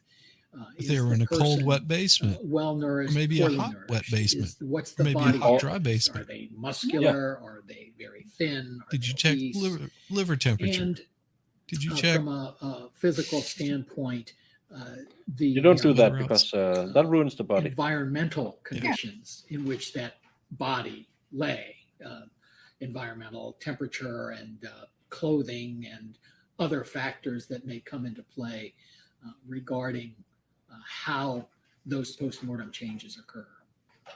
Doctor, I'd like to talk about some of those variables a bit more in a couple of minutes. But first off, you mentioned the condition of the body at the scene, meaning where the body was found deceased, correct? Correct. And in your experience, the folks who typically observe and come into contact with a deceased body at a scene, are we talking about law enforcement, for example, That would be one. paramedics and EMTs, Yes, lay persons? absolutely. And as a medical examiner, how much weight or value do you assign to the descriptions of a deceased body that come from those variety of people? Starting off first with laypersons. Layperson or professional, it largely depends as well on their training and their experience. Now, a layperson would have no training, but if a layperson works in a funeral home and has seen a lot of bodies, I guess that person may know more than the average person. But lay people would typically know less about what postmortem changes are all about. But certainly first responders, whether they be in law enforcement or in emergency medical services, if they have experience with deceased bodies in various states of postmortem change, I have But what if I found in stayed the at a past Holiday that Inn their Express? descriptions are by and large reliable. Now, have you relied upon the descriptions provided by EMTs and paramedics when you were investigating deaths as the chief medical examiner in New Hampshire? Yes. And what is it about EMTs and paramedics in particular that would lend a weight to their observations? Well, it's the training and experience that they have. In addition to life-saving measures, there's generally some component of their training. Why is he that holding on to that involves lectern as he's going to detecting fall off? what are called Well, signs. because of he's death standing behind to it. guide whether or not they're going to proceed with their attempt at life-saving procedures. Now, you've used the term post-mortem changes a few times with respect to And all Makes of the this shoulder to look say, disjointed. Could you please, yeah, I'd like to and all walk of this through some just to these say, oh, you post-mortem, can meaning totally after rely death on bodily what the changes, first and responders ask you to felt describe at the what you scene. mean by them, starting first Yeah. with rigor mortis. Rigor mortis is a post-mortem change in the body wherein the muscles over the course of time And what's become that time? stiff What's and that rigid. time frame? Over Yeah. a succeeding period of time, that reverses and the muscles become flaccid again. And what causes that stiffening of the muscles? That's a passive chemical reaction in muscle. It has nothing to do with life or enzymes during life. It's a passive chemical reaction. There is a chemical in muscle that provides energy called ATP. That molecule will spontaneously break down Stop breaking, into Jamie. something called Oh my God. ADP. Well, now that's all I And can when that think of. I'm occurs, just hanging on for the dear muscle life. fibers that normally slide back and forth across each other become He's gonna locked. climb up on top and do a And little when that dance. occurs, the muscle becomes stiff. So the muscles, just to be clear, the muscles are not contracting. Like if a person tries to make if there was a muscle here and I tried to flex it, we're not talking about contracting muscle. No, passive chemical reaction, locking of muscle fibers. Okay. So what's Now, the time are you also frame? familiar with Yeah. liver mortis or livor mortis? Livor mortis, that's spelled LIVOR mortis, is the term that's used to refer to the post-mortem settling of blood after death. You die, your heart stops. Absolutely. With the stoppage of the heart, That's a lie. blood is no longer being. That's why I know actively my kids are circulated. mine, because they have the same ugly toes. Blood being a combination of solid and fluid elements will settle to the most dependent part of the body. Meaning, if I were to be on my back, it would be to the back. If I were laying prone, it would be toward my front. But the blood would settle to that area. Well, The Brandon is Brandon, and we love solid every elements of that iteration of blood him. over the course of several hours. No, Hey, I'd feel Pixie. really bad if this guy got up from the stand and found out he had and no become legs more or something, solid. With each passing hour. or just no feet. Hey, expert raters. Thank you, expert, for Hey. sending people over. And this is the Cara Rintala case. Fourth try to get her convicted. 2 times it ended in a mistrial. 1 time she was convicted, but the paint drying expert lacked the expertise to talk about drying paint, so it was overturned. And now we have Jack in the Box on the stand telling us how long before rigor mortis sets in, because they really want her to be dead before 1 o'clock, or else their timeline doesn't add up. Today we had riveting testimony about the deceased was at the scene of her death. 15 different DNA samples proved she was where she was found dead. We had an expert telling us the wood chips lying next to a door frame where there was chunks of wood missing was from that door. And then we have an expert testifying that the paint that was in the basement was not the paint that was on the door. It's been a great day. Did I miss anything? No, you pretty much covered all of it, the first half. Yeah. And now we're figuring out that this guy is going We to try haven't to really. explain to us the difference between rigor mortis and liver mortis. Yeah. Yeah. Oh, you just saw that, didn't you, Jamie? And because it has been such a stupid expert day, not the expert, but experts, I think chat has just turned into make Jamie break day. And if you do that, you win. Thomas Andrew, Dr. Peglegs.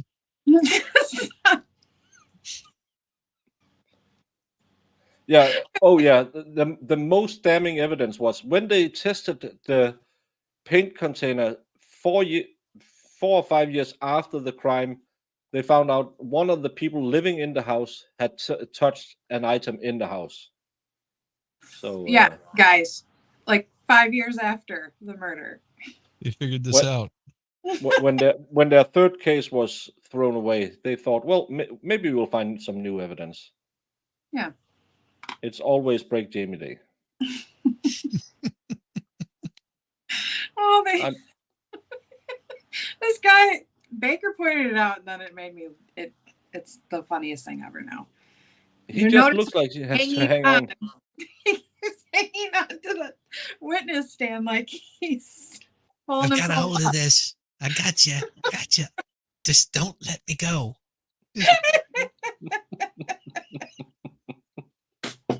The livor mortis becomes less and less fluid, and that's reflected by your inability to move it. In very fresh livor mortis, you press on it, and you can blanch out the livor mortis from the skin. But after about 8 to 10 hours or so, you can't do that. No matter how much pressure you put on it. In the interval between those two, if the body is moved, the livor can shift front to back or back to front or vice versa. Now, a third post-mortem change that may be relevant to determining time of death is algor mortis, correct? Algor mortis, ALGOR. What is that? That's the What he's got in change his in legs. body temperature after death. What he had before they were typically- removed. Well, not typically. In practice, the forensic pathologist means deep core body temperature, not just what the skin feels like. Bobby Baloney, he says, stack of phone Doctor, books. in addition to these post-mortem changes that are observable within a human body, are there also environmental evidence or surrounding circumstances that you take into account in trying to perhaps hone in on that time range? Indeed, there are some environmental circumstances that can affect Cereal. the onset or the speed of onset of rigor mortis in particular. For example, cold conditions will retard the development of rigor mortis and it'll be delayed. And hot conditions, just the opposite. Rigor mortis will It retards the jury. have its onset, at least its onset as far as we can feel it, quicker.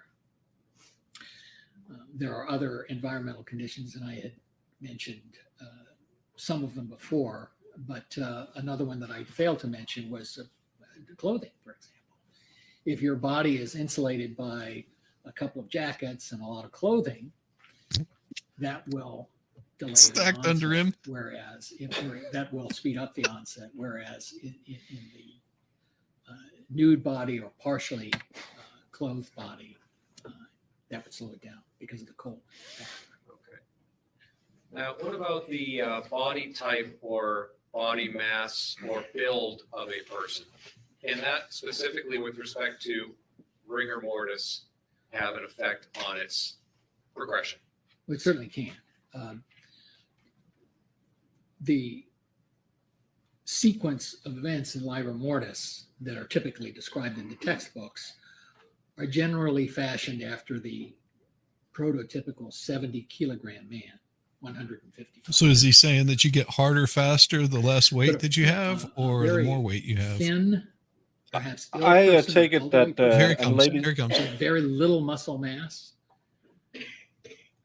may not develop rigor mortis at all. Oh, Or if so they do, it's little delayed. body mass, you just don't get hard. Whereas a person with substantial ladies, muscle mass, you don't they need those develop skinny rigor guys. more You rapidly. need someone with a little bit of bolster to get hard Yeah. Yes. after there you kill them. are factors in obesity that can affect rigor mortis, but the literature is in dispute on that.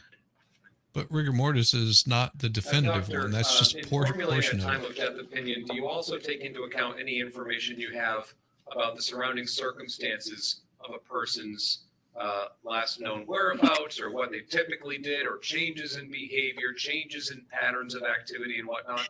Those are legitimate things to consider in terms of narrowing, if possible, the window of time. Uncollected mail, newspapers at the door, breakfast prepared and sitting on the table, but not consumed. messages on the answering machine, cell phone activity, those kinds Hey, of Mads. things can be related to what you're seeing scientifically Hey, Mads. to narrow them. No, the D is silent. Doctor, during your Mass. career, both as a Mass. medical examiner Mass. and as a forensic consultant, have you had occasion yourself to form opinions as to a person's time of death? Yes. And in what settings or contexts have you done that? Well, to be honest with you, most commonly it's basically for the family. Sometimes of a family who maybe was not with their loved one at the time that they died, like some guidance as to when this may or may not have happened. It will be a regular feature of suspicious or violent deaths that are being investigated to at least have an initial window for those investigating such deaths to look into activities of the deceased or the deceased's associate. So at the autopsy table or even at the scene, those kinds of opinions can be elicited to guide We're gonna get investigation. so many angry letters. And Do you know probably it's a least murder commonly trial? would be for proceedings like this. Now, in those cases where you're asked to form an opinion as to somebody's time of death, such as in this case, what level or threshold of confidence do you hold yourself to? Well, I'm applying medical What? and scientific principles. I'm using my expertise and experience. This isn't a haphazard guess. This isn't speculation. This is Yeah, but hers based was. on Yeah. what the evidence Did you look at the body? tells me, and therefore, if I express an opinion, it's an opinion that This is the stupidest thing in the that I'm world. willing to stand on. Doctor, I'd like to now hone in more specifically to your work in this particular case. Am I correct that you were contacted in November of 2014 by the Northwestern District Attorney's Office? That's correct. And were you asked to review some case materials? 4 with an years eye later? towards seeing whether or not you could render an opinion This is what it sounds as to like when it Anne-Marie runs out. Rintala's time of death? Likewise, correct. And Like what? We can't hear you. Well, yeah, it doesn't work. All you hear No. is a.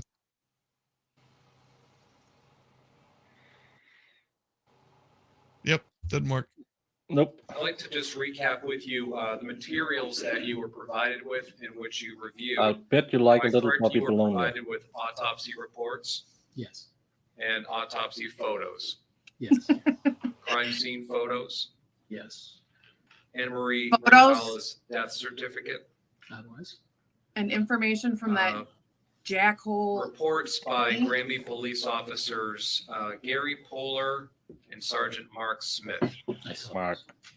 statements and notes by paramedic Gene Oss and Michael Pandora, So Yes. reliable. as well as those paramedics' resumes. 4 years or later, and they never CVs. spoke about Yes. it to each other, what they were going to Did say. you also review excerpts of their testimony from prior proceedings in this case? I did. Also, an excerpt from a state police I death hope scene checklist, Rosemary tears him apart. as well as a chart showing all don't cell know phone activity If they're going to on do it the or phone of Anne-Marie just gonna Rintala fly and by it Cara and let her Rintala expert on kill March him. 29th, 2010, between the hours of 8 a.m. and 8:15 p.m. Yes, sir. Well, she might go after him for what Now, they. among the materials that we just recapped in which you reviewed, were there certain portions of these hey, Alex, hey, Lexi, Lexi. Hey, and Lexi. have a safe flight, and we'll be your in-flight entertainment. Ooh. Brought to you by the Broken Baker, Jamie and Shizzy Wisner. Telling you. Yeah, we'll make you get high in the sky with our sultry voices. I don't have one, but reports and statements and materials which were either redacted You have or the held back from eyebrows. you? Yes. And specifically, what eyebrows. were you not The made eyelashes. privy to?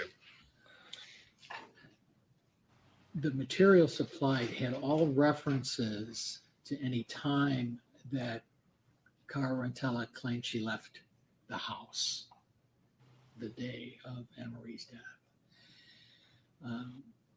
There was also redaction of any references as to Dr. Joanne Richmond's estimate as to the time of death, Dr. Richmond being the forensic pathologist who conducted the primary autopsy. So when you reviewed these materials and you ultimately formed your opinion, is it fair to say that you had no knowledge of what time Cara Rintala claims she left the house on March 29th, 2010? That's correct.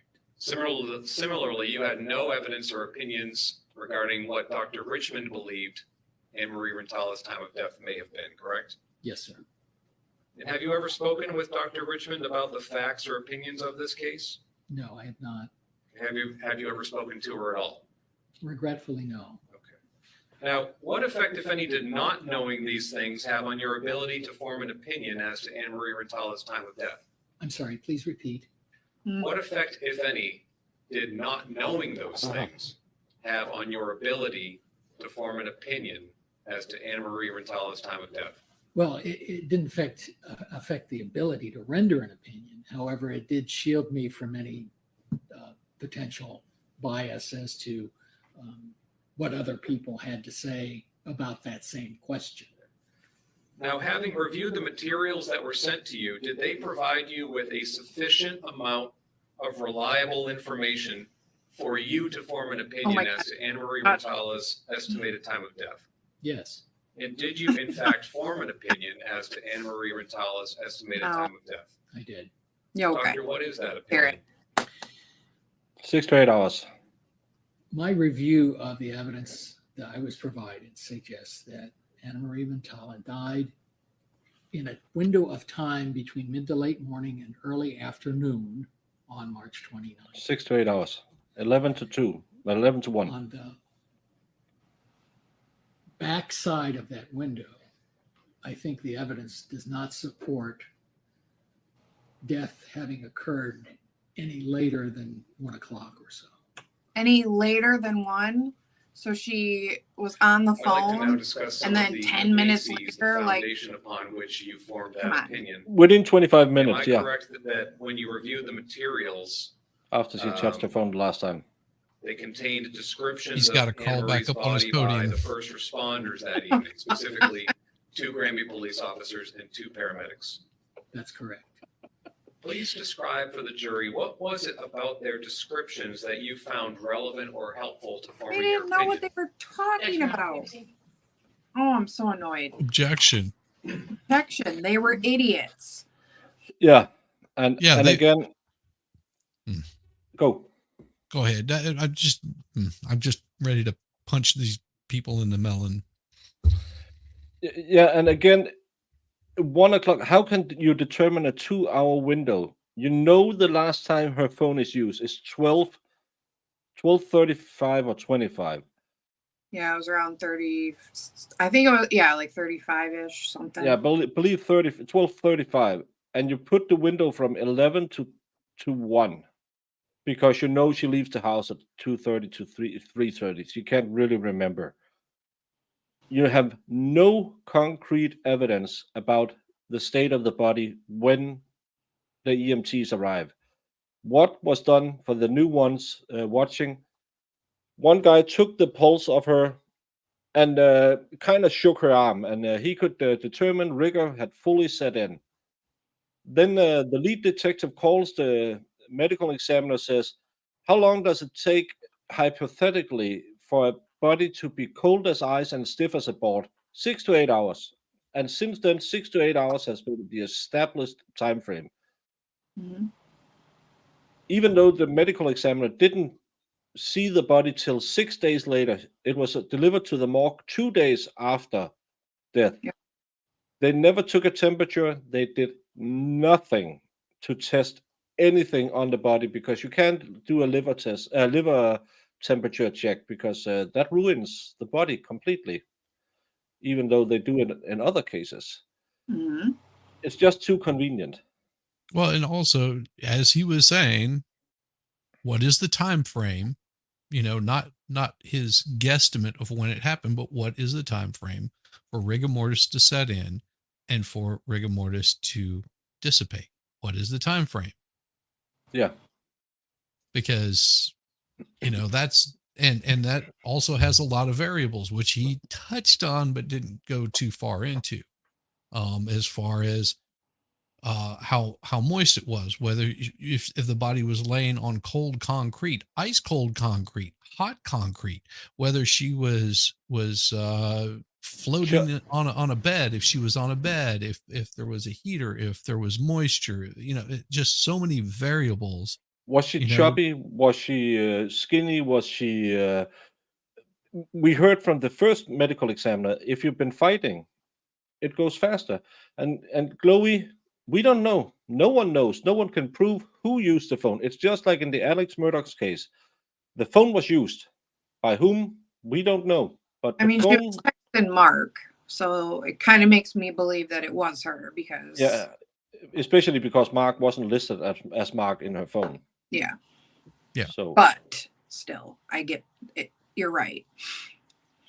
again, we don't know nothing. And the way the phone was found in her bed, it seemed like she has gone to bed and was woken up, left her phone to go check the door. That's my hypothesis after watching 2 weeks of this trial. She goes to bed. Cara leaves the house with the kid so she can get some peace. Yeah.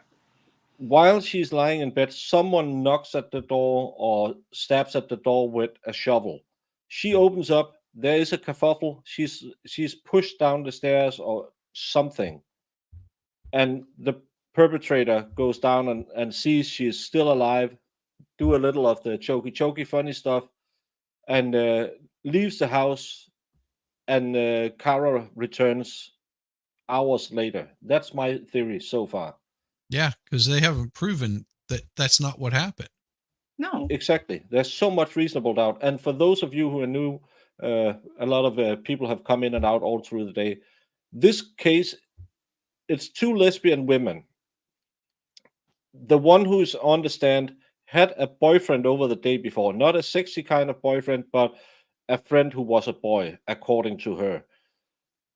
When she's examined by the police, the only mark she has after fighting her bigger wife and throwing her down the stair, strangulating her, was what looked like Hickey. a hickey. That's the, I want to say a suction mark because that's the Danish word for it. But that's all she had, and that's not important enough. They put it into the report. She's watched while she's undressing at home. No one sees anything other than a little bit of blood. She's sitting with the dead body in the basement, so of course there's blood on her. They haven't seen any marks that indicates a struggle, a fight, nothing. Mm-hmm. But she had Mike, her boyfriend, who was a friend who was a boy, not a boyfriend. The other one had a boyfriend called Mark. He was so lucky he got to kiss her on the corner of the mouth. If he would have stood in line, is the proper way to say it, the following Friday, he would have been allowed to kiss her fully on the lips. This guy gave her 3 different credit cards, which she ran up $7,000 in debt on these 3 credit cards, without him telling his wife he did that. And she had a girlfriend, a former girlfriend, probably an ongoing girlfriend, who gave her a MasterCard black card with, and we don't know how big amount of debt on that one. So there's so many people who have the opportunity and the means. This Mark guy was texting her, "Oh, I'm gonna come over. I'm gonna come over." He deleted texts. He didn't tell where he was. His alibi is, "I was at home," and they just believed him. This case is a weird case.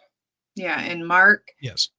has been saying he loves her constantly. So I mean, there's that little factor in there. Obviously, there was something going on more than just a friendship. For him at least. There's your visual. That's how they described they tested for rigor. They just pulled her arm, as you normally do. If any EMTs or MEs or anything is in the chat, please tell me that's not how you do it. Oh, many people wonder word games. Mhm. Well, that's what we call hickeys. We call them sugemærker. That means suction marks. Because you, I don't know. I've been single so long, I don't know how you do it anymore. You don't know how you do it anymore. No, You don't know where those sucker marks go. no, I can't remember. I can't either. No, I don't think there was any prostitution. She just manipulated this poor simp. It happens every day on the internet. And the other one, yeah, I don't know what happened. Yeah, she didn't have a boyfriend. She had a simp. Well, we heard that like had a gambling addiction or something like that. Yeah. Possibly. She had two bankruptcies also. And we forgot to mention she faked documents and put $25,000 in debt on her wife's name. When they were going through a divorce, the wife was asked by the attorney if she wanted to press charges. She said no, it's okay, because she wanted her back. So why she should all of a sudden should kill her when she was willing to let 25K slide and she's still paying that debt?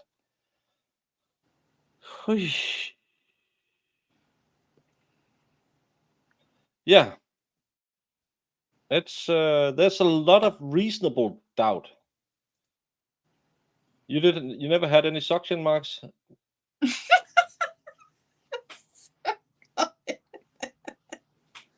I'm pretty sure that even guys can leave suction marks. Sugemærker, yeah. exactly. It's almost English. Do what again?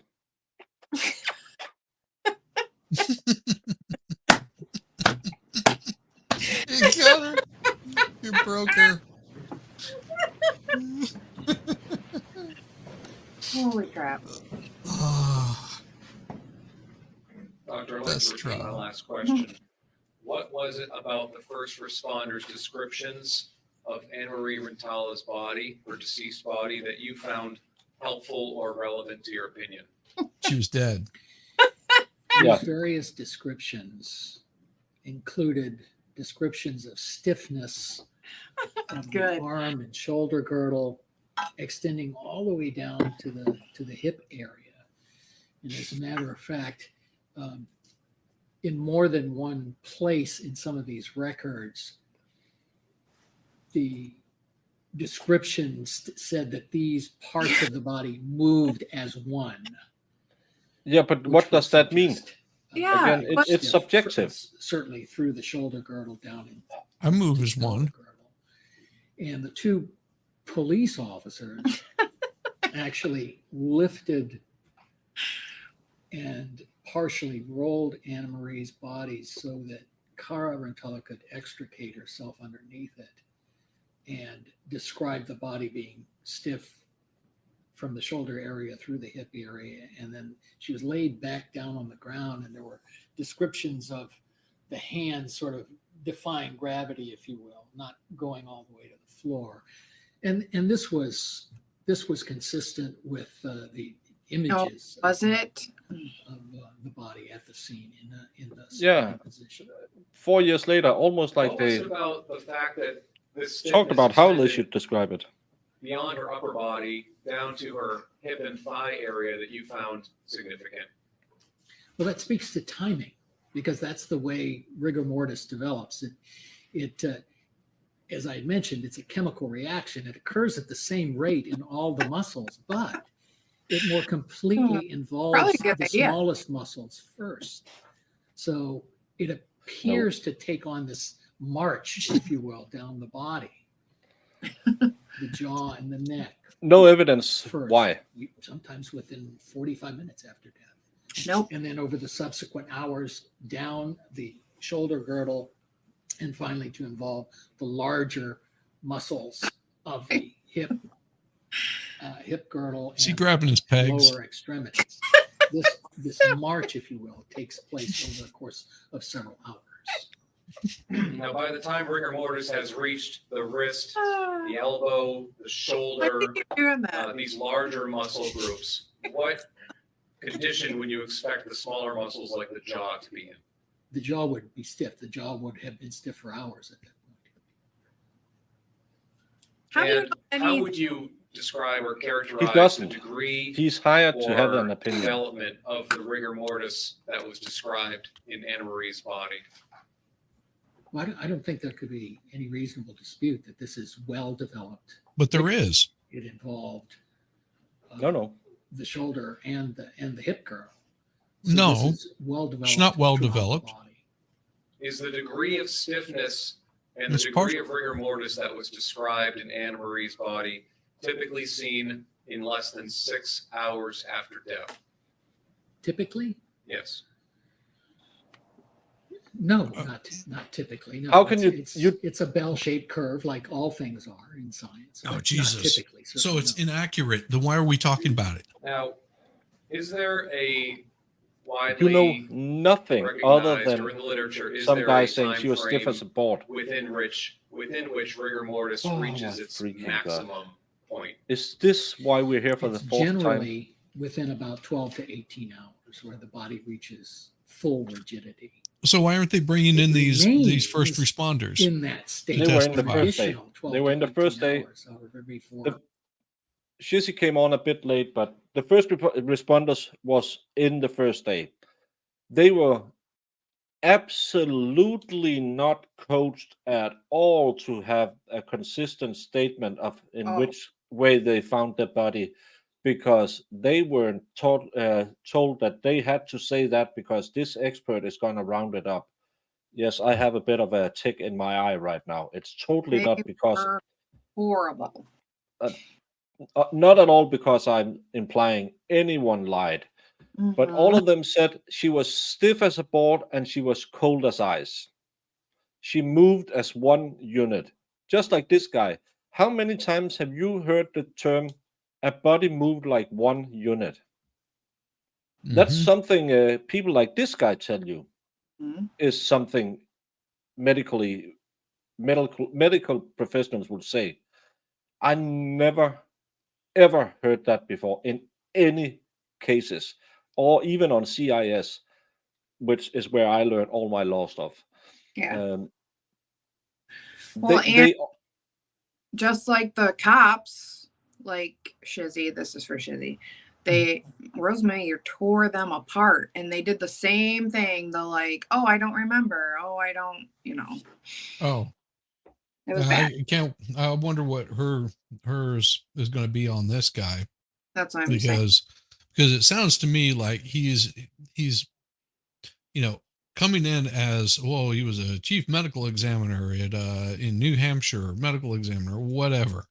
Okay, so as a medical examiner, do you when do you see bodies in rigor mortis? What is the time frame for rigor mortis to set in? What is the time frame? And if he can't come back and say, 1 hour 15 minutes or within 15-minute time frame, then what was the whole point of your whole testimony? Because you're giving us a broad range. It could be an hour, 6 hours to 8 hours. That's a lot of freaking time. Yeah, and again, if we're going to do this, this is the time frame. She's found at 7 in the evening, so the time of the death has to be between 11 and 1 for the time frame to fit. This is where she has to die if 6 to 8 hours is happening, and that's in the. If you go to 1 o'clock, that's in the high end. We know there was someone on her phone at 12:30. That leaves this little bitty itty bitty window where they totally scientifically, by shaking an arm and moving a body as one unit, can determine she died. So we can determine from, again, they go from the last known usage of phones or sightings of people. So there was a 25-minute window she could be killed in.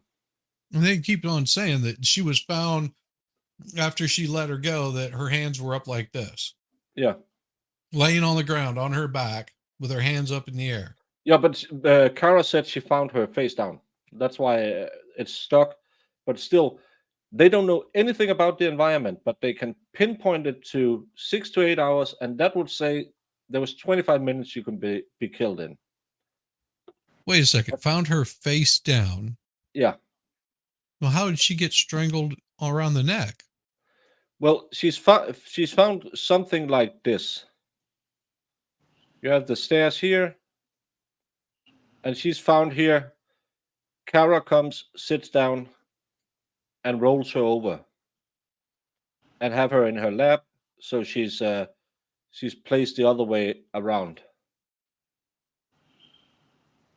So whenever blood pools or goes into a certain part of the body, that area is going to get stiffer So in a short period of time.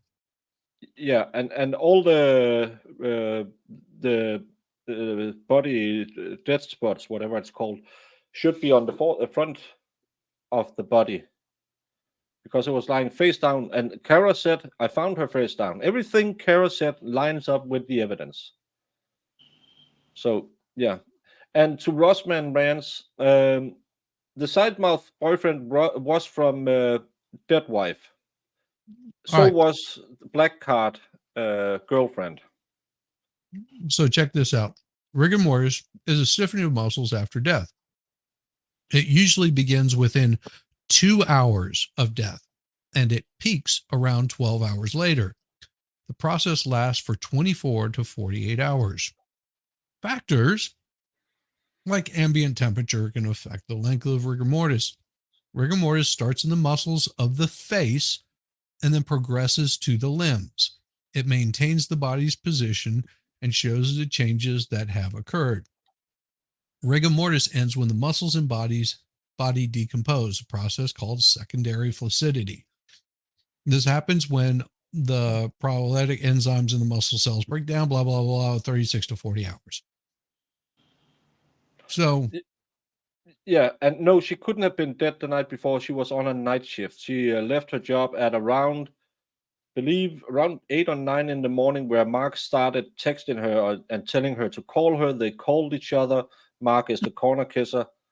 So yeah, and there's so many so questions. you go into full rigor between 6 and 8 hours, and it stays and you stay in that position for the next 12 hours.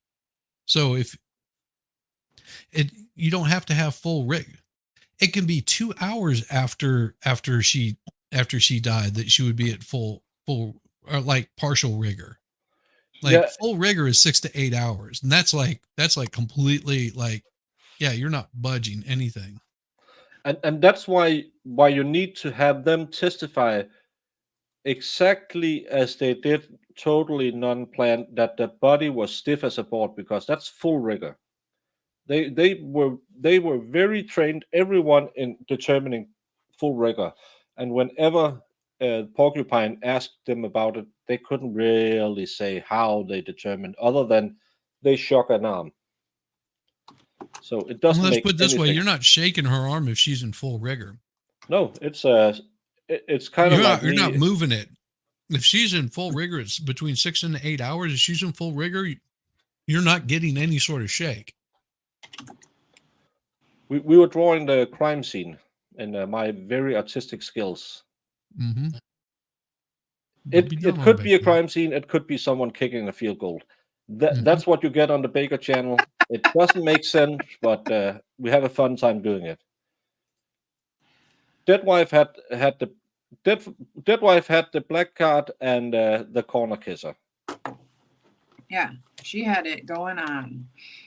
Yeah, and the normal strangulation bone wasn't broken, only bruising on the inside of the neck. So yeah, and liver mortis didn't set yet. So just a corner rigger, exactly what I saw. I'm not pulling that one up, Dave. The coroner didn't arrive at the house. The coroner had the body delivered 2 days after, and didn't examine the body until 6 days after. Well, young men, this channel is for the silly conversations. No mess, not pulling that one up. Yeah, I don't get why the coroner or the ME said that they needed the body at the crime scene for 2 days. because that's how you do it. You take pictures and then you get it away, especially to preserve some dignity for the dead. Yeah. We all know what happens when they're put in the morgue, but don't talk about that. We don't know, Chloe. No, we don't know. We haven't heard any testimony. Don't worry about it. She was stiff as a board, moved as one unit, and it's exactly 6 to 8 hours. That's Yeah, they didn't even need a stretcher. no. She was a. They could have bent her in half and shattered her because she was so stiff. And that's the problem. We are Yeah. now 2 weeks into a trial where Jamie and I and Shizzy has watched endless hours of experts and witnesses, and none of us has any doubt that there's reasonable doubt in this case. There's so many unturned stones.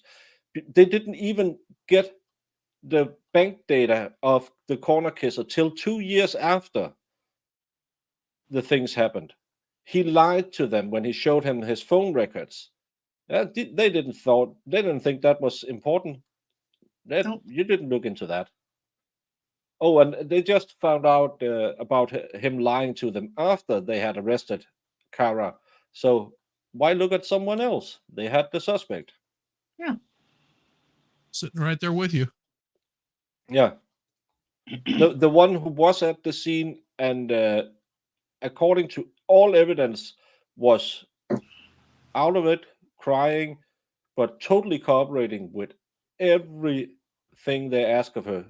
Didn't try to yell, scream, make anything. Not that I believe in body language or anything, but still, why didn't they go knock at the door on the corner kisser? That guy slept in her sleeping bag for years after her death. Yeah. Well, they probably should have put her in the living room floor just to get all the juices out. Let's get back to Dr. Rose from the Titanic. It starts to dissipate. Wait, didn't I see him in Jurassic Park? Dr. Andrew, you testified earlier about some of the both physical and environmental factors which can affect the rate at which rigor mortis develops, correct? Yes. Okay. Now, you said that rigor is a chemical process, am I right? Yes. And that heat or heightened temperatures can accelerate that chemical process, am I right? That's correct. Now, conversely, you said that cold or cooler environments or surfaces can slow down the rate at which rigor mortis progresses, am I right? Yes. And in this particular case, were there any factors on this temperature scale that you found relevant to the time of death estimate? There were certainly things to consider. This was a rather cold, rainy day. The ambient temperature outdoors Doesn't matter. What was the basement was like? in the low to mid 50s. There was a crime scene image of a humidifier in the basement that had a visible temperature on it of 72 degrees. However, So, pause. Yeah. He just said there was a humidifier Mm-hmm. in the basement. Yeah. That means that the basement would be hot and dry. The only reason that you use a humidifier is to add moisture into the air. And if you add moisture into the air with drying paint, does it take less time or more time to settle? Less time if it's dry, but if you're adding moisture to the air, it's going to take longer. Yeah, because that's going to lay on top of the paint and make it look wet for a longer time. Did they test for any of this? No. Yeah, Was the humidifier tested that the temperature was right? No, probably not. No. So, and he's saying that the temperature was set at 72 degrees. Yeah. He just said the temperature was set at 72 degrees. That is freaking hot. That is hot. I mean, 72 degrees in my house, I'm like getting naked, like more than I am right now. You heard it here, ladies. Turn it up to 72 and get that shizzy naked. That's right. You Bow, get me chicka, naked. bow, You get bow. 72 in the house and get naked. That's what Yep. that's how I know what my wife wants to get a little freaky. She just turns up the heat. I can't remember if it's 2 years, but still, remember he constantly told her he loves her, and she answered with K. So I can just as well see him being really horny and being really riled up, wanting to have a little bit of the cheeseburger, going over there and said, "You never give me anything. You run up credit card. You're ruining my marriage. I need you. I want you. Oh baby, baby," as men says. And she said, "Go away. I have another one, and I'm married to a third one."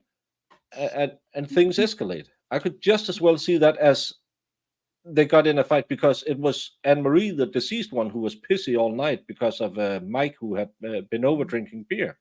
Mm-hmm. So much, yeah. FD, exactly. They didn't test for anything. This guy wasn't asked till 4 or 5 years after the crime.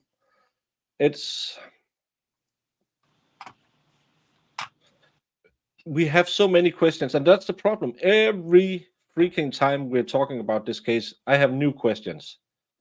It's yeah, he's gonna drop some sick beats about how Jesus is your friend and he can save you. Trust me, MG Law, 72 is hot in my house. My wife makes it freaking cold in here. Yeah, stand in line and you can get a little cheeseburger. Cheeseburger. Mm-hmm. Or at least taco. Mm-hmm. Yeah, it's always when you buy the airplane Wi-Fi, it never works. Mm-hmm. He's a funny guy, especially because he's so short, so you can never go wrong. Yeah, Jesus, but we need his rap album to drop. I love that old YouTube video about the Christians going into rap to turn the young kids to Christ. It's all the cringe you can do. Oh my god. Oh, yeah, that reminds me of this band that was supposed to be. They were like, "Oh, come check out our band." I was like, "Why are these guys wearing wigs? Like they looked like they were in their 40s or 50s, and they're all wearing wigs." And so my friends and I show up, and it was some like religious revival or something, and they were playing music and trying to save our souls. And my friends and I, we just sort of looked at them and was like, "Dude, we're out of here." And there was like 10 people left in the place whenever we left. Like, oh, we're good. What's wrong with you people? 72 Fahrenheit, that's 22 degrees. My thermostat when it's my hot temperature, it's set to 20 degrees. That will be, I figure About this out. 65. Yeah, that's below 70. Yeah. And daytime, I have it at 18 degrees. But again, I live in a place where we know it's cold outside.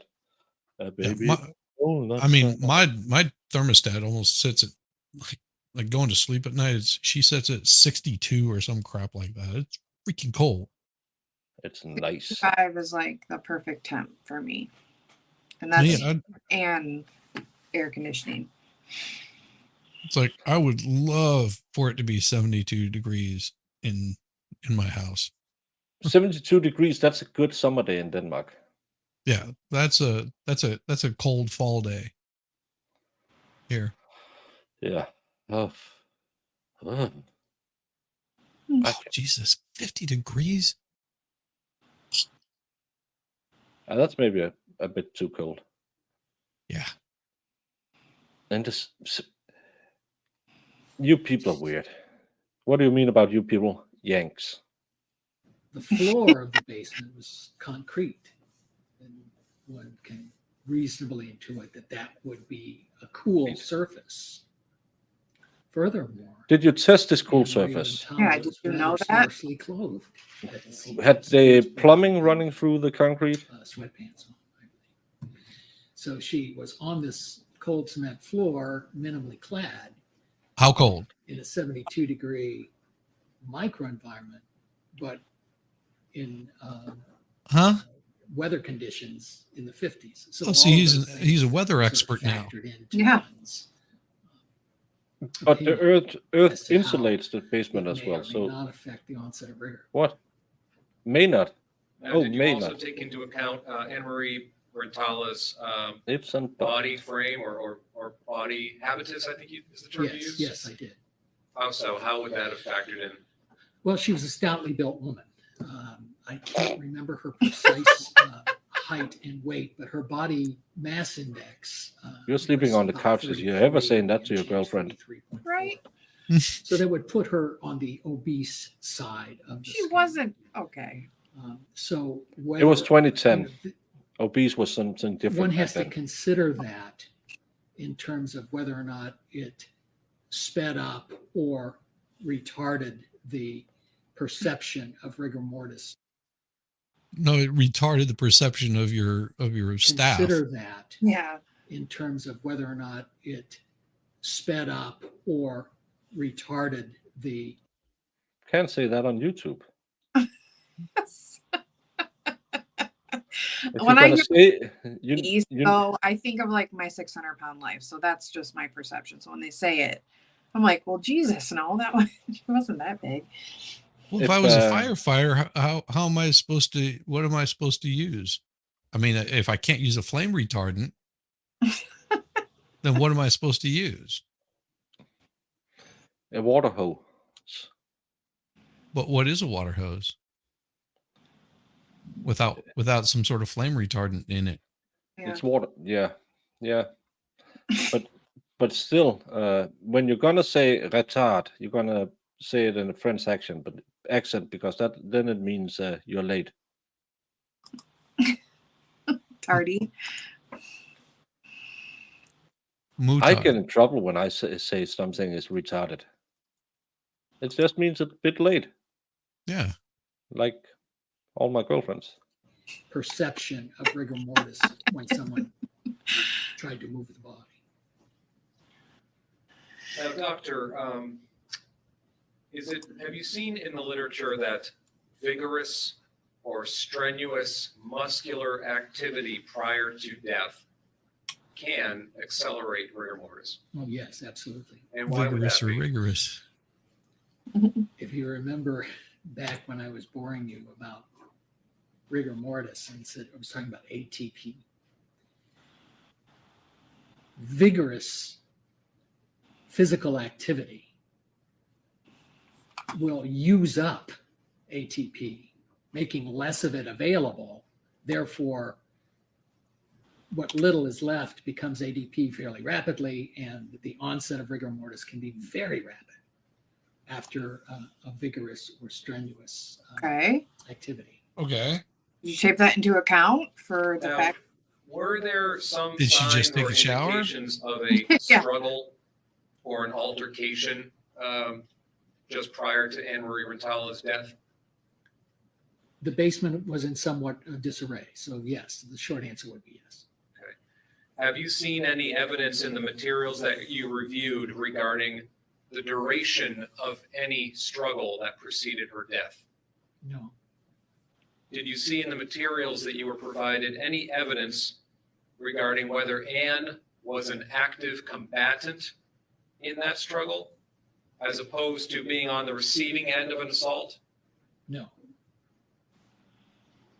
So then what effect, if any, what What- weight, if any, Did you see if place she in was this yelling at potential somebody struggle? beforehand, fighting Well, with them, yelling at them, screaming, Clearly there arguing? was something that went on. I have no idea what duration or what extent. You it don't. went. But it has to be figured in as a possible accelerator. But then when placed against the cold floor, the minimal clothing, which would slow Well, things that negates down, all of it. So All she of just these ran things 20 factored in miles, together, gets back, end falls up downstairs, breaks a her little neck, more than a wash. They almost cancel each other. and it wouldn't be possible because of a cold Now, floor. 2 of the descriptions of Ann's body that you relied upon in estimating her time of death came from paramedics, correct? I'm sorry, please repeat. I lost you for a moment. I'm sorry, 2 I of the distracted him. descriptions of Ann's body that you relied upon came from paramedics. Yes, correct.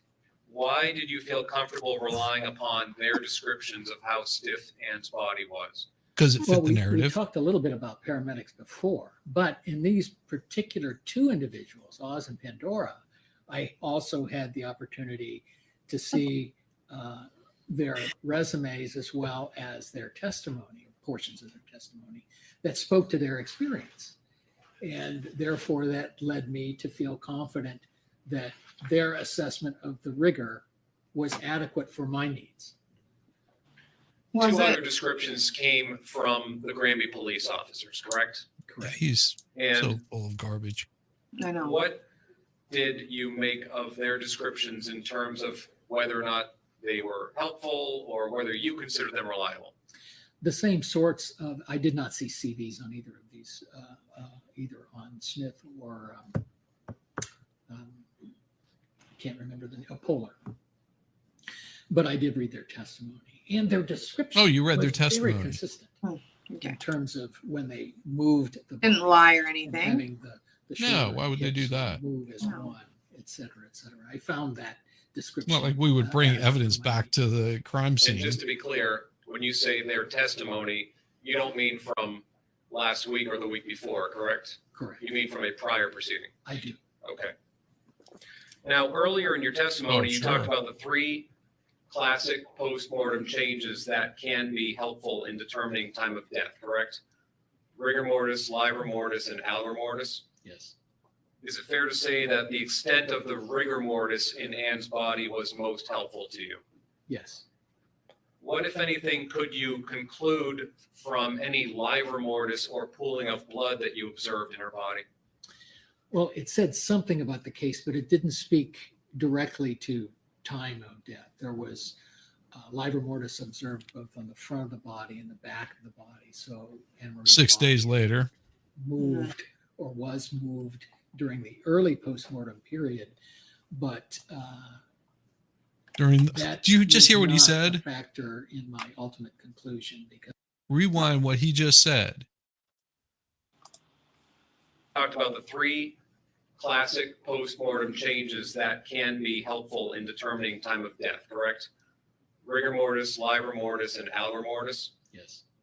Is it fair to say that the extent of the rigor mortis in Ann's body was most helpful to you? Yes. What, if anything, could you conclude from any livor mortis or pooling of blood that you observed in her body? Listen to this answer. Well, it said something about the case, but it didn't speak directly to time of death. There was livor mortis observed both on the front of the body and the back of the body. So Anne-Marie's body had been moved or was moved during the early postmortem period, but Right there. that Yeah. was not Right there. a factor Pause. in my ultimate. Because that right there shows that she was still early in the stages of rigor whenever she was moved to her backside. Yeah. What he just said right there says that she was not in full rigor. It could not have been 6 to 8 hours because there was pooling in the front and the back. That's just what he said. I hope. Yeah, and that was the most important clue in all of it, but it wasn't that important. He just said, no, that wasn't important. It was the rigor mortis that we were looking at. Yeah, but he still said that that's liver mortis, that's the pooling of blood. That's the most important part of it, but it's not important. Not on this one, no. No, because that's all they had to go off of. And that's where Yeah. they want to make their time of death work for them.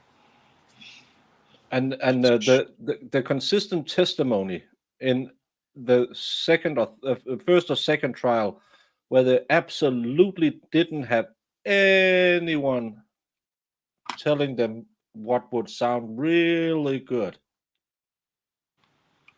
Yeah.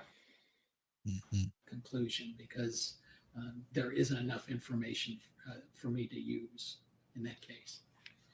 Now, What, if anything, did you make of the first responders' descriptions She had a bad of back Ann's because of her body double being D's cold, ice is also cold? a testimony. That made no scientific impact on me. It's meaningless. Why is You're an that? idiot. You're an When idiot, circulation stops, the surface temperature, what you feel on the surface of the body, becomes fairly cool to cold fairly soon. Oh, And when one And he is just- talking about algormortis in the forensic pathology setting, There he you're goes. talking about a deep core temperature. That's very different than what. But the they never skin took her feels deep like on the temperature. surface. They never did. No. Forensically speaking, You how can't do you do go that. about getting a deep core temperature on a deceased body? In the past, we have used. Well, I say we. I've never done this routinely. Why But not? There is a Yeah. very long rectal thermometer. It's not the rectal thermometer you get at Walgreens. I have that Yeah. one. This is a very long rectal thermometer. You're like that checking your allows you to temperature. probe fairly deep Yeah. into the rectum to get a deep core. It's important to check your temperature. Mhm. There are devices, and I don't use them. I don't recommend their use. That allegedly Why not? get a core temperature from placing a probe on the eardrum, but there's no way to control for that. And who knows what's in that ear canal. Some jurisdictions, very few, actually make a small incision just under the ribs on the right side of the body and insert that same thermometer that I was talking about, or another temperature probe deep into the liver. Those are deep core temperatures. Okay. Then why didn't anybody? And Now, in No your one did it. experience as a medical examiner, as the chief in New Hampshire for nearly 20 I'm years, so sorry, how Valhalla. commonplace is it for investigators to obtain a core body temperature from a deceased body at an active crime scene? Not common at all. Why is that? It runs the risk of introducing artifact into the postmortem examination. Now, when it's hugely important, like That's this one. like simple. infant deaths, for example, No. we generally get a deep core temperature. In deaths where there is some excited delirium or some grave concern about stimulants, we may get a deep core temperature. But routinely in homicide cases, no. Why?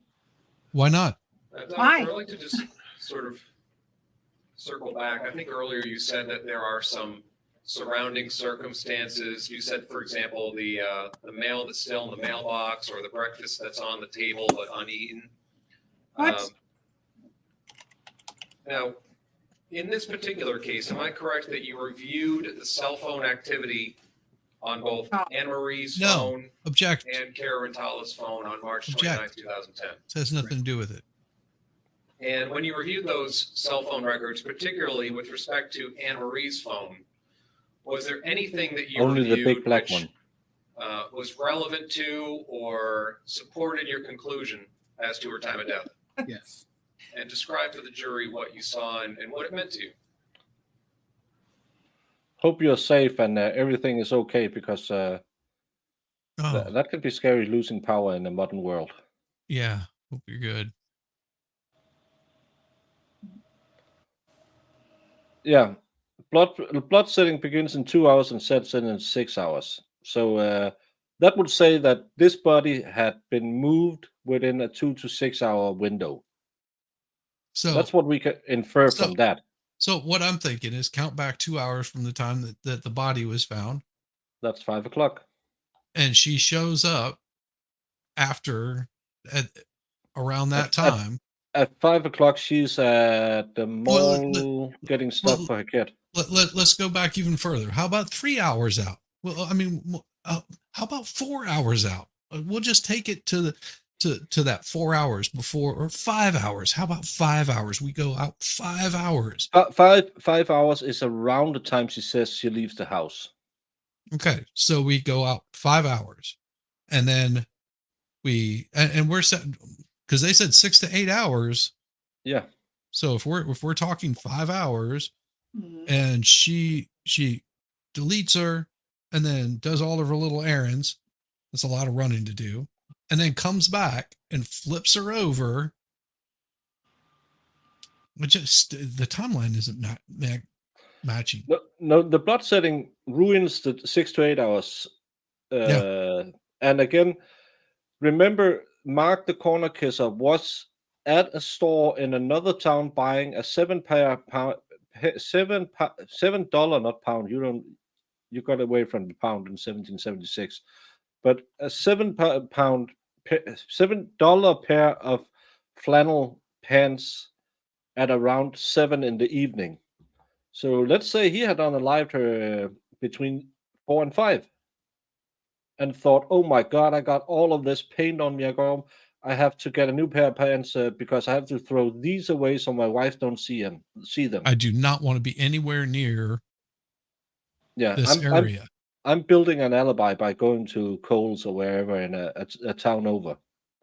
So he unalives her at 4 and stages the break-in and then rides off. Because he knows from Anne-Marie that Cara is out driving around with the kid and won't be home because she said she will be sleeping till somewhere around 5 or 6. Mm-hmm. Too many possible scenarios to say there's not reasonable doubt. Yeah. But they can't bring him up. No, you can't bring him up. It didn't do it. No, if you didn't check the armpit, you didn't check it at all. Looking at those records, I have the time frame or a time frame in mind. And I outlined that to you earlier. Oh, I'm sure you did. But then to see that in the early morning hours from 8 o'clock on, Anna Marie's phone is very active. There are almost 40, phone calls, texts, pictures, that sort of thing. And then she went to bed to sleep because she had worked a night shift. And relatively little time between activity. I mean, things were answered, very quickly. Everything abruptly sort of comes to a stop at around 12:20 or so. And a little before 2, there was a phone call that just went unanswered.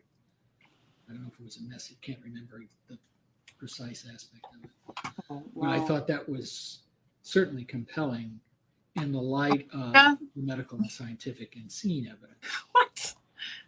bolstering my conclusion that regardless of how early the death may have occurred, it certainly was very unlikely to have occurred much later than 1 o'clock in the afternoon.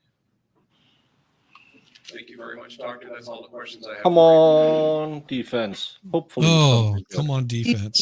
Please. Maybe they'll take a short break beforehand. Good afternoon, Doctor. Good afternoon. We've Or never they'll met. keep it Is that really fair to short. say? That's correct. Okay. I've never talked to you. You've never talked to me. Is that fair to say? Yes, ma'am. I'm going to ask a few questions about some of the things that the prosecutor asked you on direct examination. Do you remember the prosecutor asking you what phone records you reviewed? Yes. Okay. And do you remember saying that you reviewed not only Anne-Marie Rintala's phone records, but Cara Rintala's phone records? Yes. You know why they gave you Cara Rintala's phone records? No. Did anyone tell you why they gave you Cara Rintala's phone records? No. When you talked about bias, do you think, Doctor, that when you're only reviewing one person who could have been a suspect's phone records, there could be an amount of bias introduced into the investigation if you don't have the full picture of all the suspects? Well, I wasn't made aware of any other suspects in this case. Oh, Well, let's assume there was, for the sake of argument. Let's assume there were other suspects. Do you think it could lead to bias to only have one set of phone records to review under these circumstances? I'm not certain that it would. You're not, I'm not certain. I'm not saying no. I'm not saying yes. but it could. Maybe. Okay. he's Now- afraid of her. Mm-hmm. Yeah, he is. He's afraid of sitting down.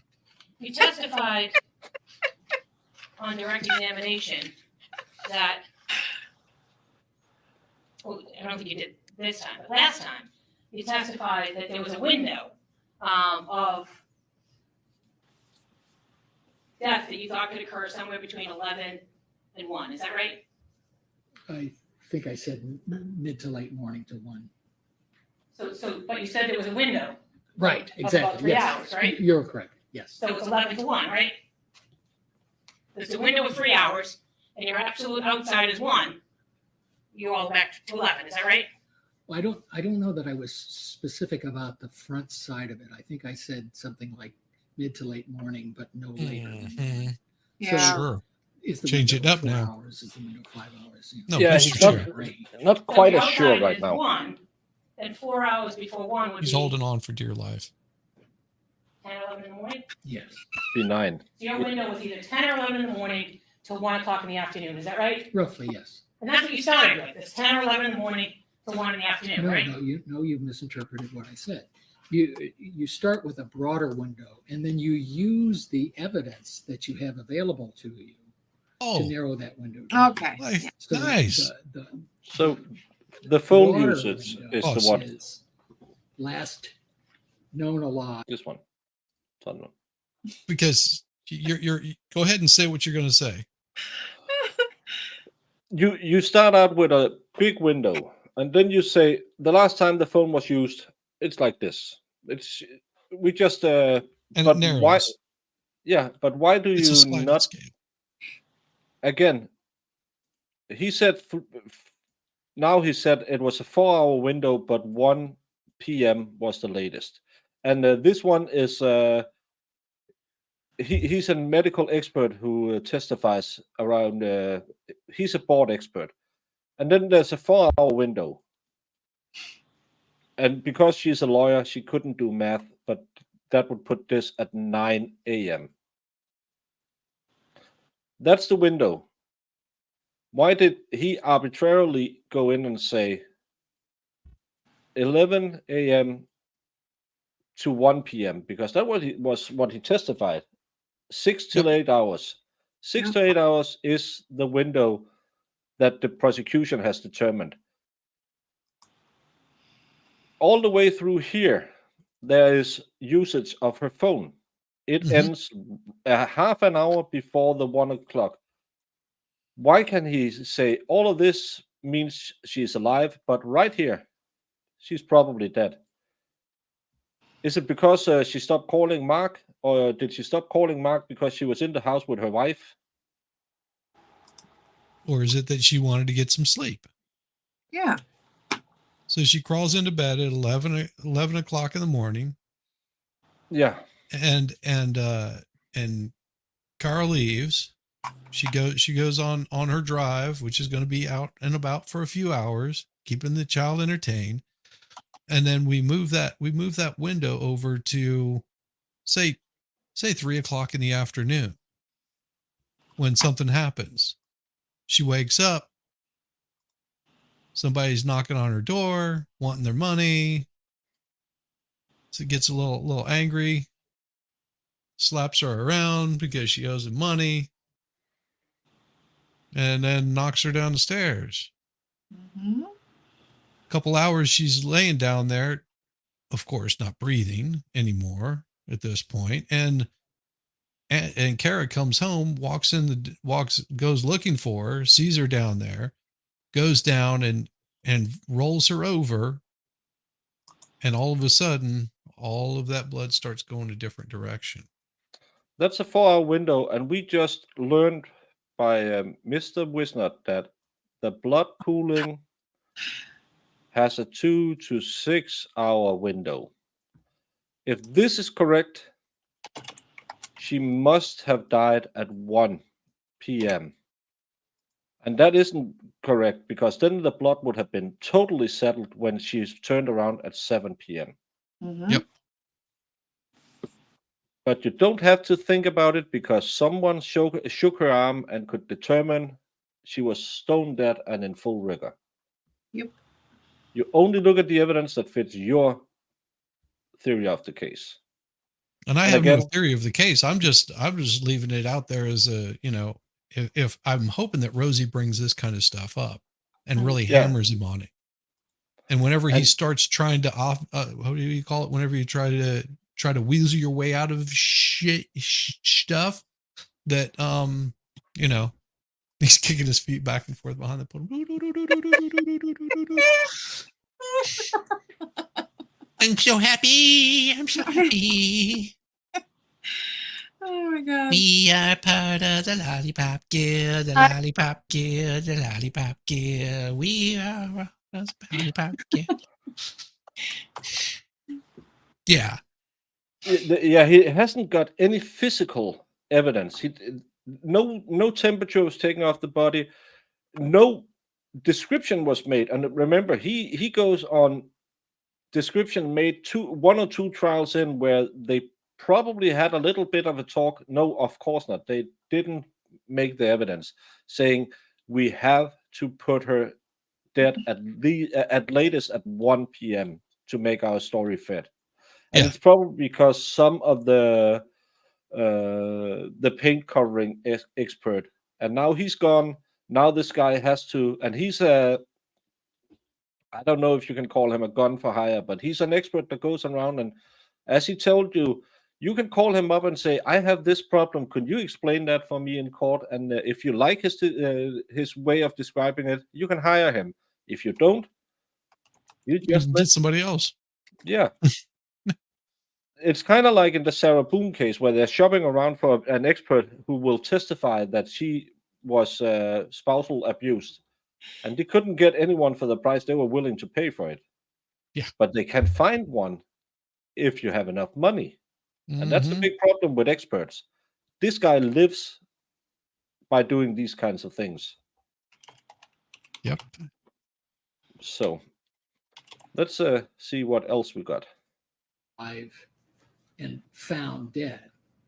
That's the broader window. That's the window you start with. This mid-morning to 1 o'clock window is what I ultimately concluded after weighing all of the evidence that I had. You can't do it like that. So, but the window is, you said, somewhere before 1 o'clock and all the way to 3 or 4 or 5 hours before 1. Is that right? That was the final, yes. Okay. And you agree with me that 3 to 4 to 5 hours before 1 o'clock get you all the way back to 10 a.m. Is that right? 9 a.m. And you said you reviewed phone records in this case, right? Big lawyer math. And you saw on the phone records. The only math lawyers can do is making bills. Yep. Can I get the easel, please?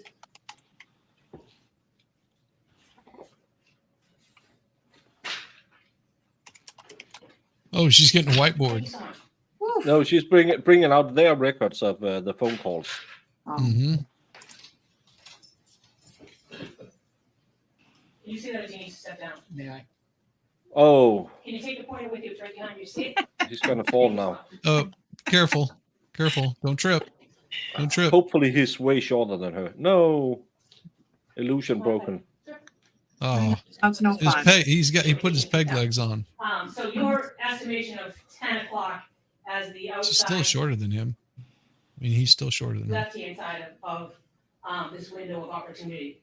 Once you reviewed the phone records, you understood that there were phone calls made at, or texts made at 10:03, 9:55, 10:29, 10:34, 10:34, 10:36, 10:39, 10:40, 10:56. So 10's out, right? 10's out. Okay. So now the window gets a little smaller because 10's out, right? Is that right? Yes. Okay. And then let's go to 11, because that's part of your testimony was it could have been as early as 11, right?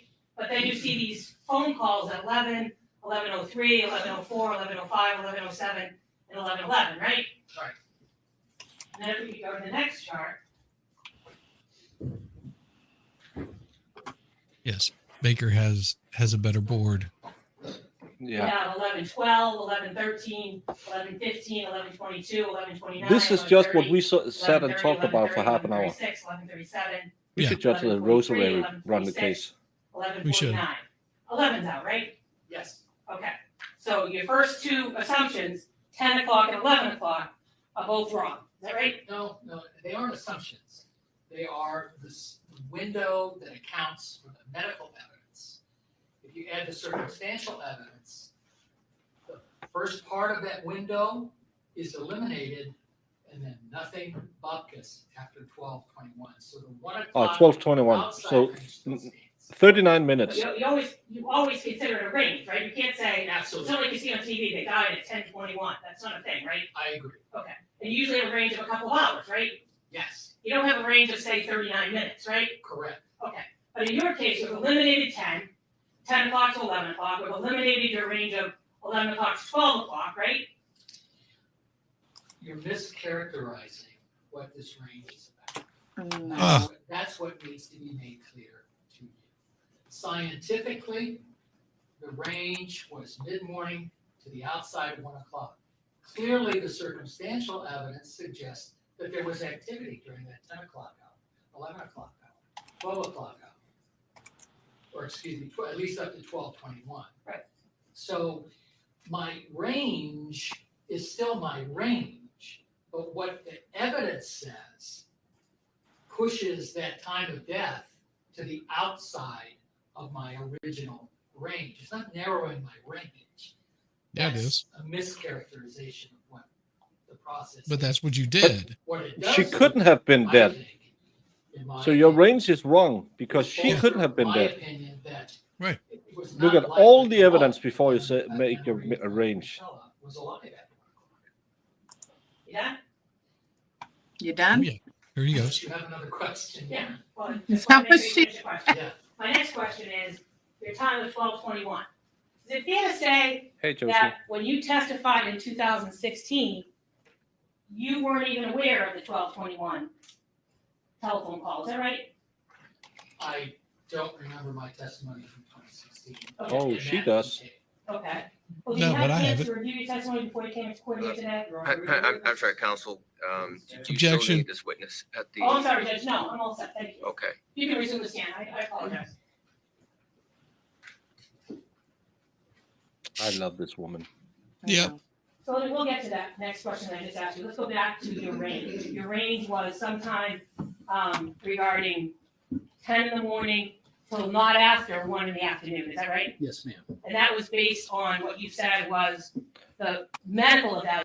Gigi, please go and give Shishi a little bit of bump in his watch hours. I'm so happy that I have made a new great friend on the internet, and I really hope everyone will go over and check out his channel. Give him a little bit of watch hours because we're dual streaming, so you don't miss all my shenanigans if you're watching on his channel, and vice versa. And this cooperation is because we have fun watching this trial, and we can help each other grow. That's what YouTube is about. Don't make friends, make friends. Don't make enemies, make friends. Don't Yes. make friends. Don't make. You heard that, make Jamie? Don't enemies. make friends. Don't make war. Make love. Yeah. On this channel, we don't make love. We make sweet, sweet, sweet love. Sponsored by Jamie's Umbrellas. Evaluation of the evidence. Is that right? Among other things, yes. Okay. And we've already established that the 10, she couldn't have been dead by 10, right? Correct, She couldn't have been dead by 11, right? correct. And you're saying that the earliest that she could have died is 12:21 or sometime right thereafter. Is that right? That's when the cell phone activity abruptly stopped. Okay. Abruptly. Why? Abruptly. Why? How did She can it go to stop? bed. How did it stop? My cell phone activity abruptly stopped around 3 o'clock when I sat down and turned on the television, the computer. Then it started up around 7 Do you o'clock again remember being when I asked started, went on my break. on September 27th of 2016? It's about in the that top of 12:21 call. This is the page chat. 153 lines 16 through 20. It should be. No, are you willing to share it with me? Yeah, it is. If you can read these to yourself, lines 16 to 20. Let me just take my pen out of it. Thank you.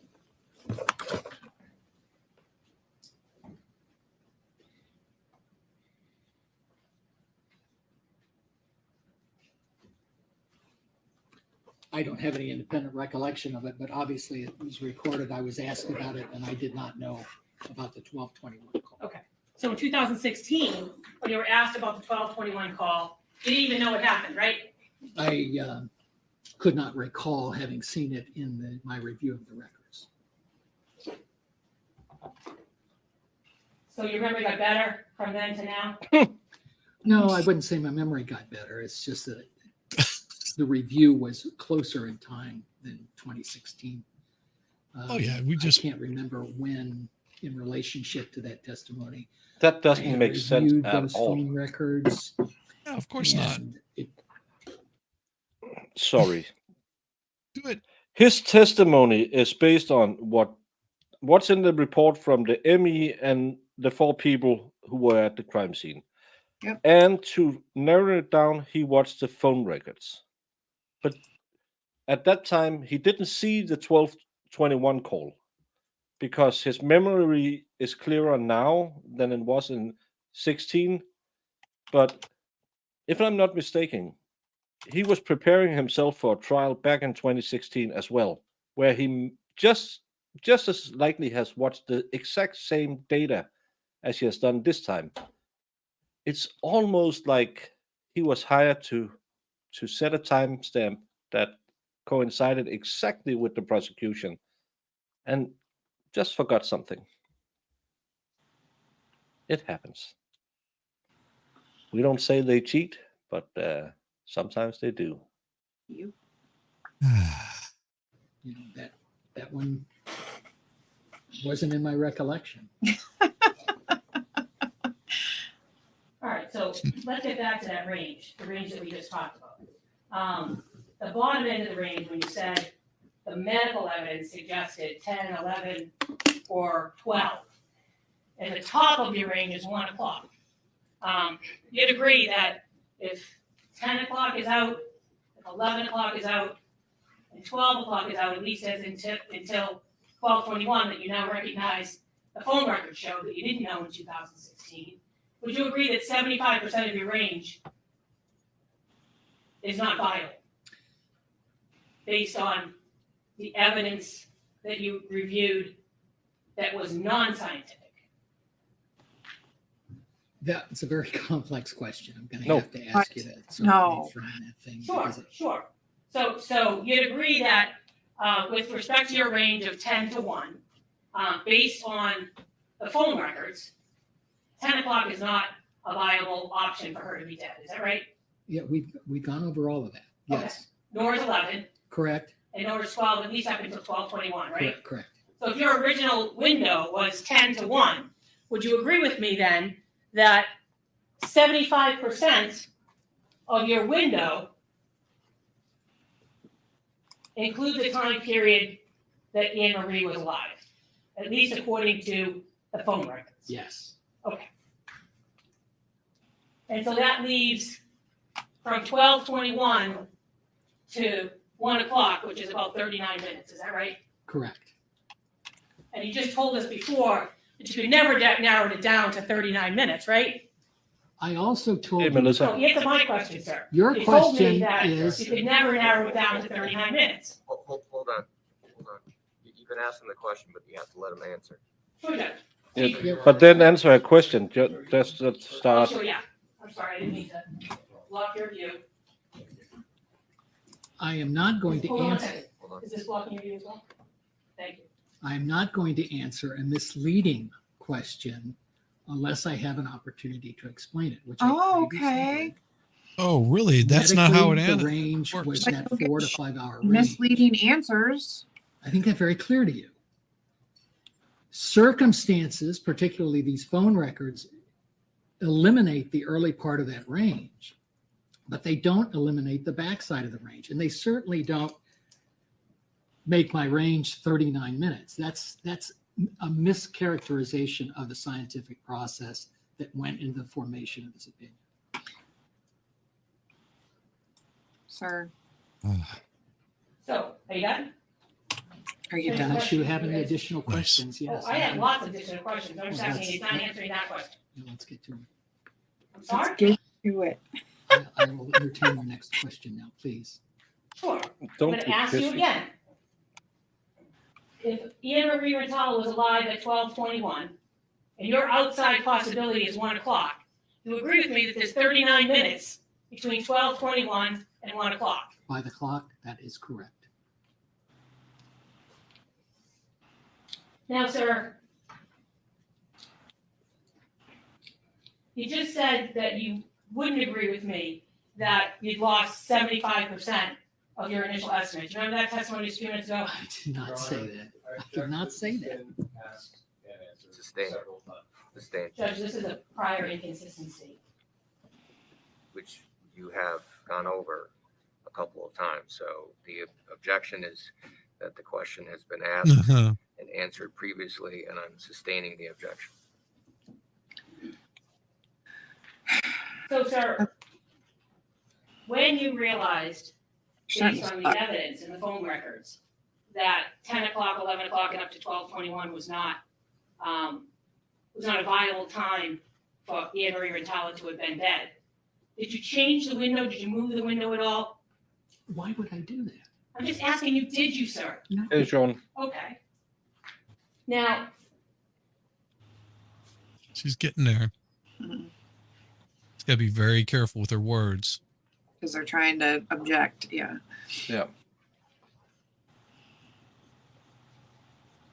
But Blazy, there's not much to watch. He's really, really bad. Yes.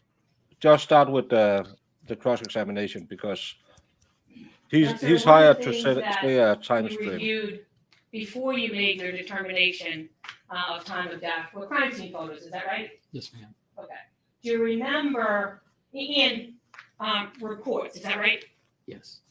Do you remember before you made your estimate of no later than 1 and sometime after 10, did you know? Did you say pause? No, I said yes, Moss. It is. That Anne Marie Rintala had worked Still mess. the night before? She did an overnight shift? Yes. She did. Okay. Do you remember testifying in 2016 that you didn't know? Oh, I know now. In 16, I did not know. I answered attorney who said I didn't know because I didn't. I didn't know that she had worked an overnight shift in 2016. So I his subsequently report learned that she- wasn't good in Okay. 16. So when you gave your opinion, the same opinion that you give me today, when you gave that in 2016, you didn't even know that Anne Marie Rintala had worked an overnight shift, right? Correct. And when you gave your opinion in 2016, which is the same opinion you're giving here,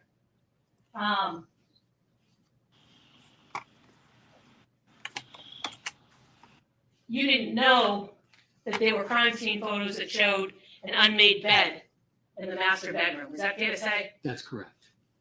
And when you gave your opinion in 2016, which is the same here, 10-1, you didn't know that that the shades were drawn in that master bedroom. Is that fair to say? That's correct. And when you gave your opinion,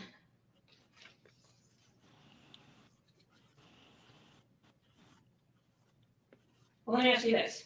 Is one of the reasons that someone could stop using their cell phone is because they're sleeping? No. Yes. No. And you didn't consider that, that drop off in phone activity in 2016 when you gave this opinion because you didn't know about it. Is that right?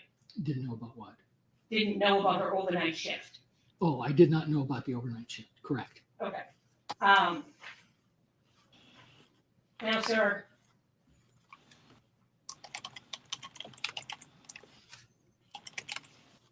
let me ask you this.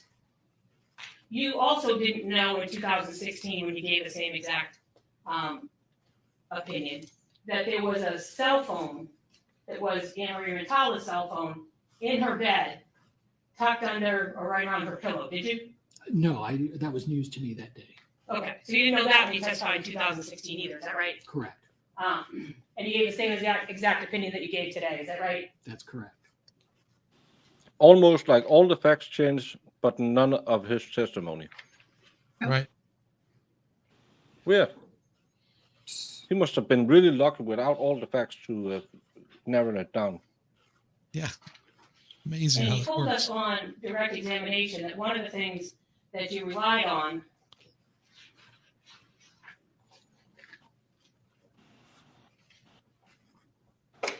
in making your determination So do I.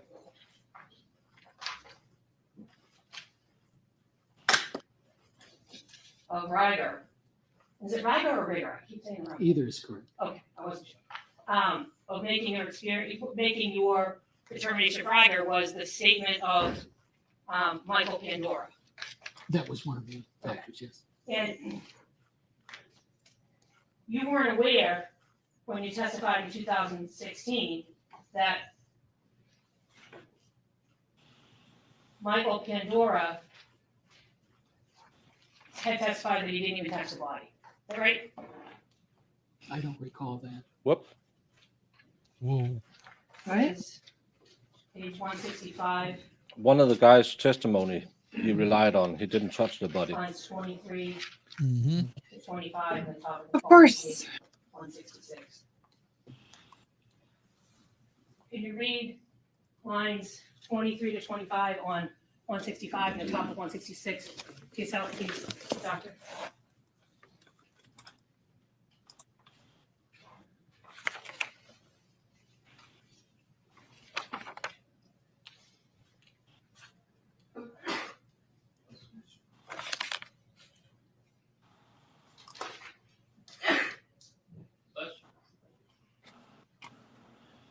Well, that's you. Yes, ma'am.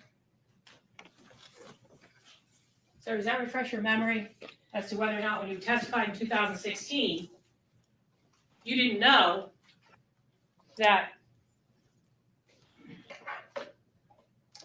Pandora had indicated he didn't touch the body? Is that fair to say? I'm not sure at this point what I did or didn't remember about that in 2016. Well, sir, do you remember being asked the question? As a matter of fact, what you looked at last week from the testimony last week didn't even give a description of him touching the body. Isn't that correct? And your answer correct? Yes, that is what is on the transcription. You think But- the transcript is wrong? Oh, no, the transcript is undoubtedly correct. These Okay. folks are experts at what they do. Okay. But So let me ask you the next question then. In terms Okay. of What?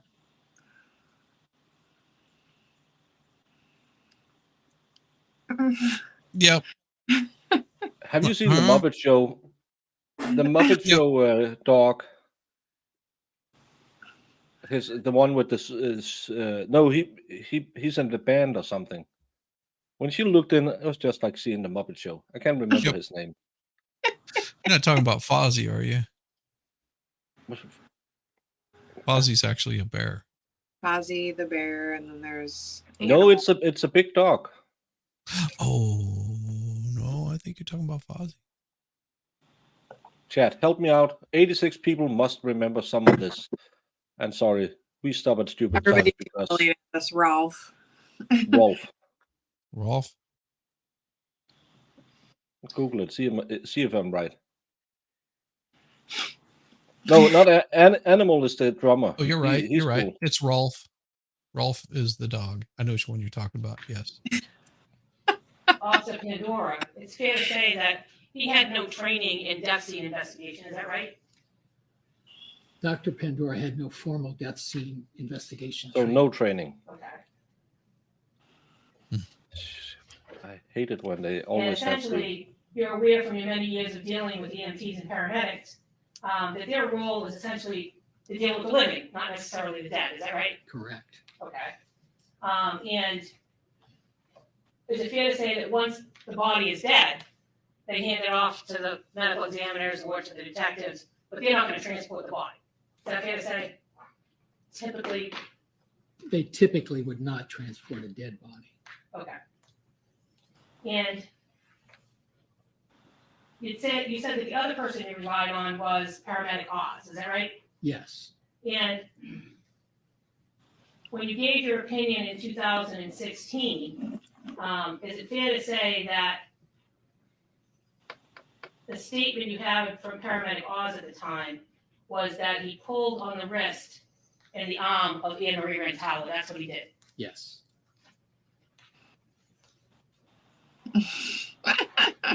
Yep. And then he hadn't manipulated the arm at all. Is that right?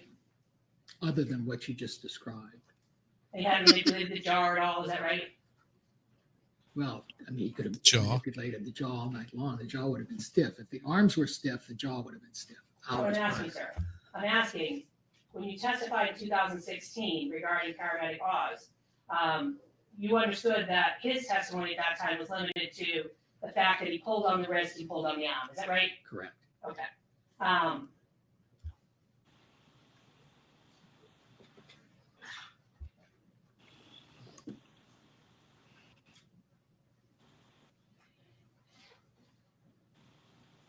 And is it fair to say with respect to Pandora, that at least as far as back as 2016, when you testified, that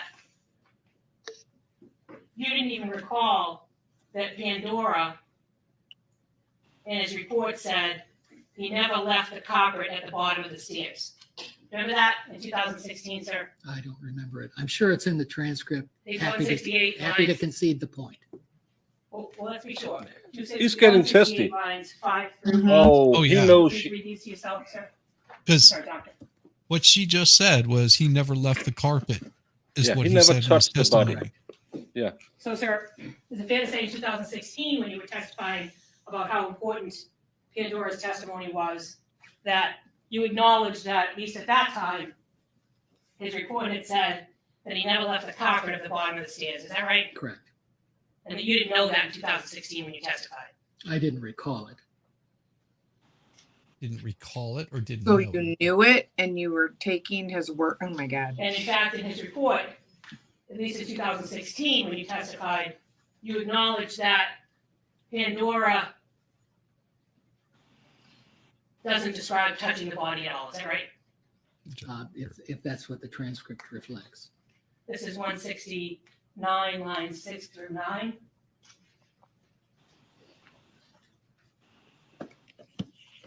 Can you read those lines to yourself, please, sir? Sorry, doctor. 6 through 9. you said? 6 through 9, yes, the highlighted portion.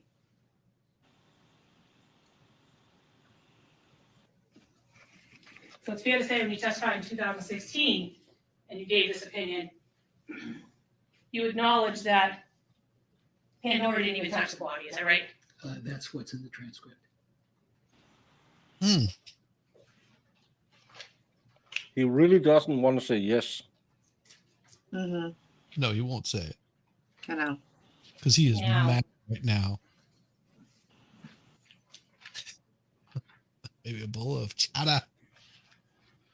Lobster. I love it. You talked a little bit on direct examination about the potential for a struggle based on the physical evidence Yes, ma'am. in the cellar that night. Do you remember that? Yes. Okay. And your testimony regarding the potential for a struggle is that if there was a struggle in physical exertion, it would speed up Ryder. Is that right? Correct. Okay.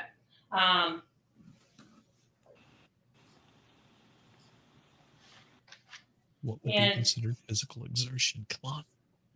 Get there.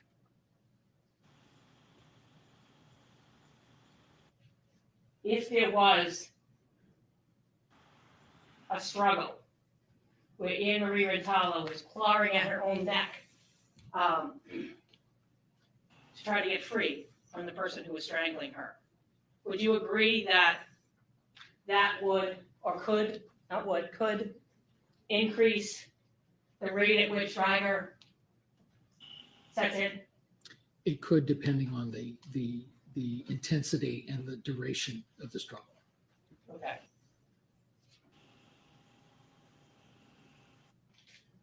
And you'd agree that, let me ask you this. You have personally seen rapid onset of Ryder within minutes, is that right? Yes. And you acknowledge that it's possible for Ryder to set in within minutes of someone dying, is that right? Correct.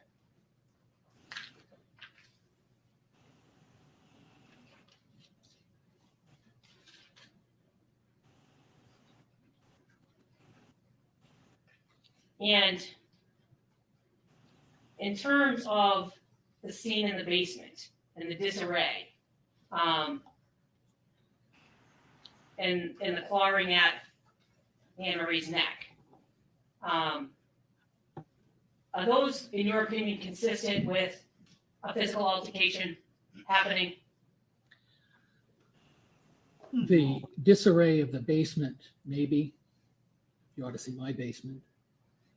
Certainly the clawing on the neck indicates that there was an altercation. So the clawing on the neck indicates there's an altercation, Yes, ma'am.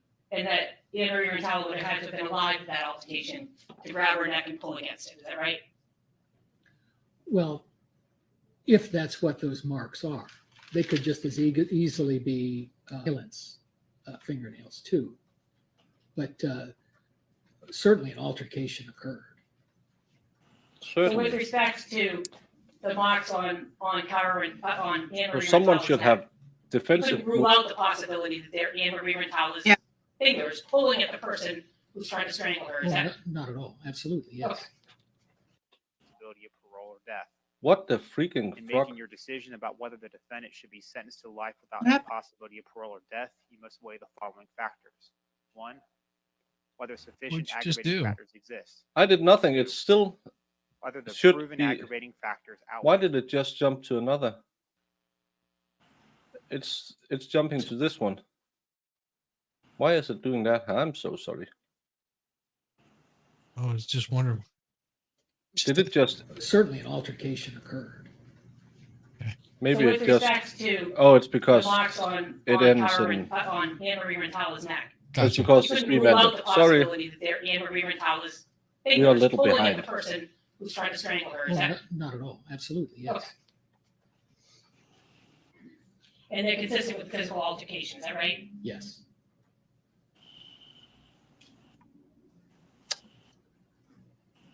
And you're aware that in strangulation cases, if someone is conscious and struggling, there's often an effort to pull the hands off of the person's neck. Is that right? Correct. And we see some indication of that in the photos. Is that right? There We are have marks no on the neck. testimony of that. And it's fair to say that in this case, some of those marks on the neck would be consistent with that sort of thing, that pulling off. Is that right? They could be consistent with that, yes. Well, in 2013, you said they were. Remember that? I just Nope. said they were. Okay, so you review testimony page 180, lines 18 through 21. Yourself, please, sir. A doctor, I'm sorry.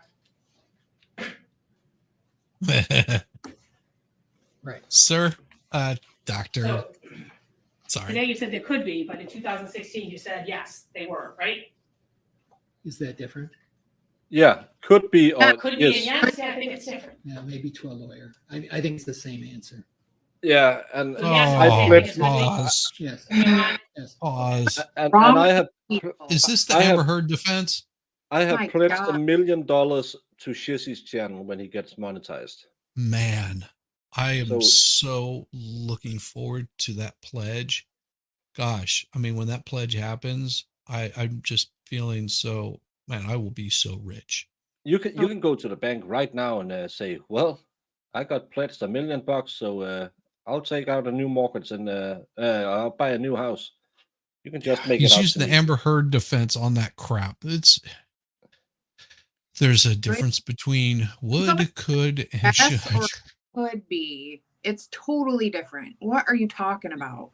Yeah, it's when you're saying there would be marks or there could be marks, especially because, as he said earlier, the victim is a stout woman. The defendant is a slight woman. And she had no marks on her hands, on No her defense forearms, wounds at all. nowhere. She had a love bite around here. Oh, Look, hickey. you're getting ladies worked up. Slow down. Yeah, This Yeah, will show be that again, but slower. Right, right. do right some about more. there. Oh, I should say, She had a love bite right near her clavicle because she said it Clavicle. was Saturday night. You know what happens. Clavicle is such an unsexy word. I can make clavicle sound delightful. A good moist clavicle. Oh, You know you like it. oh my god. This is our life. Yeah, put cancer in that sentence. It kind of changes it because one of them you're thinking, oh my God. The other one is, well, I hope not. That's Exactly. Good example, Val. Yes. it's so stupid. Yeah, it's gonna be about Bakecraft. When we start the nightly baking streams, there's gonna be moist sponge cakes on every stream. The lava cake with a gooey center, just for the ladies. Bacon guy. Extra chocolate. Extra chocolate. Boy. Oh, he just spilled it down his chin. And Yeah, he's No. nervous drinking. in addition to what's going on with the neck, the crime scene photos also show a number, in the autopsy photos, show a number of bruises on Anne Marie Rintala's body. Is that right? Yes. Indicative of a struggle. Yes. Okay. No, because there's defensive wounds on her neck, so she can't be unconscious. And would you agree that time in which your arms would lock, which was important to what you described for Mr. Pandora, that can happen in as little as 4 hours? Is that right? Yes. What did I just say? Yeah.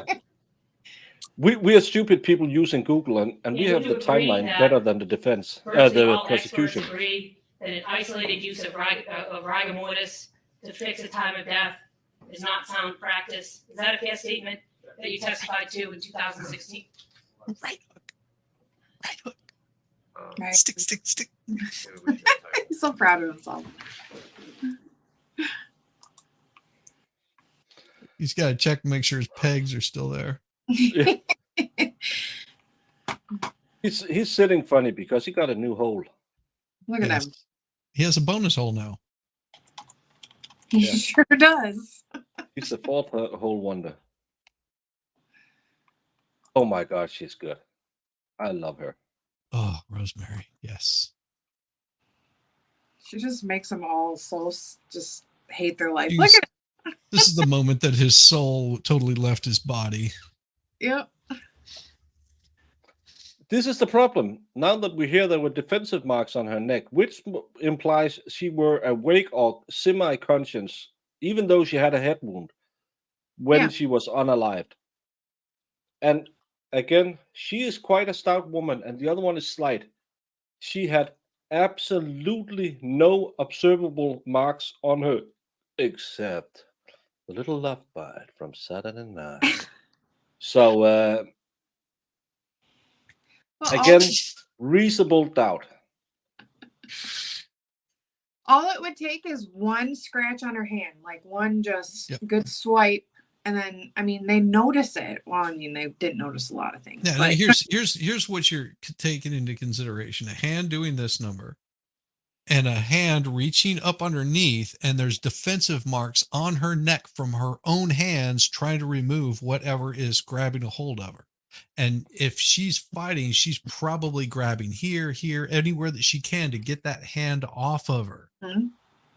And Yeah. that's what they're talking about, those defensive marks of her trying to get whatever is around her neck off.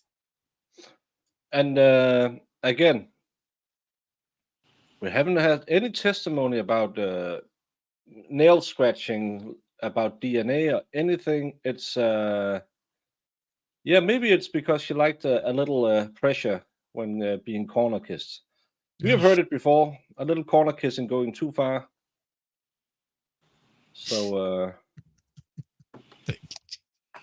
my God. we should absolutely not do that because Sal will use it every time I'm on his stream. Yes, he would. That's fine with me. Yeah, Iris, that's the big problem. The only thing where you put a bit of doubt in my mind was, could the phone calls be building an alibi? And then they told everything, and these are the expert witnesses.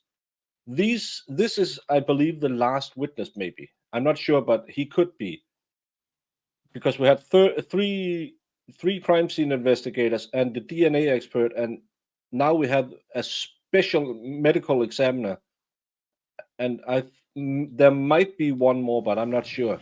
Yeah, But if this he's the guy guy- is not the ME for this particular body, from what No, I no. understand. No. He's just called in as a witness, or He's called in to confirm the ME's findings. Let me Yeah. ask you a question.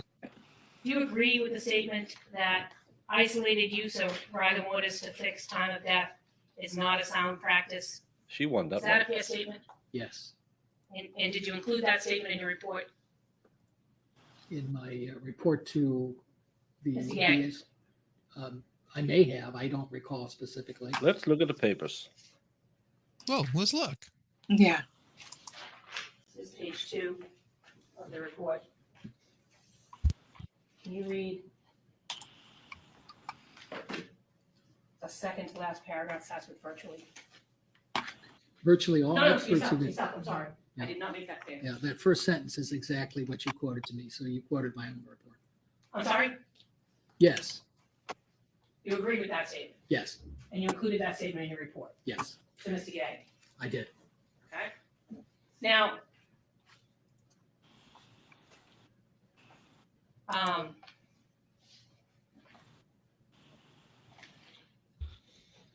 you talked about The more inconsistent the happier temperature being something Rosemary that is. could be fixed and could assist in determining time of death on direct examination. Do you remember those questions? I did. And in this case, is it fair to say there was no effort to take Anne Marie Rintala's temperature? There was no temperature taken. And you're basing your determination of cold on the temperature outside that day, is that right? 50 degrees. Cold what? Cold. Outside. Oh, not coy now. Maybe it was a bad question, so let me try again. So when you talked on direct examination about temperature being important to time of death determination, do you remember that testimony? Temperature in two different contexts. One was the temperature of the body, and Yes. the other was environmental temperatures. Okay, so let's talk about environmental temperatures. Okay. That's the word I was missing, environmental. So environmental temperatures in the cellar that day. You didn't get any information from anyone who actually took the temperature of the cellar that day, is that right?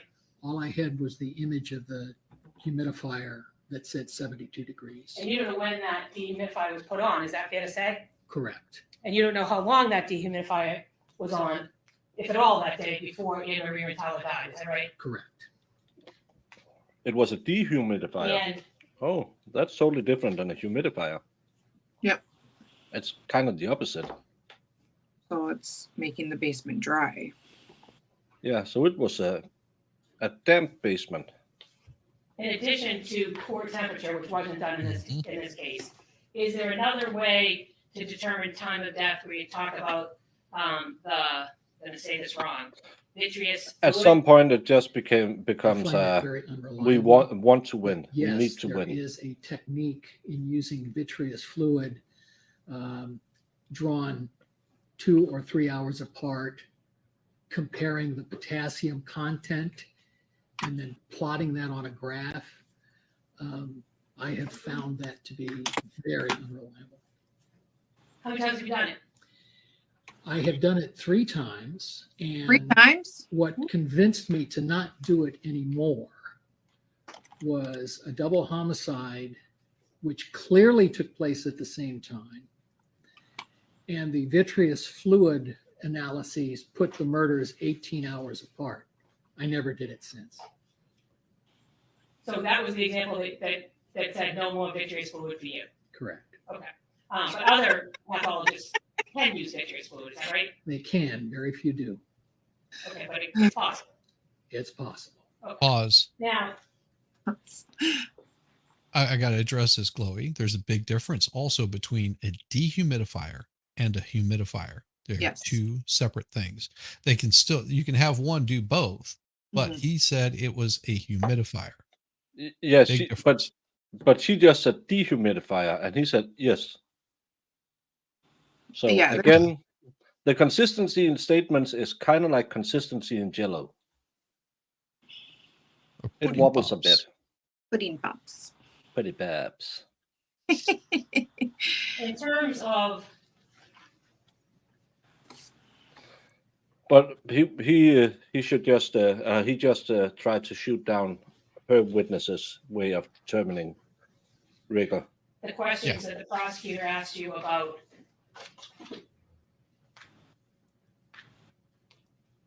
what you did and didn't know before you started your evaluation. One of the things that you said you didn't know was the time that Cara Rintala had indicated she had left the house when she said Anne Marie Rintala was still alive. Is that right? That's correct. Now, normally, she wasn't a defendant in the case. A description by a person as to when someone was last alive is a viable issue to consider unless there's evidence to the contrary. Is that a fair statement? Yes. And in this case, there was no evidence that when Cara Rintala said she was at the house at 3 o'clock, that her phone records were somewhere out of the state, right? Correct. And there was no evidence that was presented to you that when Cara Rintala said she left the house at 3 o'clock, that she was on video somewhere around 3 o'clock somewhere else, right? Correct. And if it was Anne Marie's mother who had said she last saw her at 3 o'clock, you had to consider that, right? Why? Why? Why? It's a hypothetical. He's an expert. Let me ask you, we shift to another topic. I don't know When you anything talked about browsers. When you first started to testify and you talked about time of death, Brave browser. you agree that there's no certainty with it. It's all an estimate. Is that right? It is an estimate. Okay. And when you're giving an estimate, there is typically a mean on the bell curve, the top of the mean, the top of the curve. That's when death usually occurs, right? Yes, ma'am. Now, that bell curve at the top, is that the 6 to 8 hours? Or is that your 3 to 2 to 4 hours? I'm not sure I'm following. Sure. So if you have a bell curve of when death usually occurs, if the top of that bell curve is 6 to 8 hours. See, that's where I'm losing you. I don't know what that means. I mean, Neither when I'm do we. referring You to the said bell it. curve in terms of time of death, where rigor is concerned, 6 to 8 hours is on the uptake. It's at maximum at 12 to 18 hours. Okay. So that's where I'm. That is not true. That's not true. Full rigor is 8 hours. As I have Googled, you have Googled. Yes. Full rigor is 8 hours. So that bell curve, and she's correct, 6 to 8 hours is up here at the very Yeah. top of it. That's the absolute most amount of time for full rigor. Yeah. You're in this segment if you say 6 to 8 hours, because then it breaks down again and rigor goes away. Well, actually, no. It's 6 to 8 hours is at the top. Okay, so it bells up, and then it stays like that for at least 12 to sometimes 48 hours. Oh, so this line is a 12-hour, and then we go down the ski slopes again. Yeah, after yeah. So it reaches peak rigor 6 to 8 hours, stays like that for 12 to 48, sometimes, I mean, longer out. I mean, it could stay there for a while, and then it will drop drastically, like just gone. So, ladies, you heard it here. It can stay there for 24 to 48 hours if you go over and subscribe to Shizzy Wisnaps. You too can read Google. You too can reach the top of the bell curve with Shizzy if you give him a little sub, tickle his thumb. Tickle his subs. I do, and that's what we're going to talk about. So the maximum is 12 to 18 hours, right? And Yes. 6 to 8 is on the way up. It's not at the top of the bell curve, is that right? Correct. Okay. And in that 6 to 8 that you talked about, that is the mean. Is that right? So where everyone lies, if you did these in a controlled environment and you could figure out what was going on. 6 to 8. 6 to 8, well, let's just say 6 to, did you say 18 was the top? No, 12 to 18 is where when you're at maximum rigor. Okay. 6 to 8 is on the uptake. So on the left-hand side of the curve going up. Yes. Okay. So if 6 to 8 is on the left-hand side of the curve going up, and 12 to 18 is at the top of the curve, Yes. is it fair to say that that curve doesn't necessarily take into consideration Hey, Chris. vigorous physical exercise or struggle right before death? That's just all deaths. That's correct. Okay. So if you had vigorous physical exercise right before death, you would expect that 6 to 8, or what would you say, 12 to 18? It would speed up rigor. It would speed up rigor. Okay, that was my point. And when you're talking about rigor, I think you testified already that you've seen rigor happen instantaneously. Is that right? Yes. And you're aware that if there's this bell curve that has the 6 to 8 on the left-hand side, the top to be somewhere between 12 to 18, and then it starts going down on the other side, that there are outliers on either side. Is that right? Yes. And the outlier on the left-hand side can be as quick as an hour or two. Is that right? Hopefully the And outlier experts he on the brings other will side do can be that. As much as 13 hours. Is that right? Or more. Or more. And in order to get a confidence level of 95%, is it fair to say that you have to consider the outliers and not just what's on the bell curve? That's true.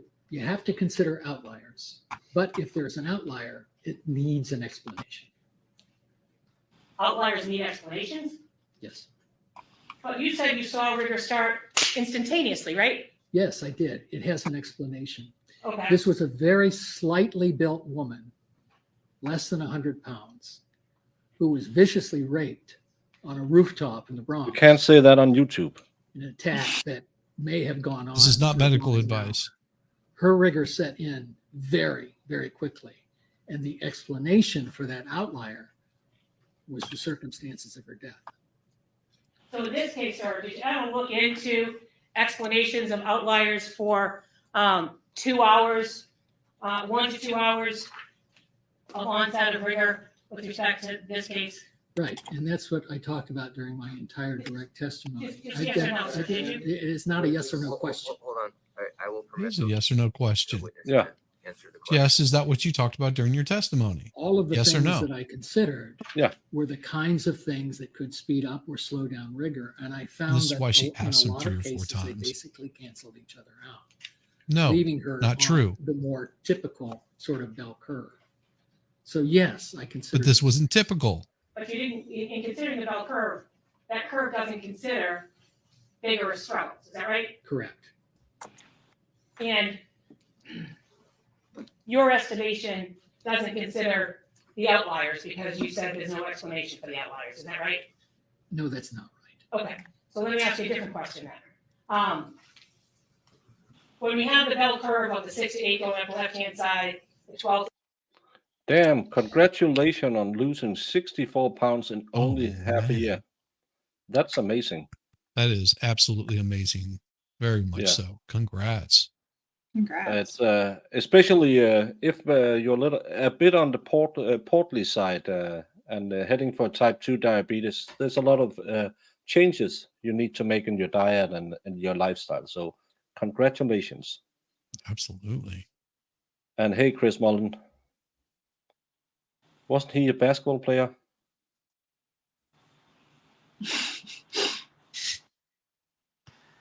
I don't know. Yeah, there was a Chris Mullen. There was Mullen. Great 18 success. o'clock That was that was a declining on the hypothetical other- the of right-hand somebody side. that he knew of. Are you aware Yeah. of a study back in or a paper back in 2016 that talks about confidence levels of 95% when you include the outliers? Is this the, what's the name? What's the name of Methods the of author? determining time of death. Yeah, the author's name.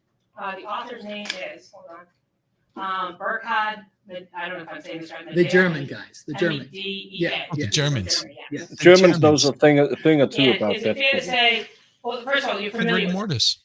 am I correct, because I'm not an expert, am I correct that the conclusion in this paper was that in order to get a 95% confidence interval, you have to consider the outliers. Is that, I'm not saying you agree with that. Is that what the paper says? That's what the paper says. Okay. And as far as you're concerned, your testimony isn't at a 95% confidence interval. Is that right? Well, I never quantified Right. my testimony, but I did tell you that I considered what could possibly explain outliers, and nothing rose to that level. But with outliers, what you said you reviewed in this case, a possible opinion was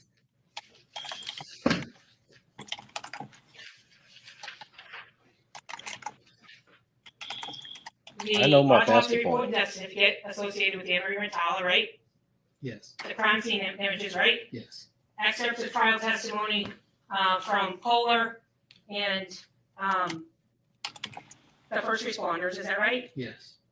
And is it fair to say, sir, in the cell phone records, we know about the cell phone records. Is it fair to say, sir, you know what, that's a bad question. Let me start again. Sir, when you read the report or the study done by the German guy, Burkhardt and Medea, MEDEA, who indicated that in order to get a 95% confidence interval, you have to consider the outliers. You disagree with that, is that right? I'm not sure that we disagree. I think we may disagree, you and I, on its interpretation. Well, I can't interpret it all because I'm just a lawyer. Well, yeah. There you go. Those outliers are outliers that require an explanation.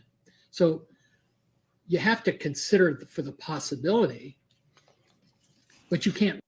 Well, Chris, me and Shizzy really likes to have you in bed and listening to us. It's all we ever wanted. A little bit of Chris Mullen in our bed, or in her bed. This is turning into Dateline. What's going on Raise under them those to covers? the level of sort of Only being Chris. Suck in. the determinants in a case. Snuggle You rule up. out reasons for there being Let us outliers, take you on a journey. then you're left with what is that typical Tucking Chris in center of at the this bell-shaped time curve. of morning.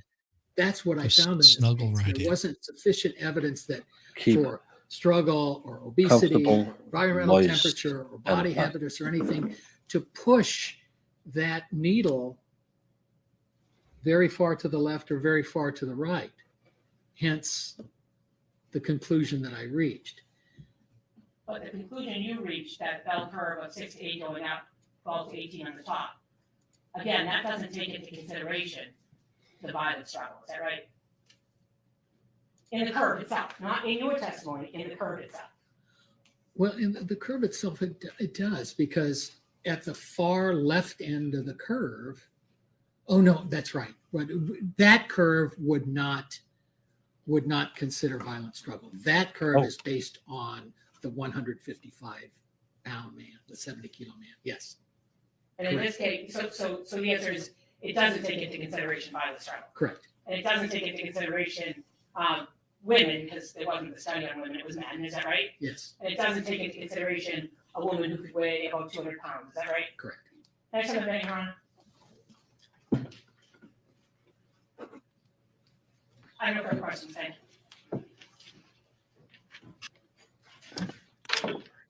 Thanks. You may. Hello, Doctor. Just a few more questions for you. Sure. After you just got your Do you recall turning to PGO using the phrase vigorous physical exercise Yes. multiple times? Yes. In the case materials that you reviewed, did you find any evidence, any data to support the notion that Anne Marie Rintala was engaged in, quote, vigorous physical exercise prior to her death? No. Did you find it, for example, a photo of a rowing machine where she just completed a 2,000 meter erg? My I did God. not. Jump rope next to her body? No. did you find any evidence in this case to support the notion that this was an outlier, as it's been called? I did not. Now, you were also asked some questions about this journal article by Burkhard Medea, correct? Yes, And am I correct that in that article, Professor Medea discusses an earlier study by a fellow named Niederkorn? yes. And what was the Niederkorn study? The Niederkorn study, you'll have to refresh my memory as to the specifics of it, because that was a long article. Yes. But I remember the name Niederkorn. If you recall, this Professor Niederkorn examined 113 bodies. Oh, that's right. That's right. This was an old study. This was an old, it might have been done in the previous century, but they looked at over 100 corpses in terms of onset of rigor and basically developed a bell-shaped curve. And of those 113 bodies, am I right that the number of bodies in which rigor mortis reached its maximum within 2 hours? Remember, there was only one? Yes, there was one. It's an outlier. Now, What you about were 3 asked hours? What many about questions 4 hours? about Yeah. the Yeah. marks What about 5 on hours? Anne-Marie Rintala's neck, correct? Yes. And you were asked if it was, I believe the question was, could it be consistent with Anne scratching herself? Am I right? Yes. Is it equally true that it could be consistent with the person strangling her, leaving those marks? Yes. So that wasn't rigorous her fighting back?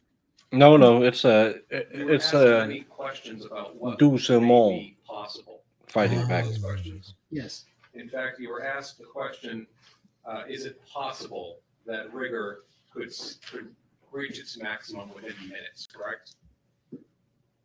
I don't know that she said minutes, but it was within 2 hours or something. It was very quick. And you gave that example of the rooftop assault in the Bronx as an example where it was. You said it was possible to instantaneous. occur. Yes. Yeah. That was an outlier. Yes. Do you consider there to be, within your field of forensic pathology, a difference between what is possible and a difference between what is probable? I do. And what's the difference in your mind? Well, anything that doesn't violate the laws of science and physics is possible. But when you're talking about probability, that's when you have to add the layers of evidence that are used to evaluate a specific question. But if you're not showing all the evidence, then the layers don't mean diddly squat. Thank you, sir. Exactly.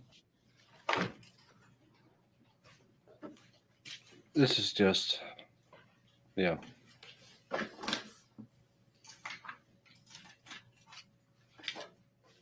Sir, you'd agree that in addition to the disruptive sort of crime scene, Get him. we've got the number of bruises and the marks on the neck, and we've got the hemorrhages, all indicative of a struggle. Do you agree with Hide the screen.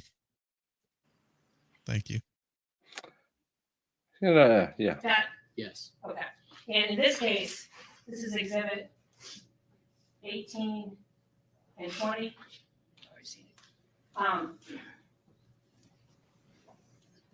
The marks on Anne-Marie Rintala's neck. You can't rule out the fact that Anne-Marie Rintala may have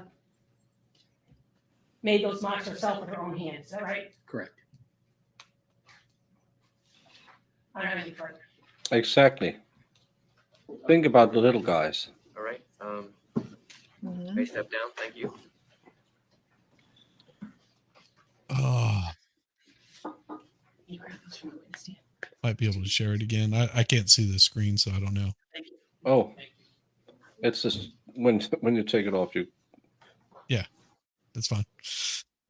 It's just didn't think you wanted that shown. Call the rest of this case. Whoa. They This rest is the one you rest on. A guy who was chewed up. and spit by- out. Well, I did a poll. And my poll right now, everyone, there's 59 viewers on my channel. Please go and say now you have they have provided you all the evidence they will provide you.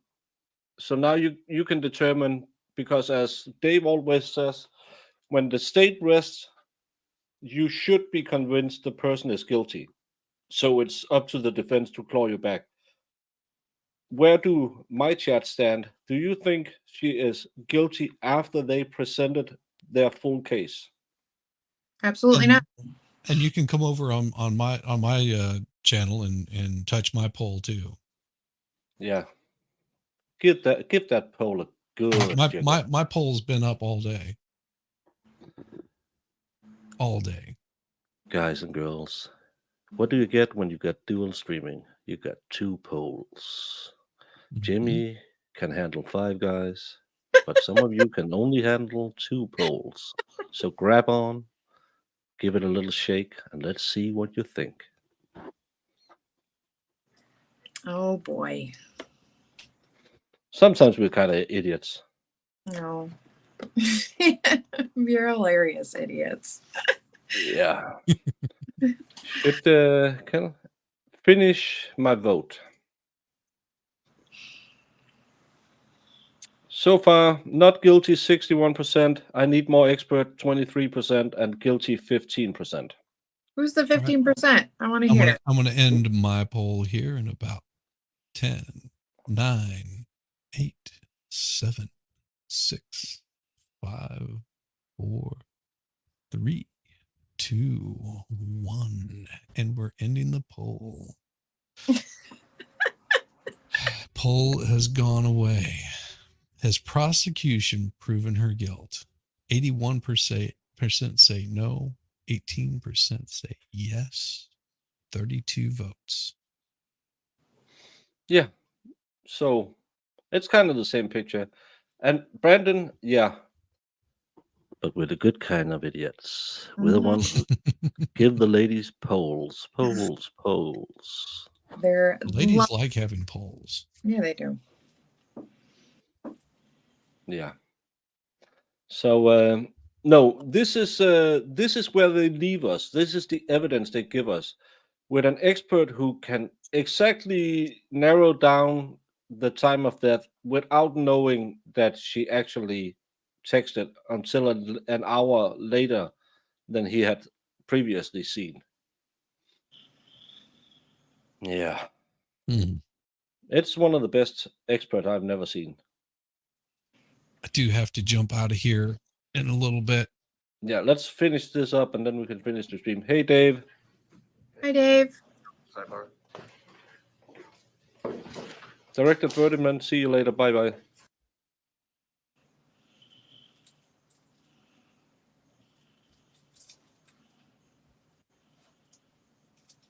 On back. Tell us if we go tomorrow. Right. And the ladies like to be on polls. As long as it's not a broken poll. Case for today, so I'm going to release you. I'm going to ask that you be back here tomorrow for 9:30. There's a quick matter I have to attend to first thing. Again, between now and then, I instruct you not to. Well, so 9:30 tomorrow it is.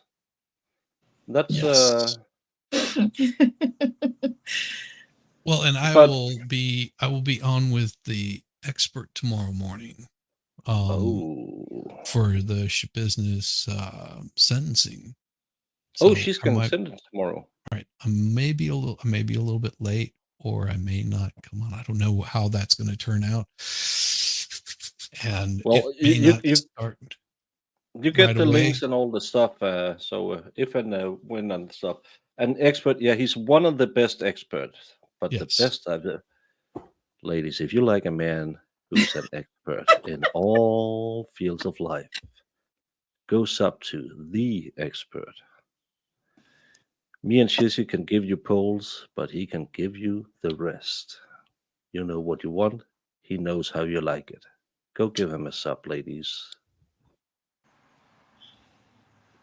I like that you're going to be on with the expert, and he's asking you what time it is. It's his show. I don't know what time it's coming on.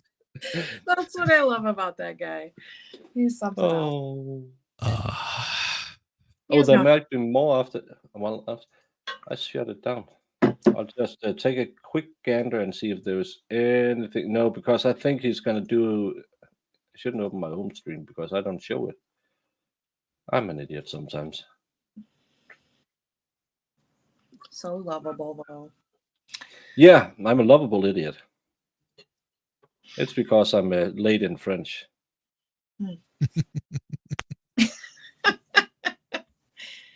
You would say tardy. Because he can make clavicles sound warm. And moist. Remember? Oh, they He's just say not- thank you, Your Honor, to it Just say and that. leaves. So, yeah, exactly. Go sub to the expert, the man who knows everything about the ladies' bodies, inside and out. And tomorrow he'll gonna watch your business to know just what makes you tick. And ladies, he knows shoes better than most ladies do.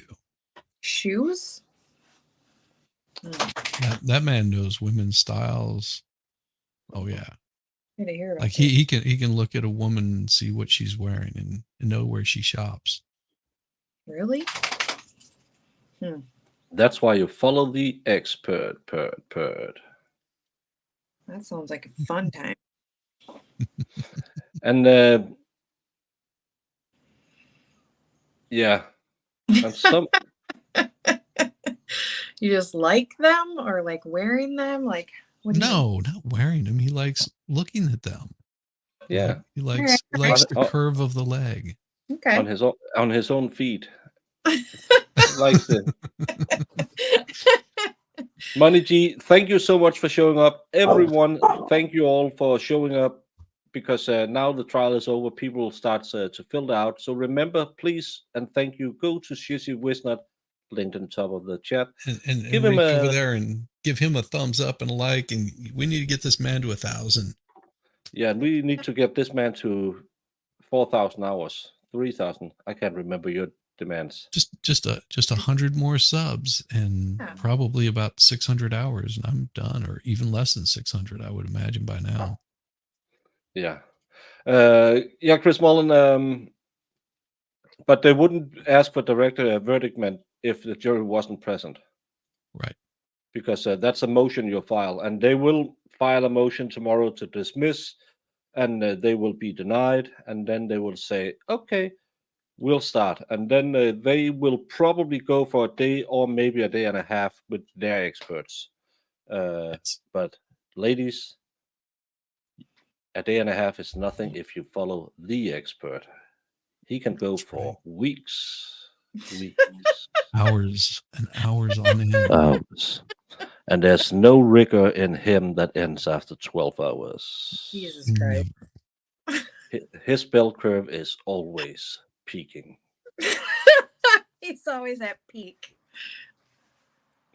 Everyone, thank you so much for hanging out, and we'll see you tomorrow at 9:15, getting ready for another crazy day, and hopefully you enjoyed our show. It gets off the tracks, but it's fun while we ride it. See you later.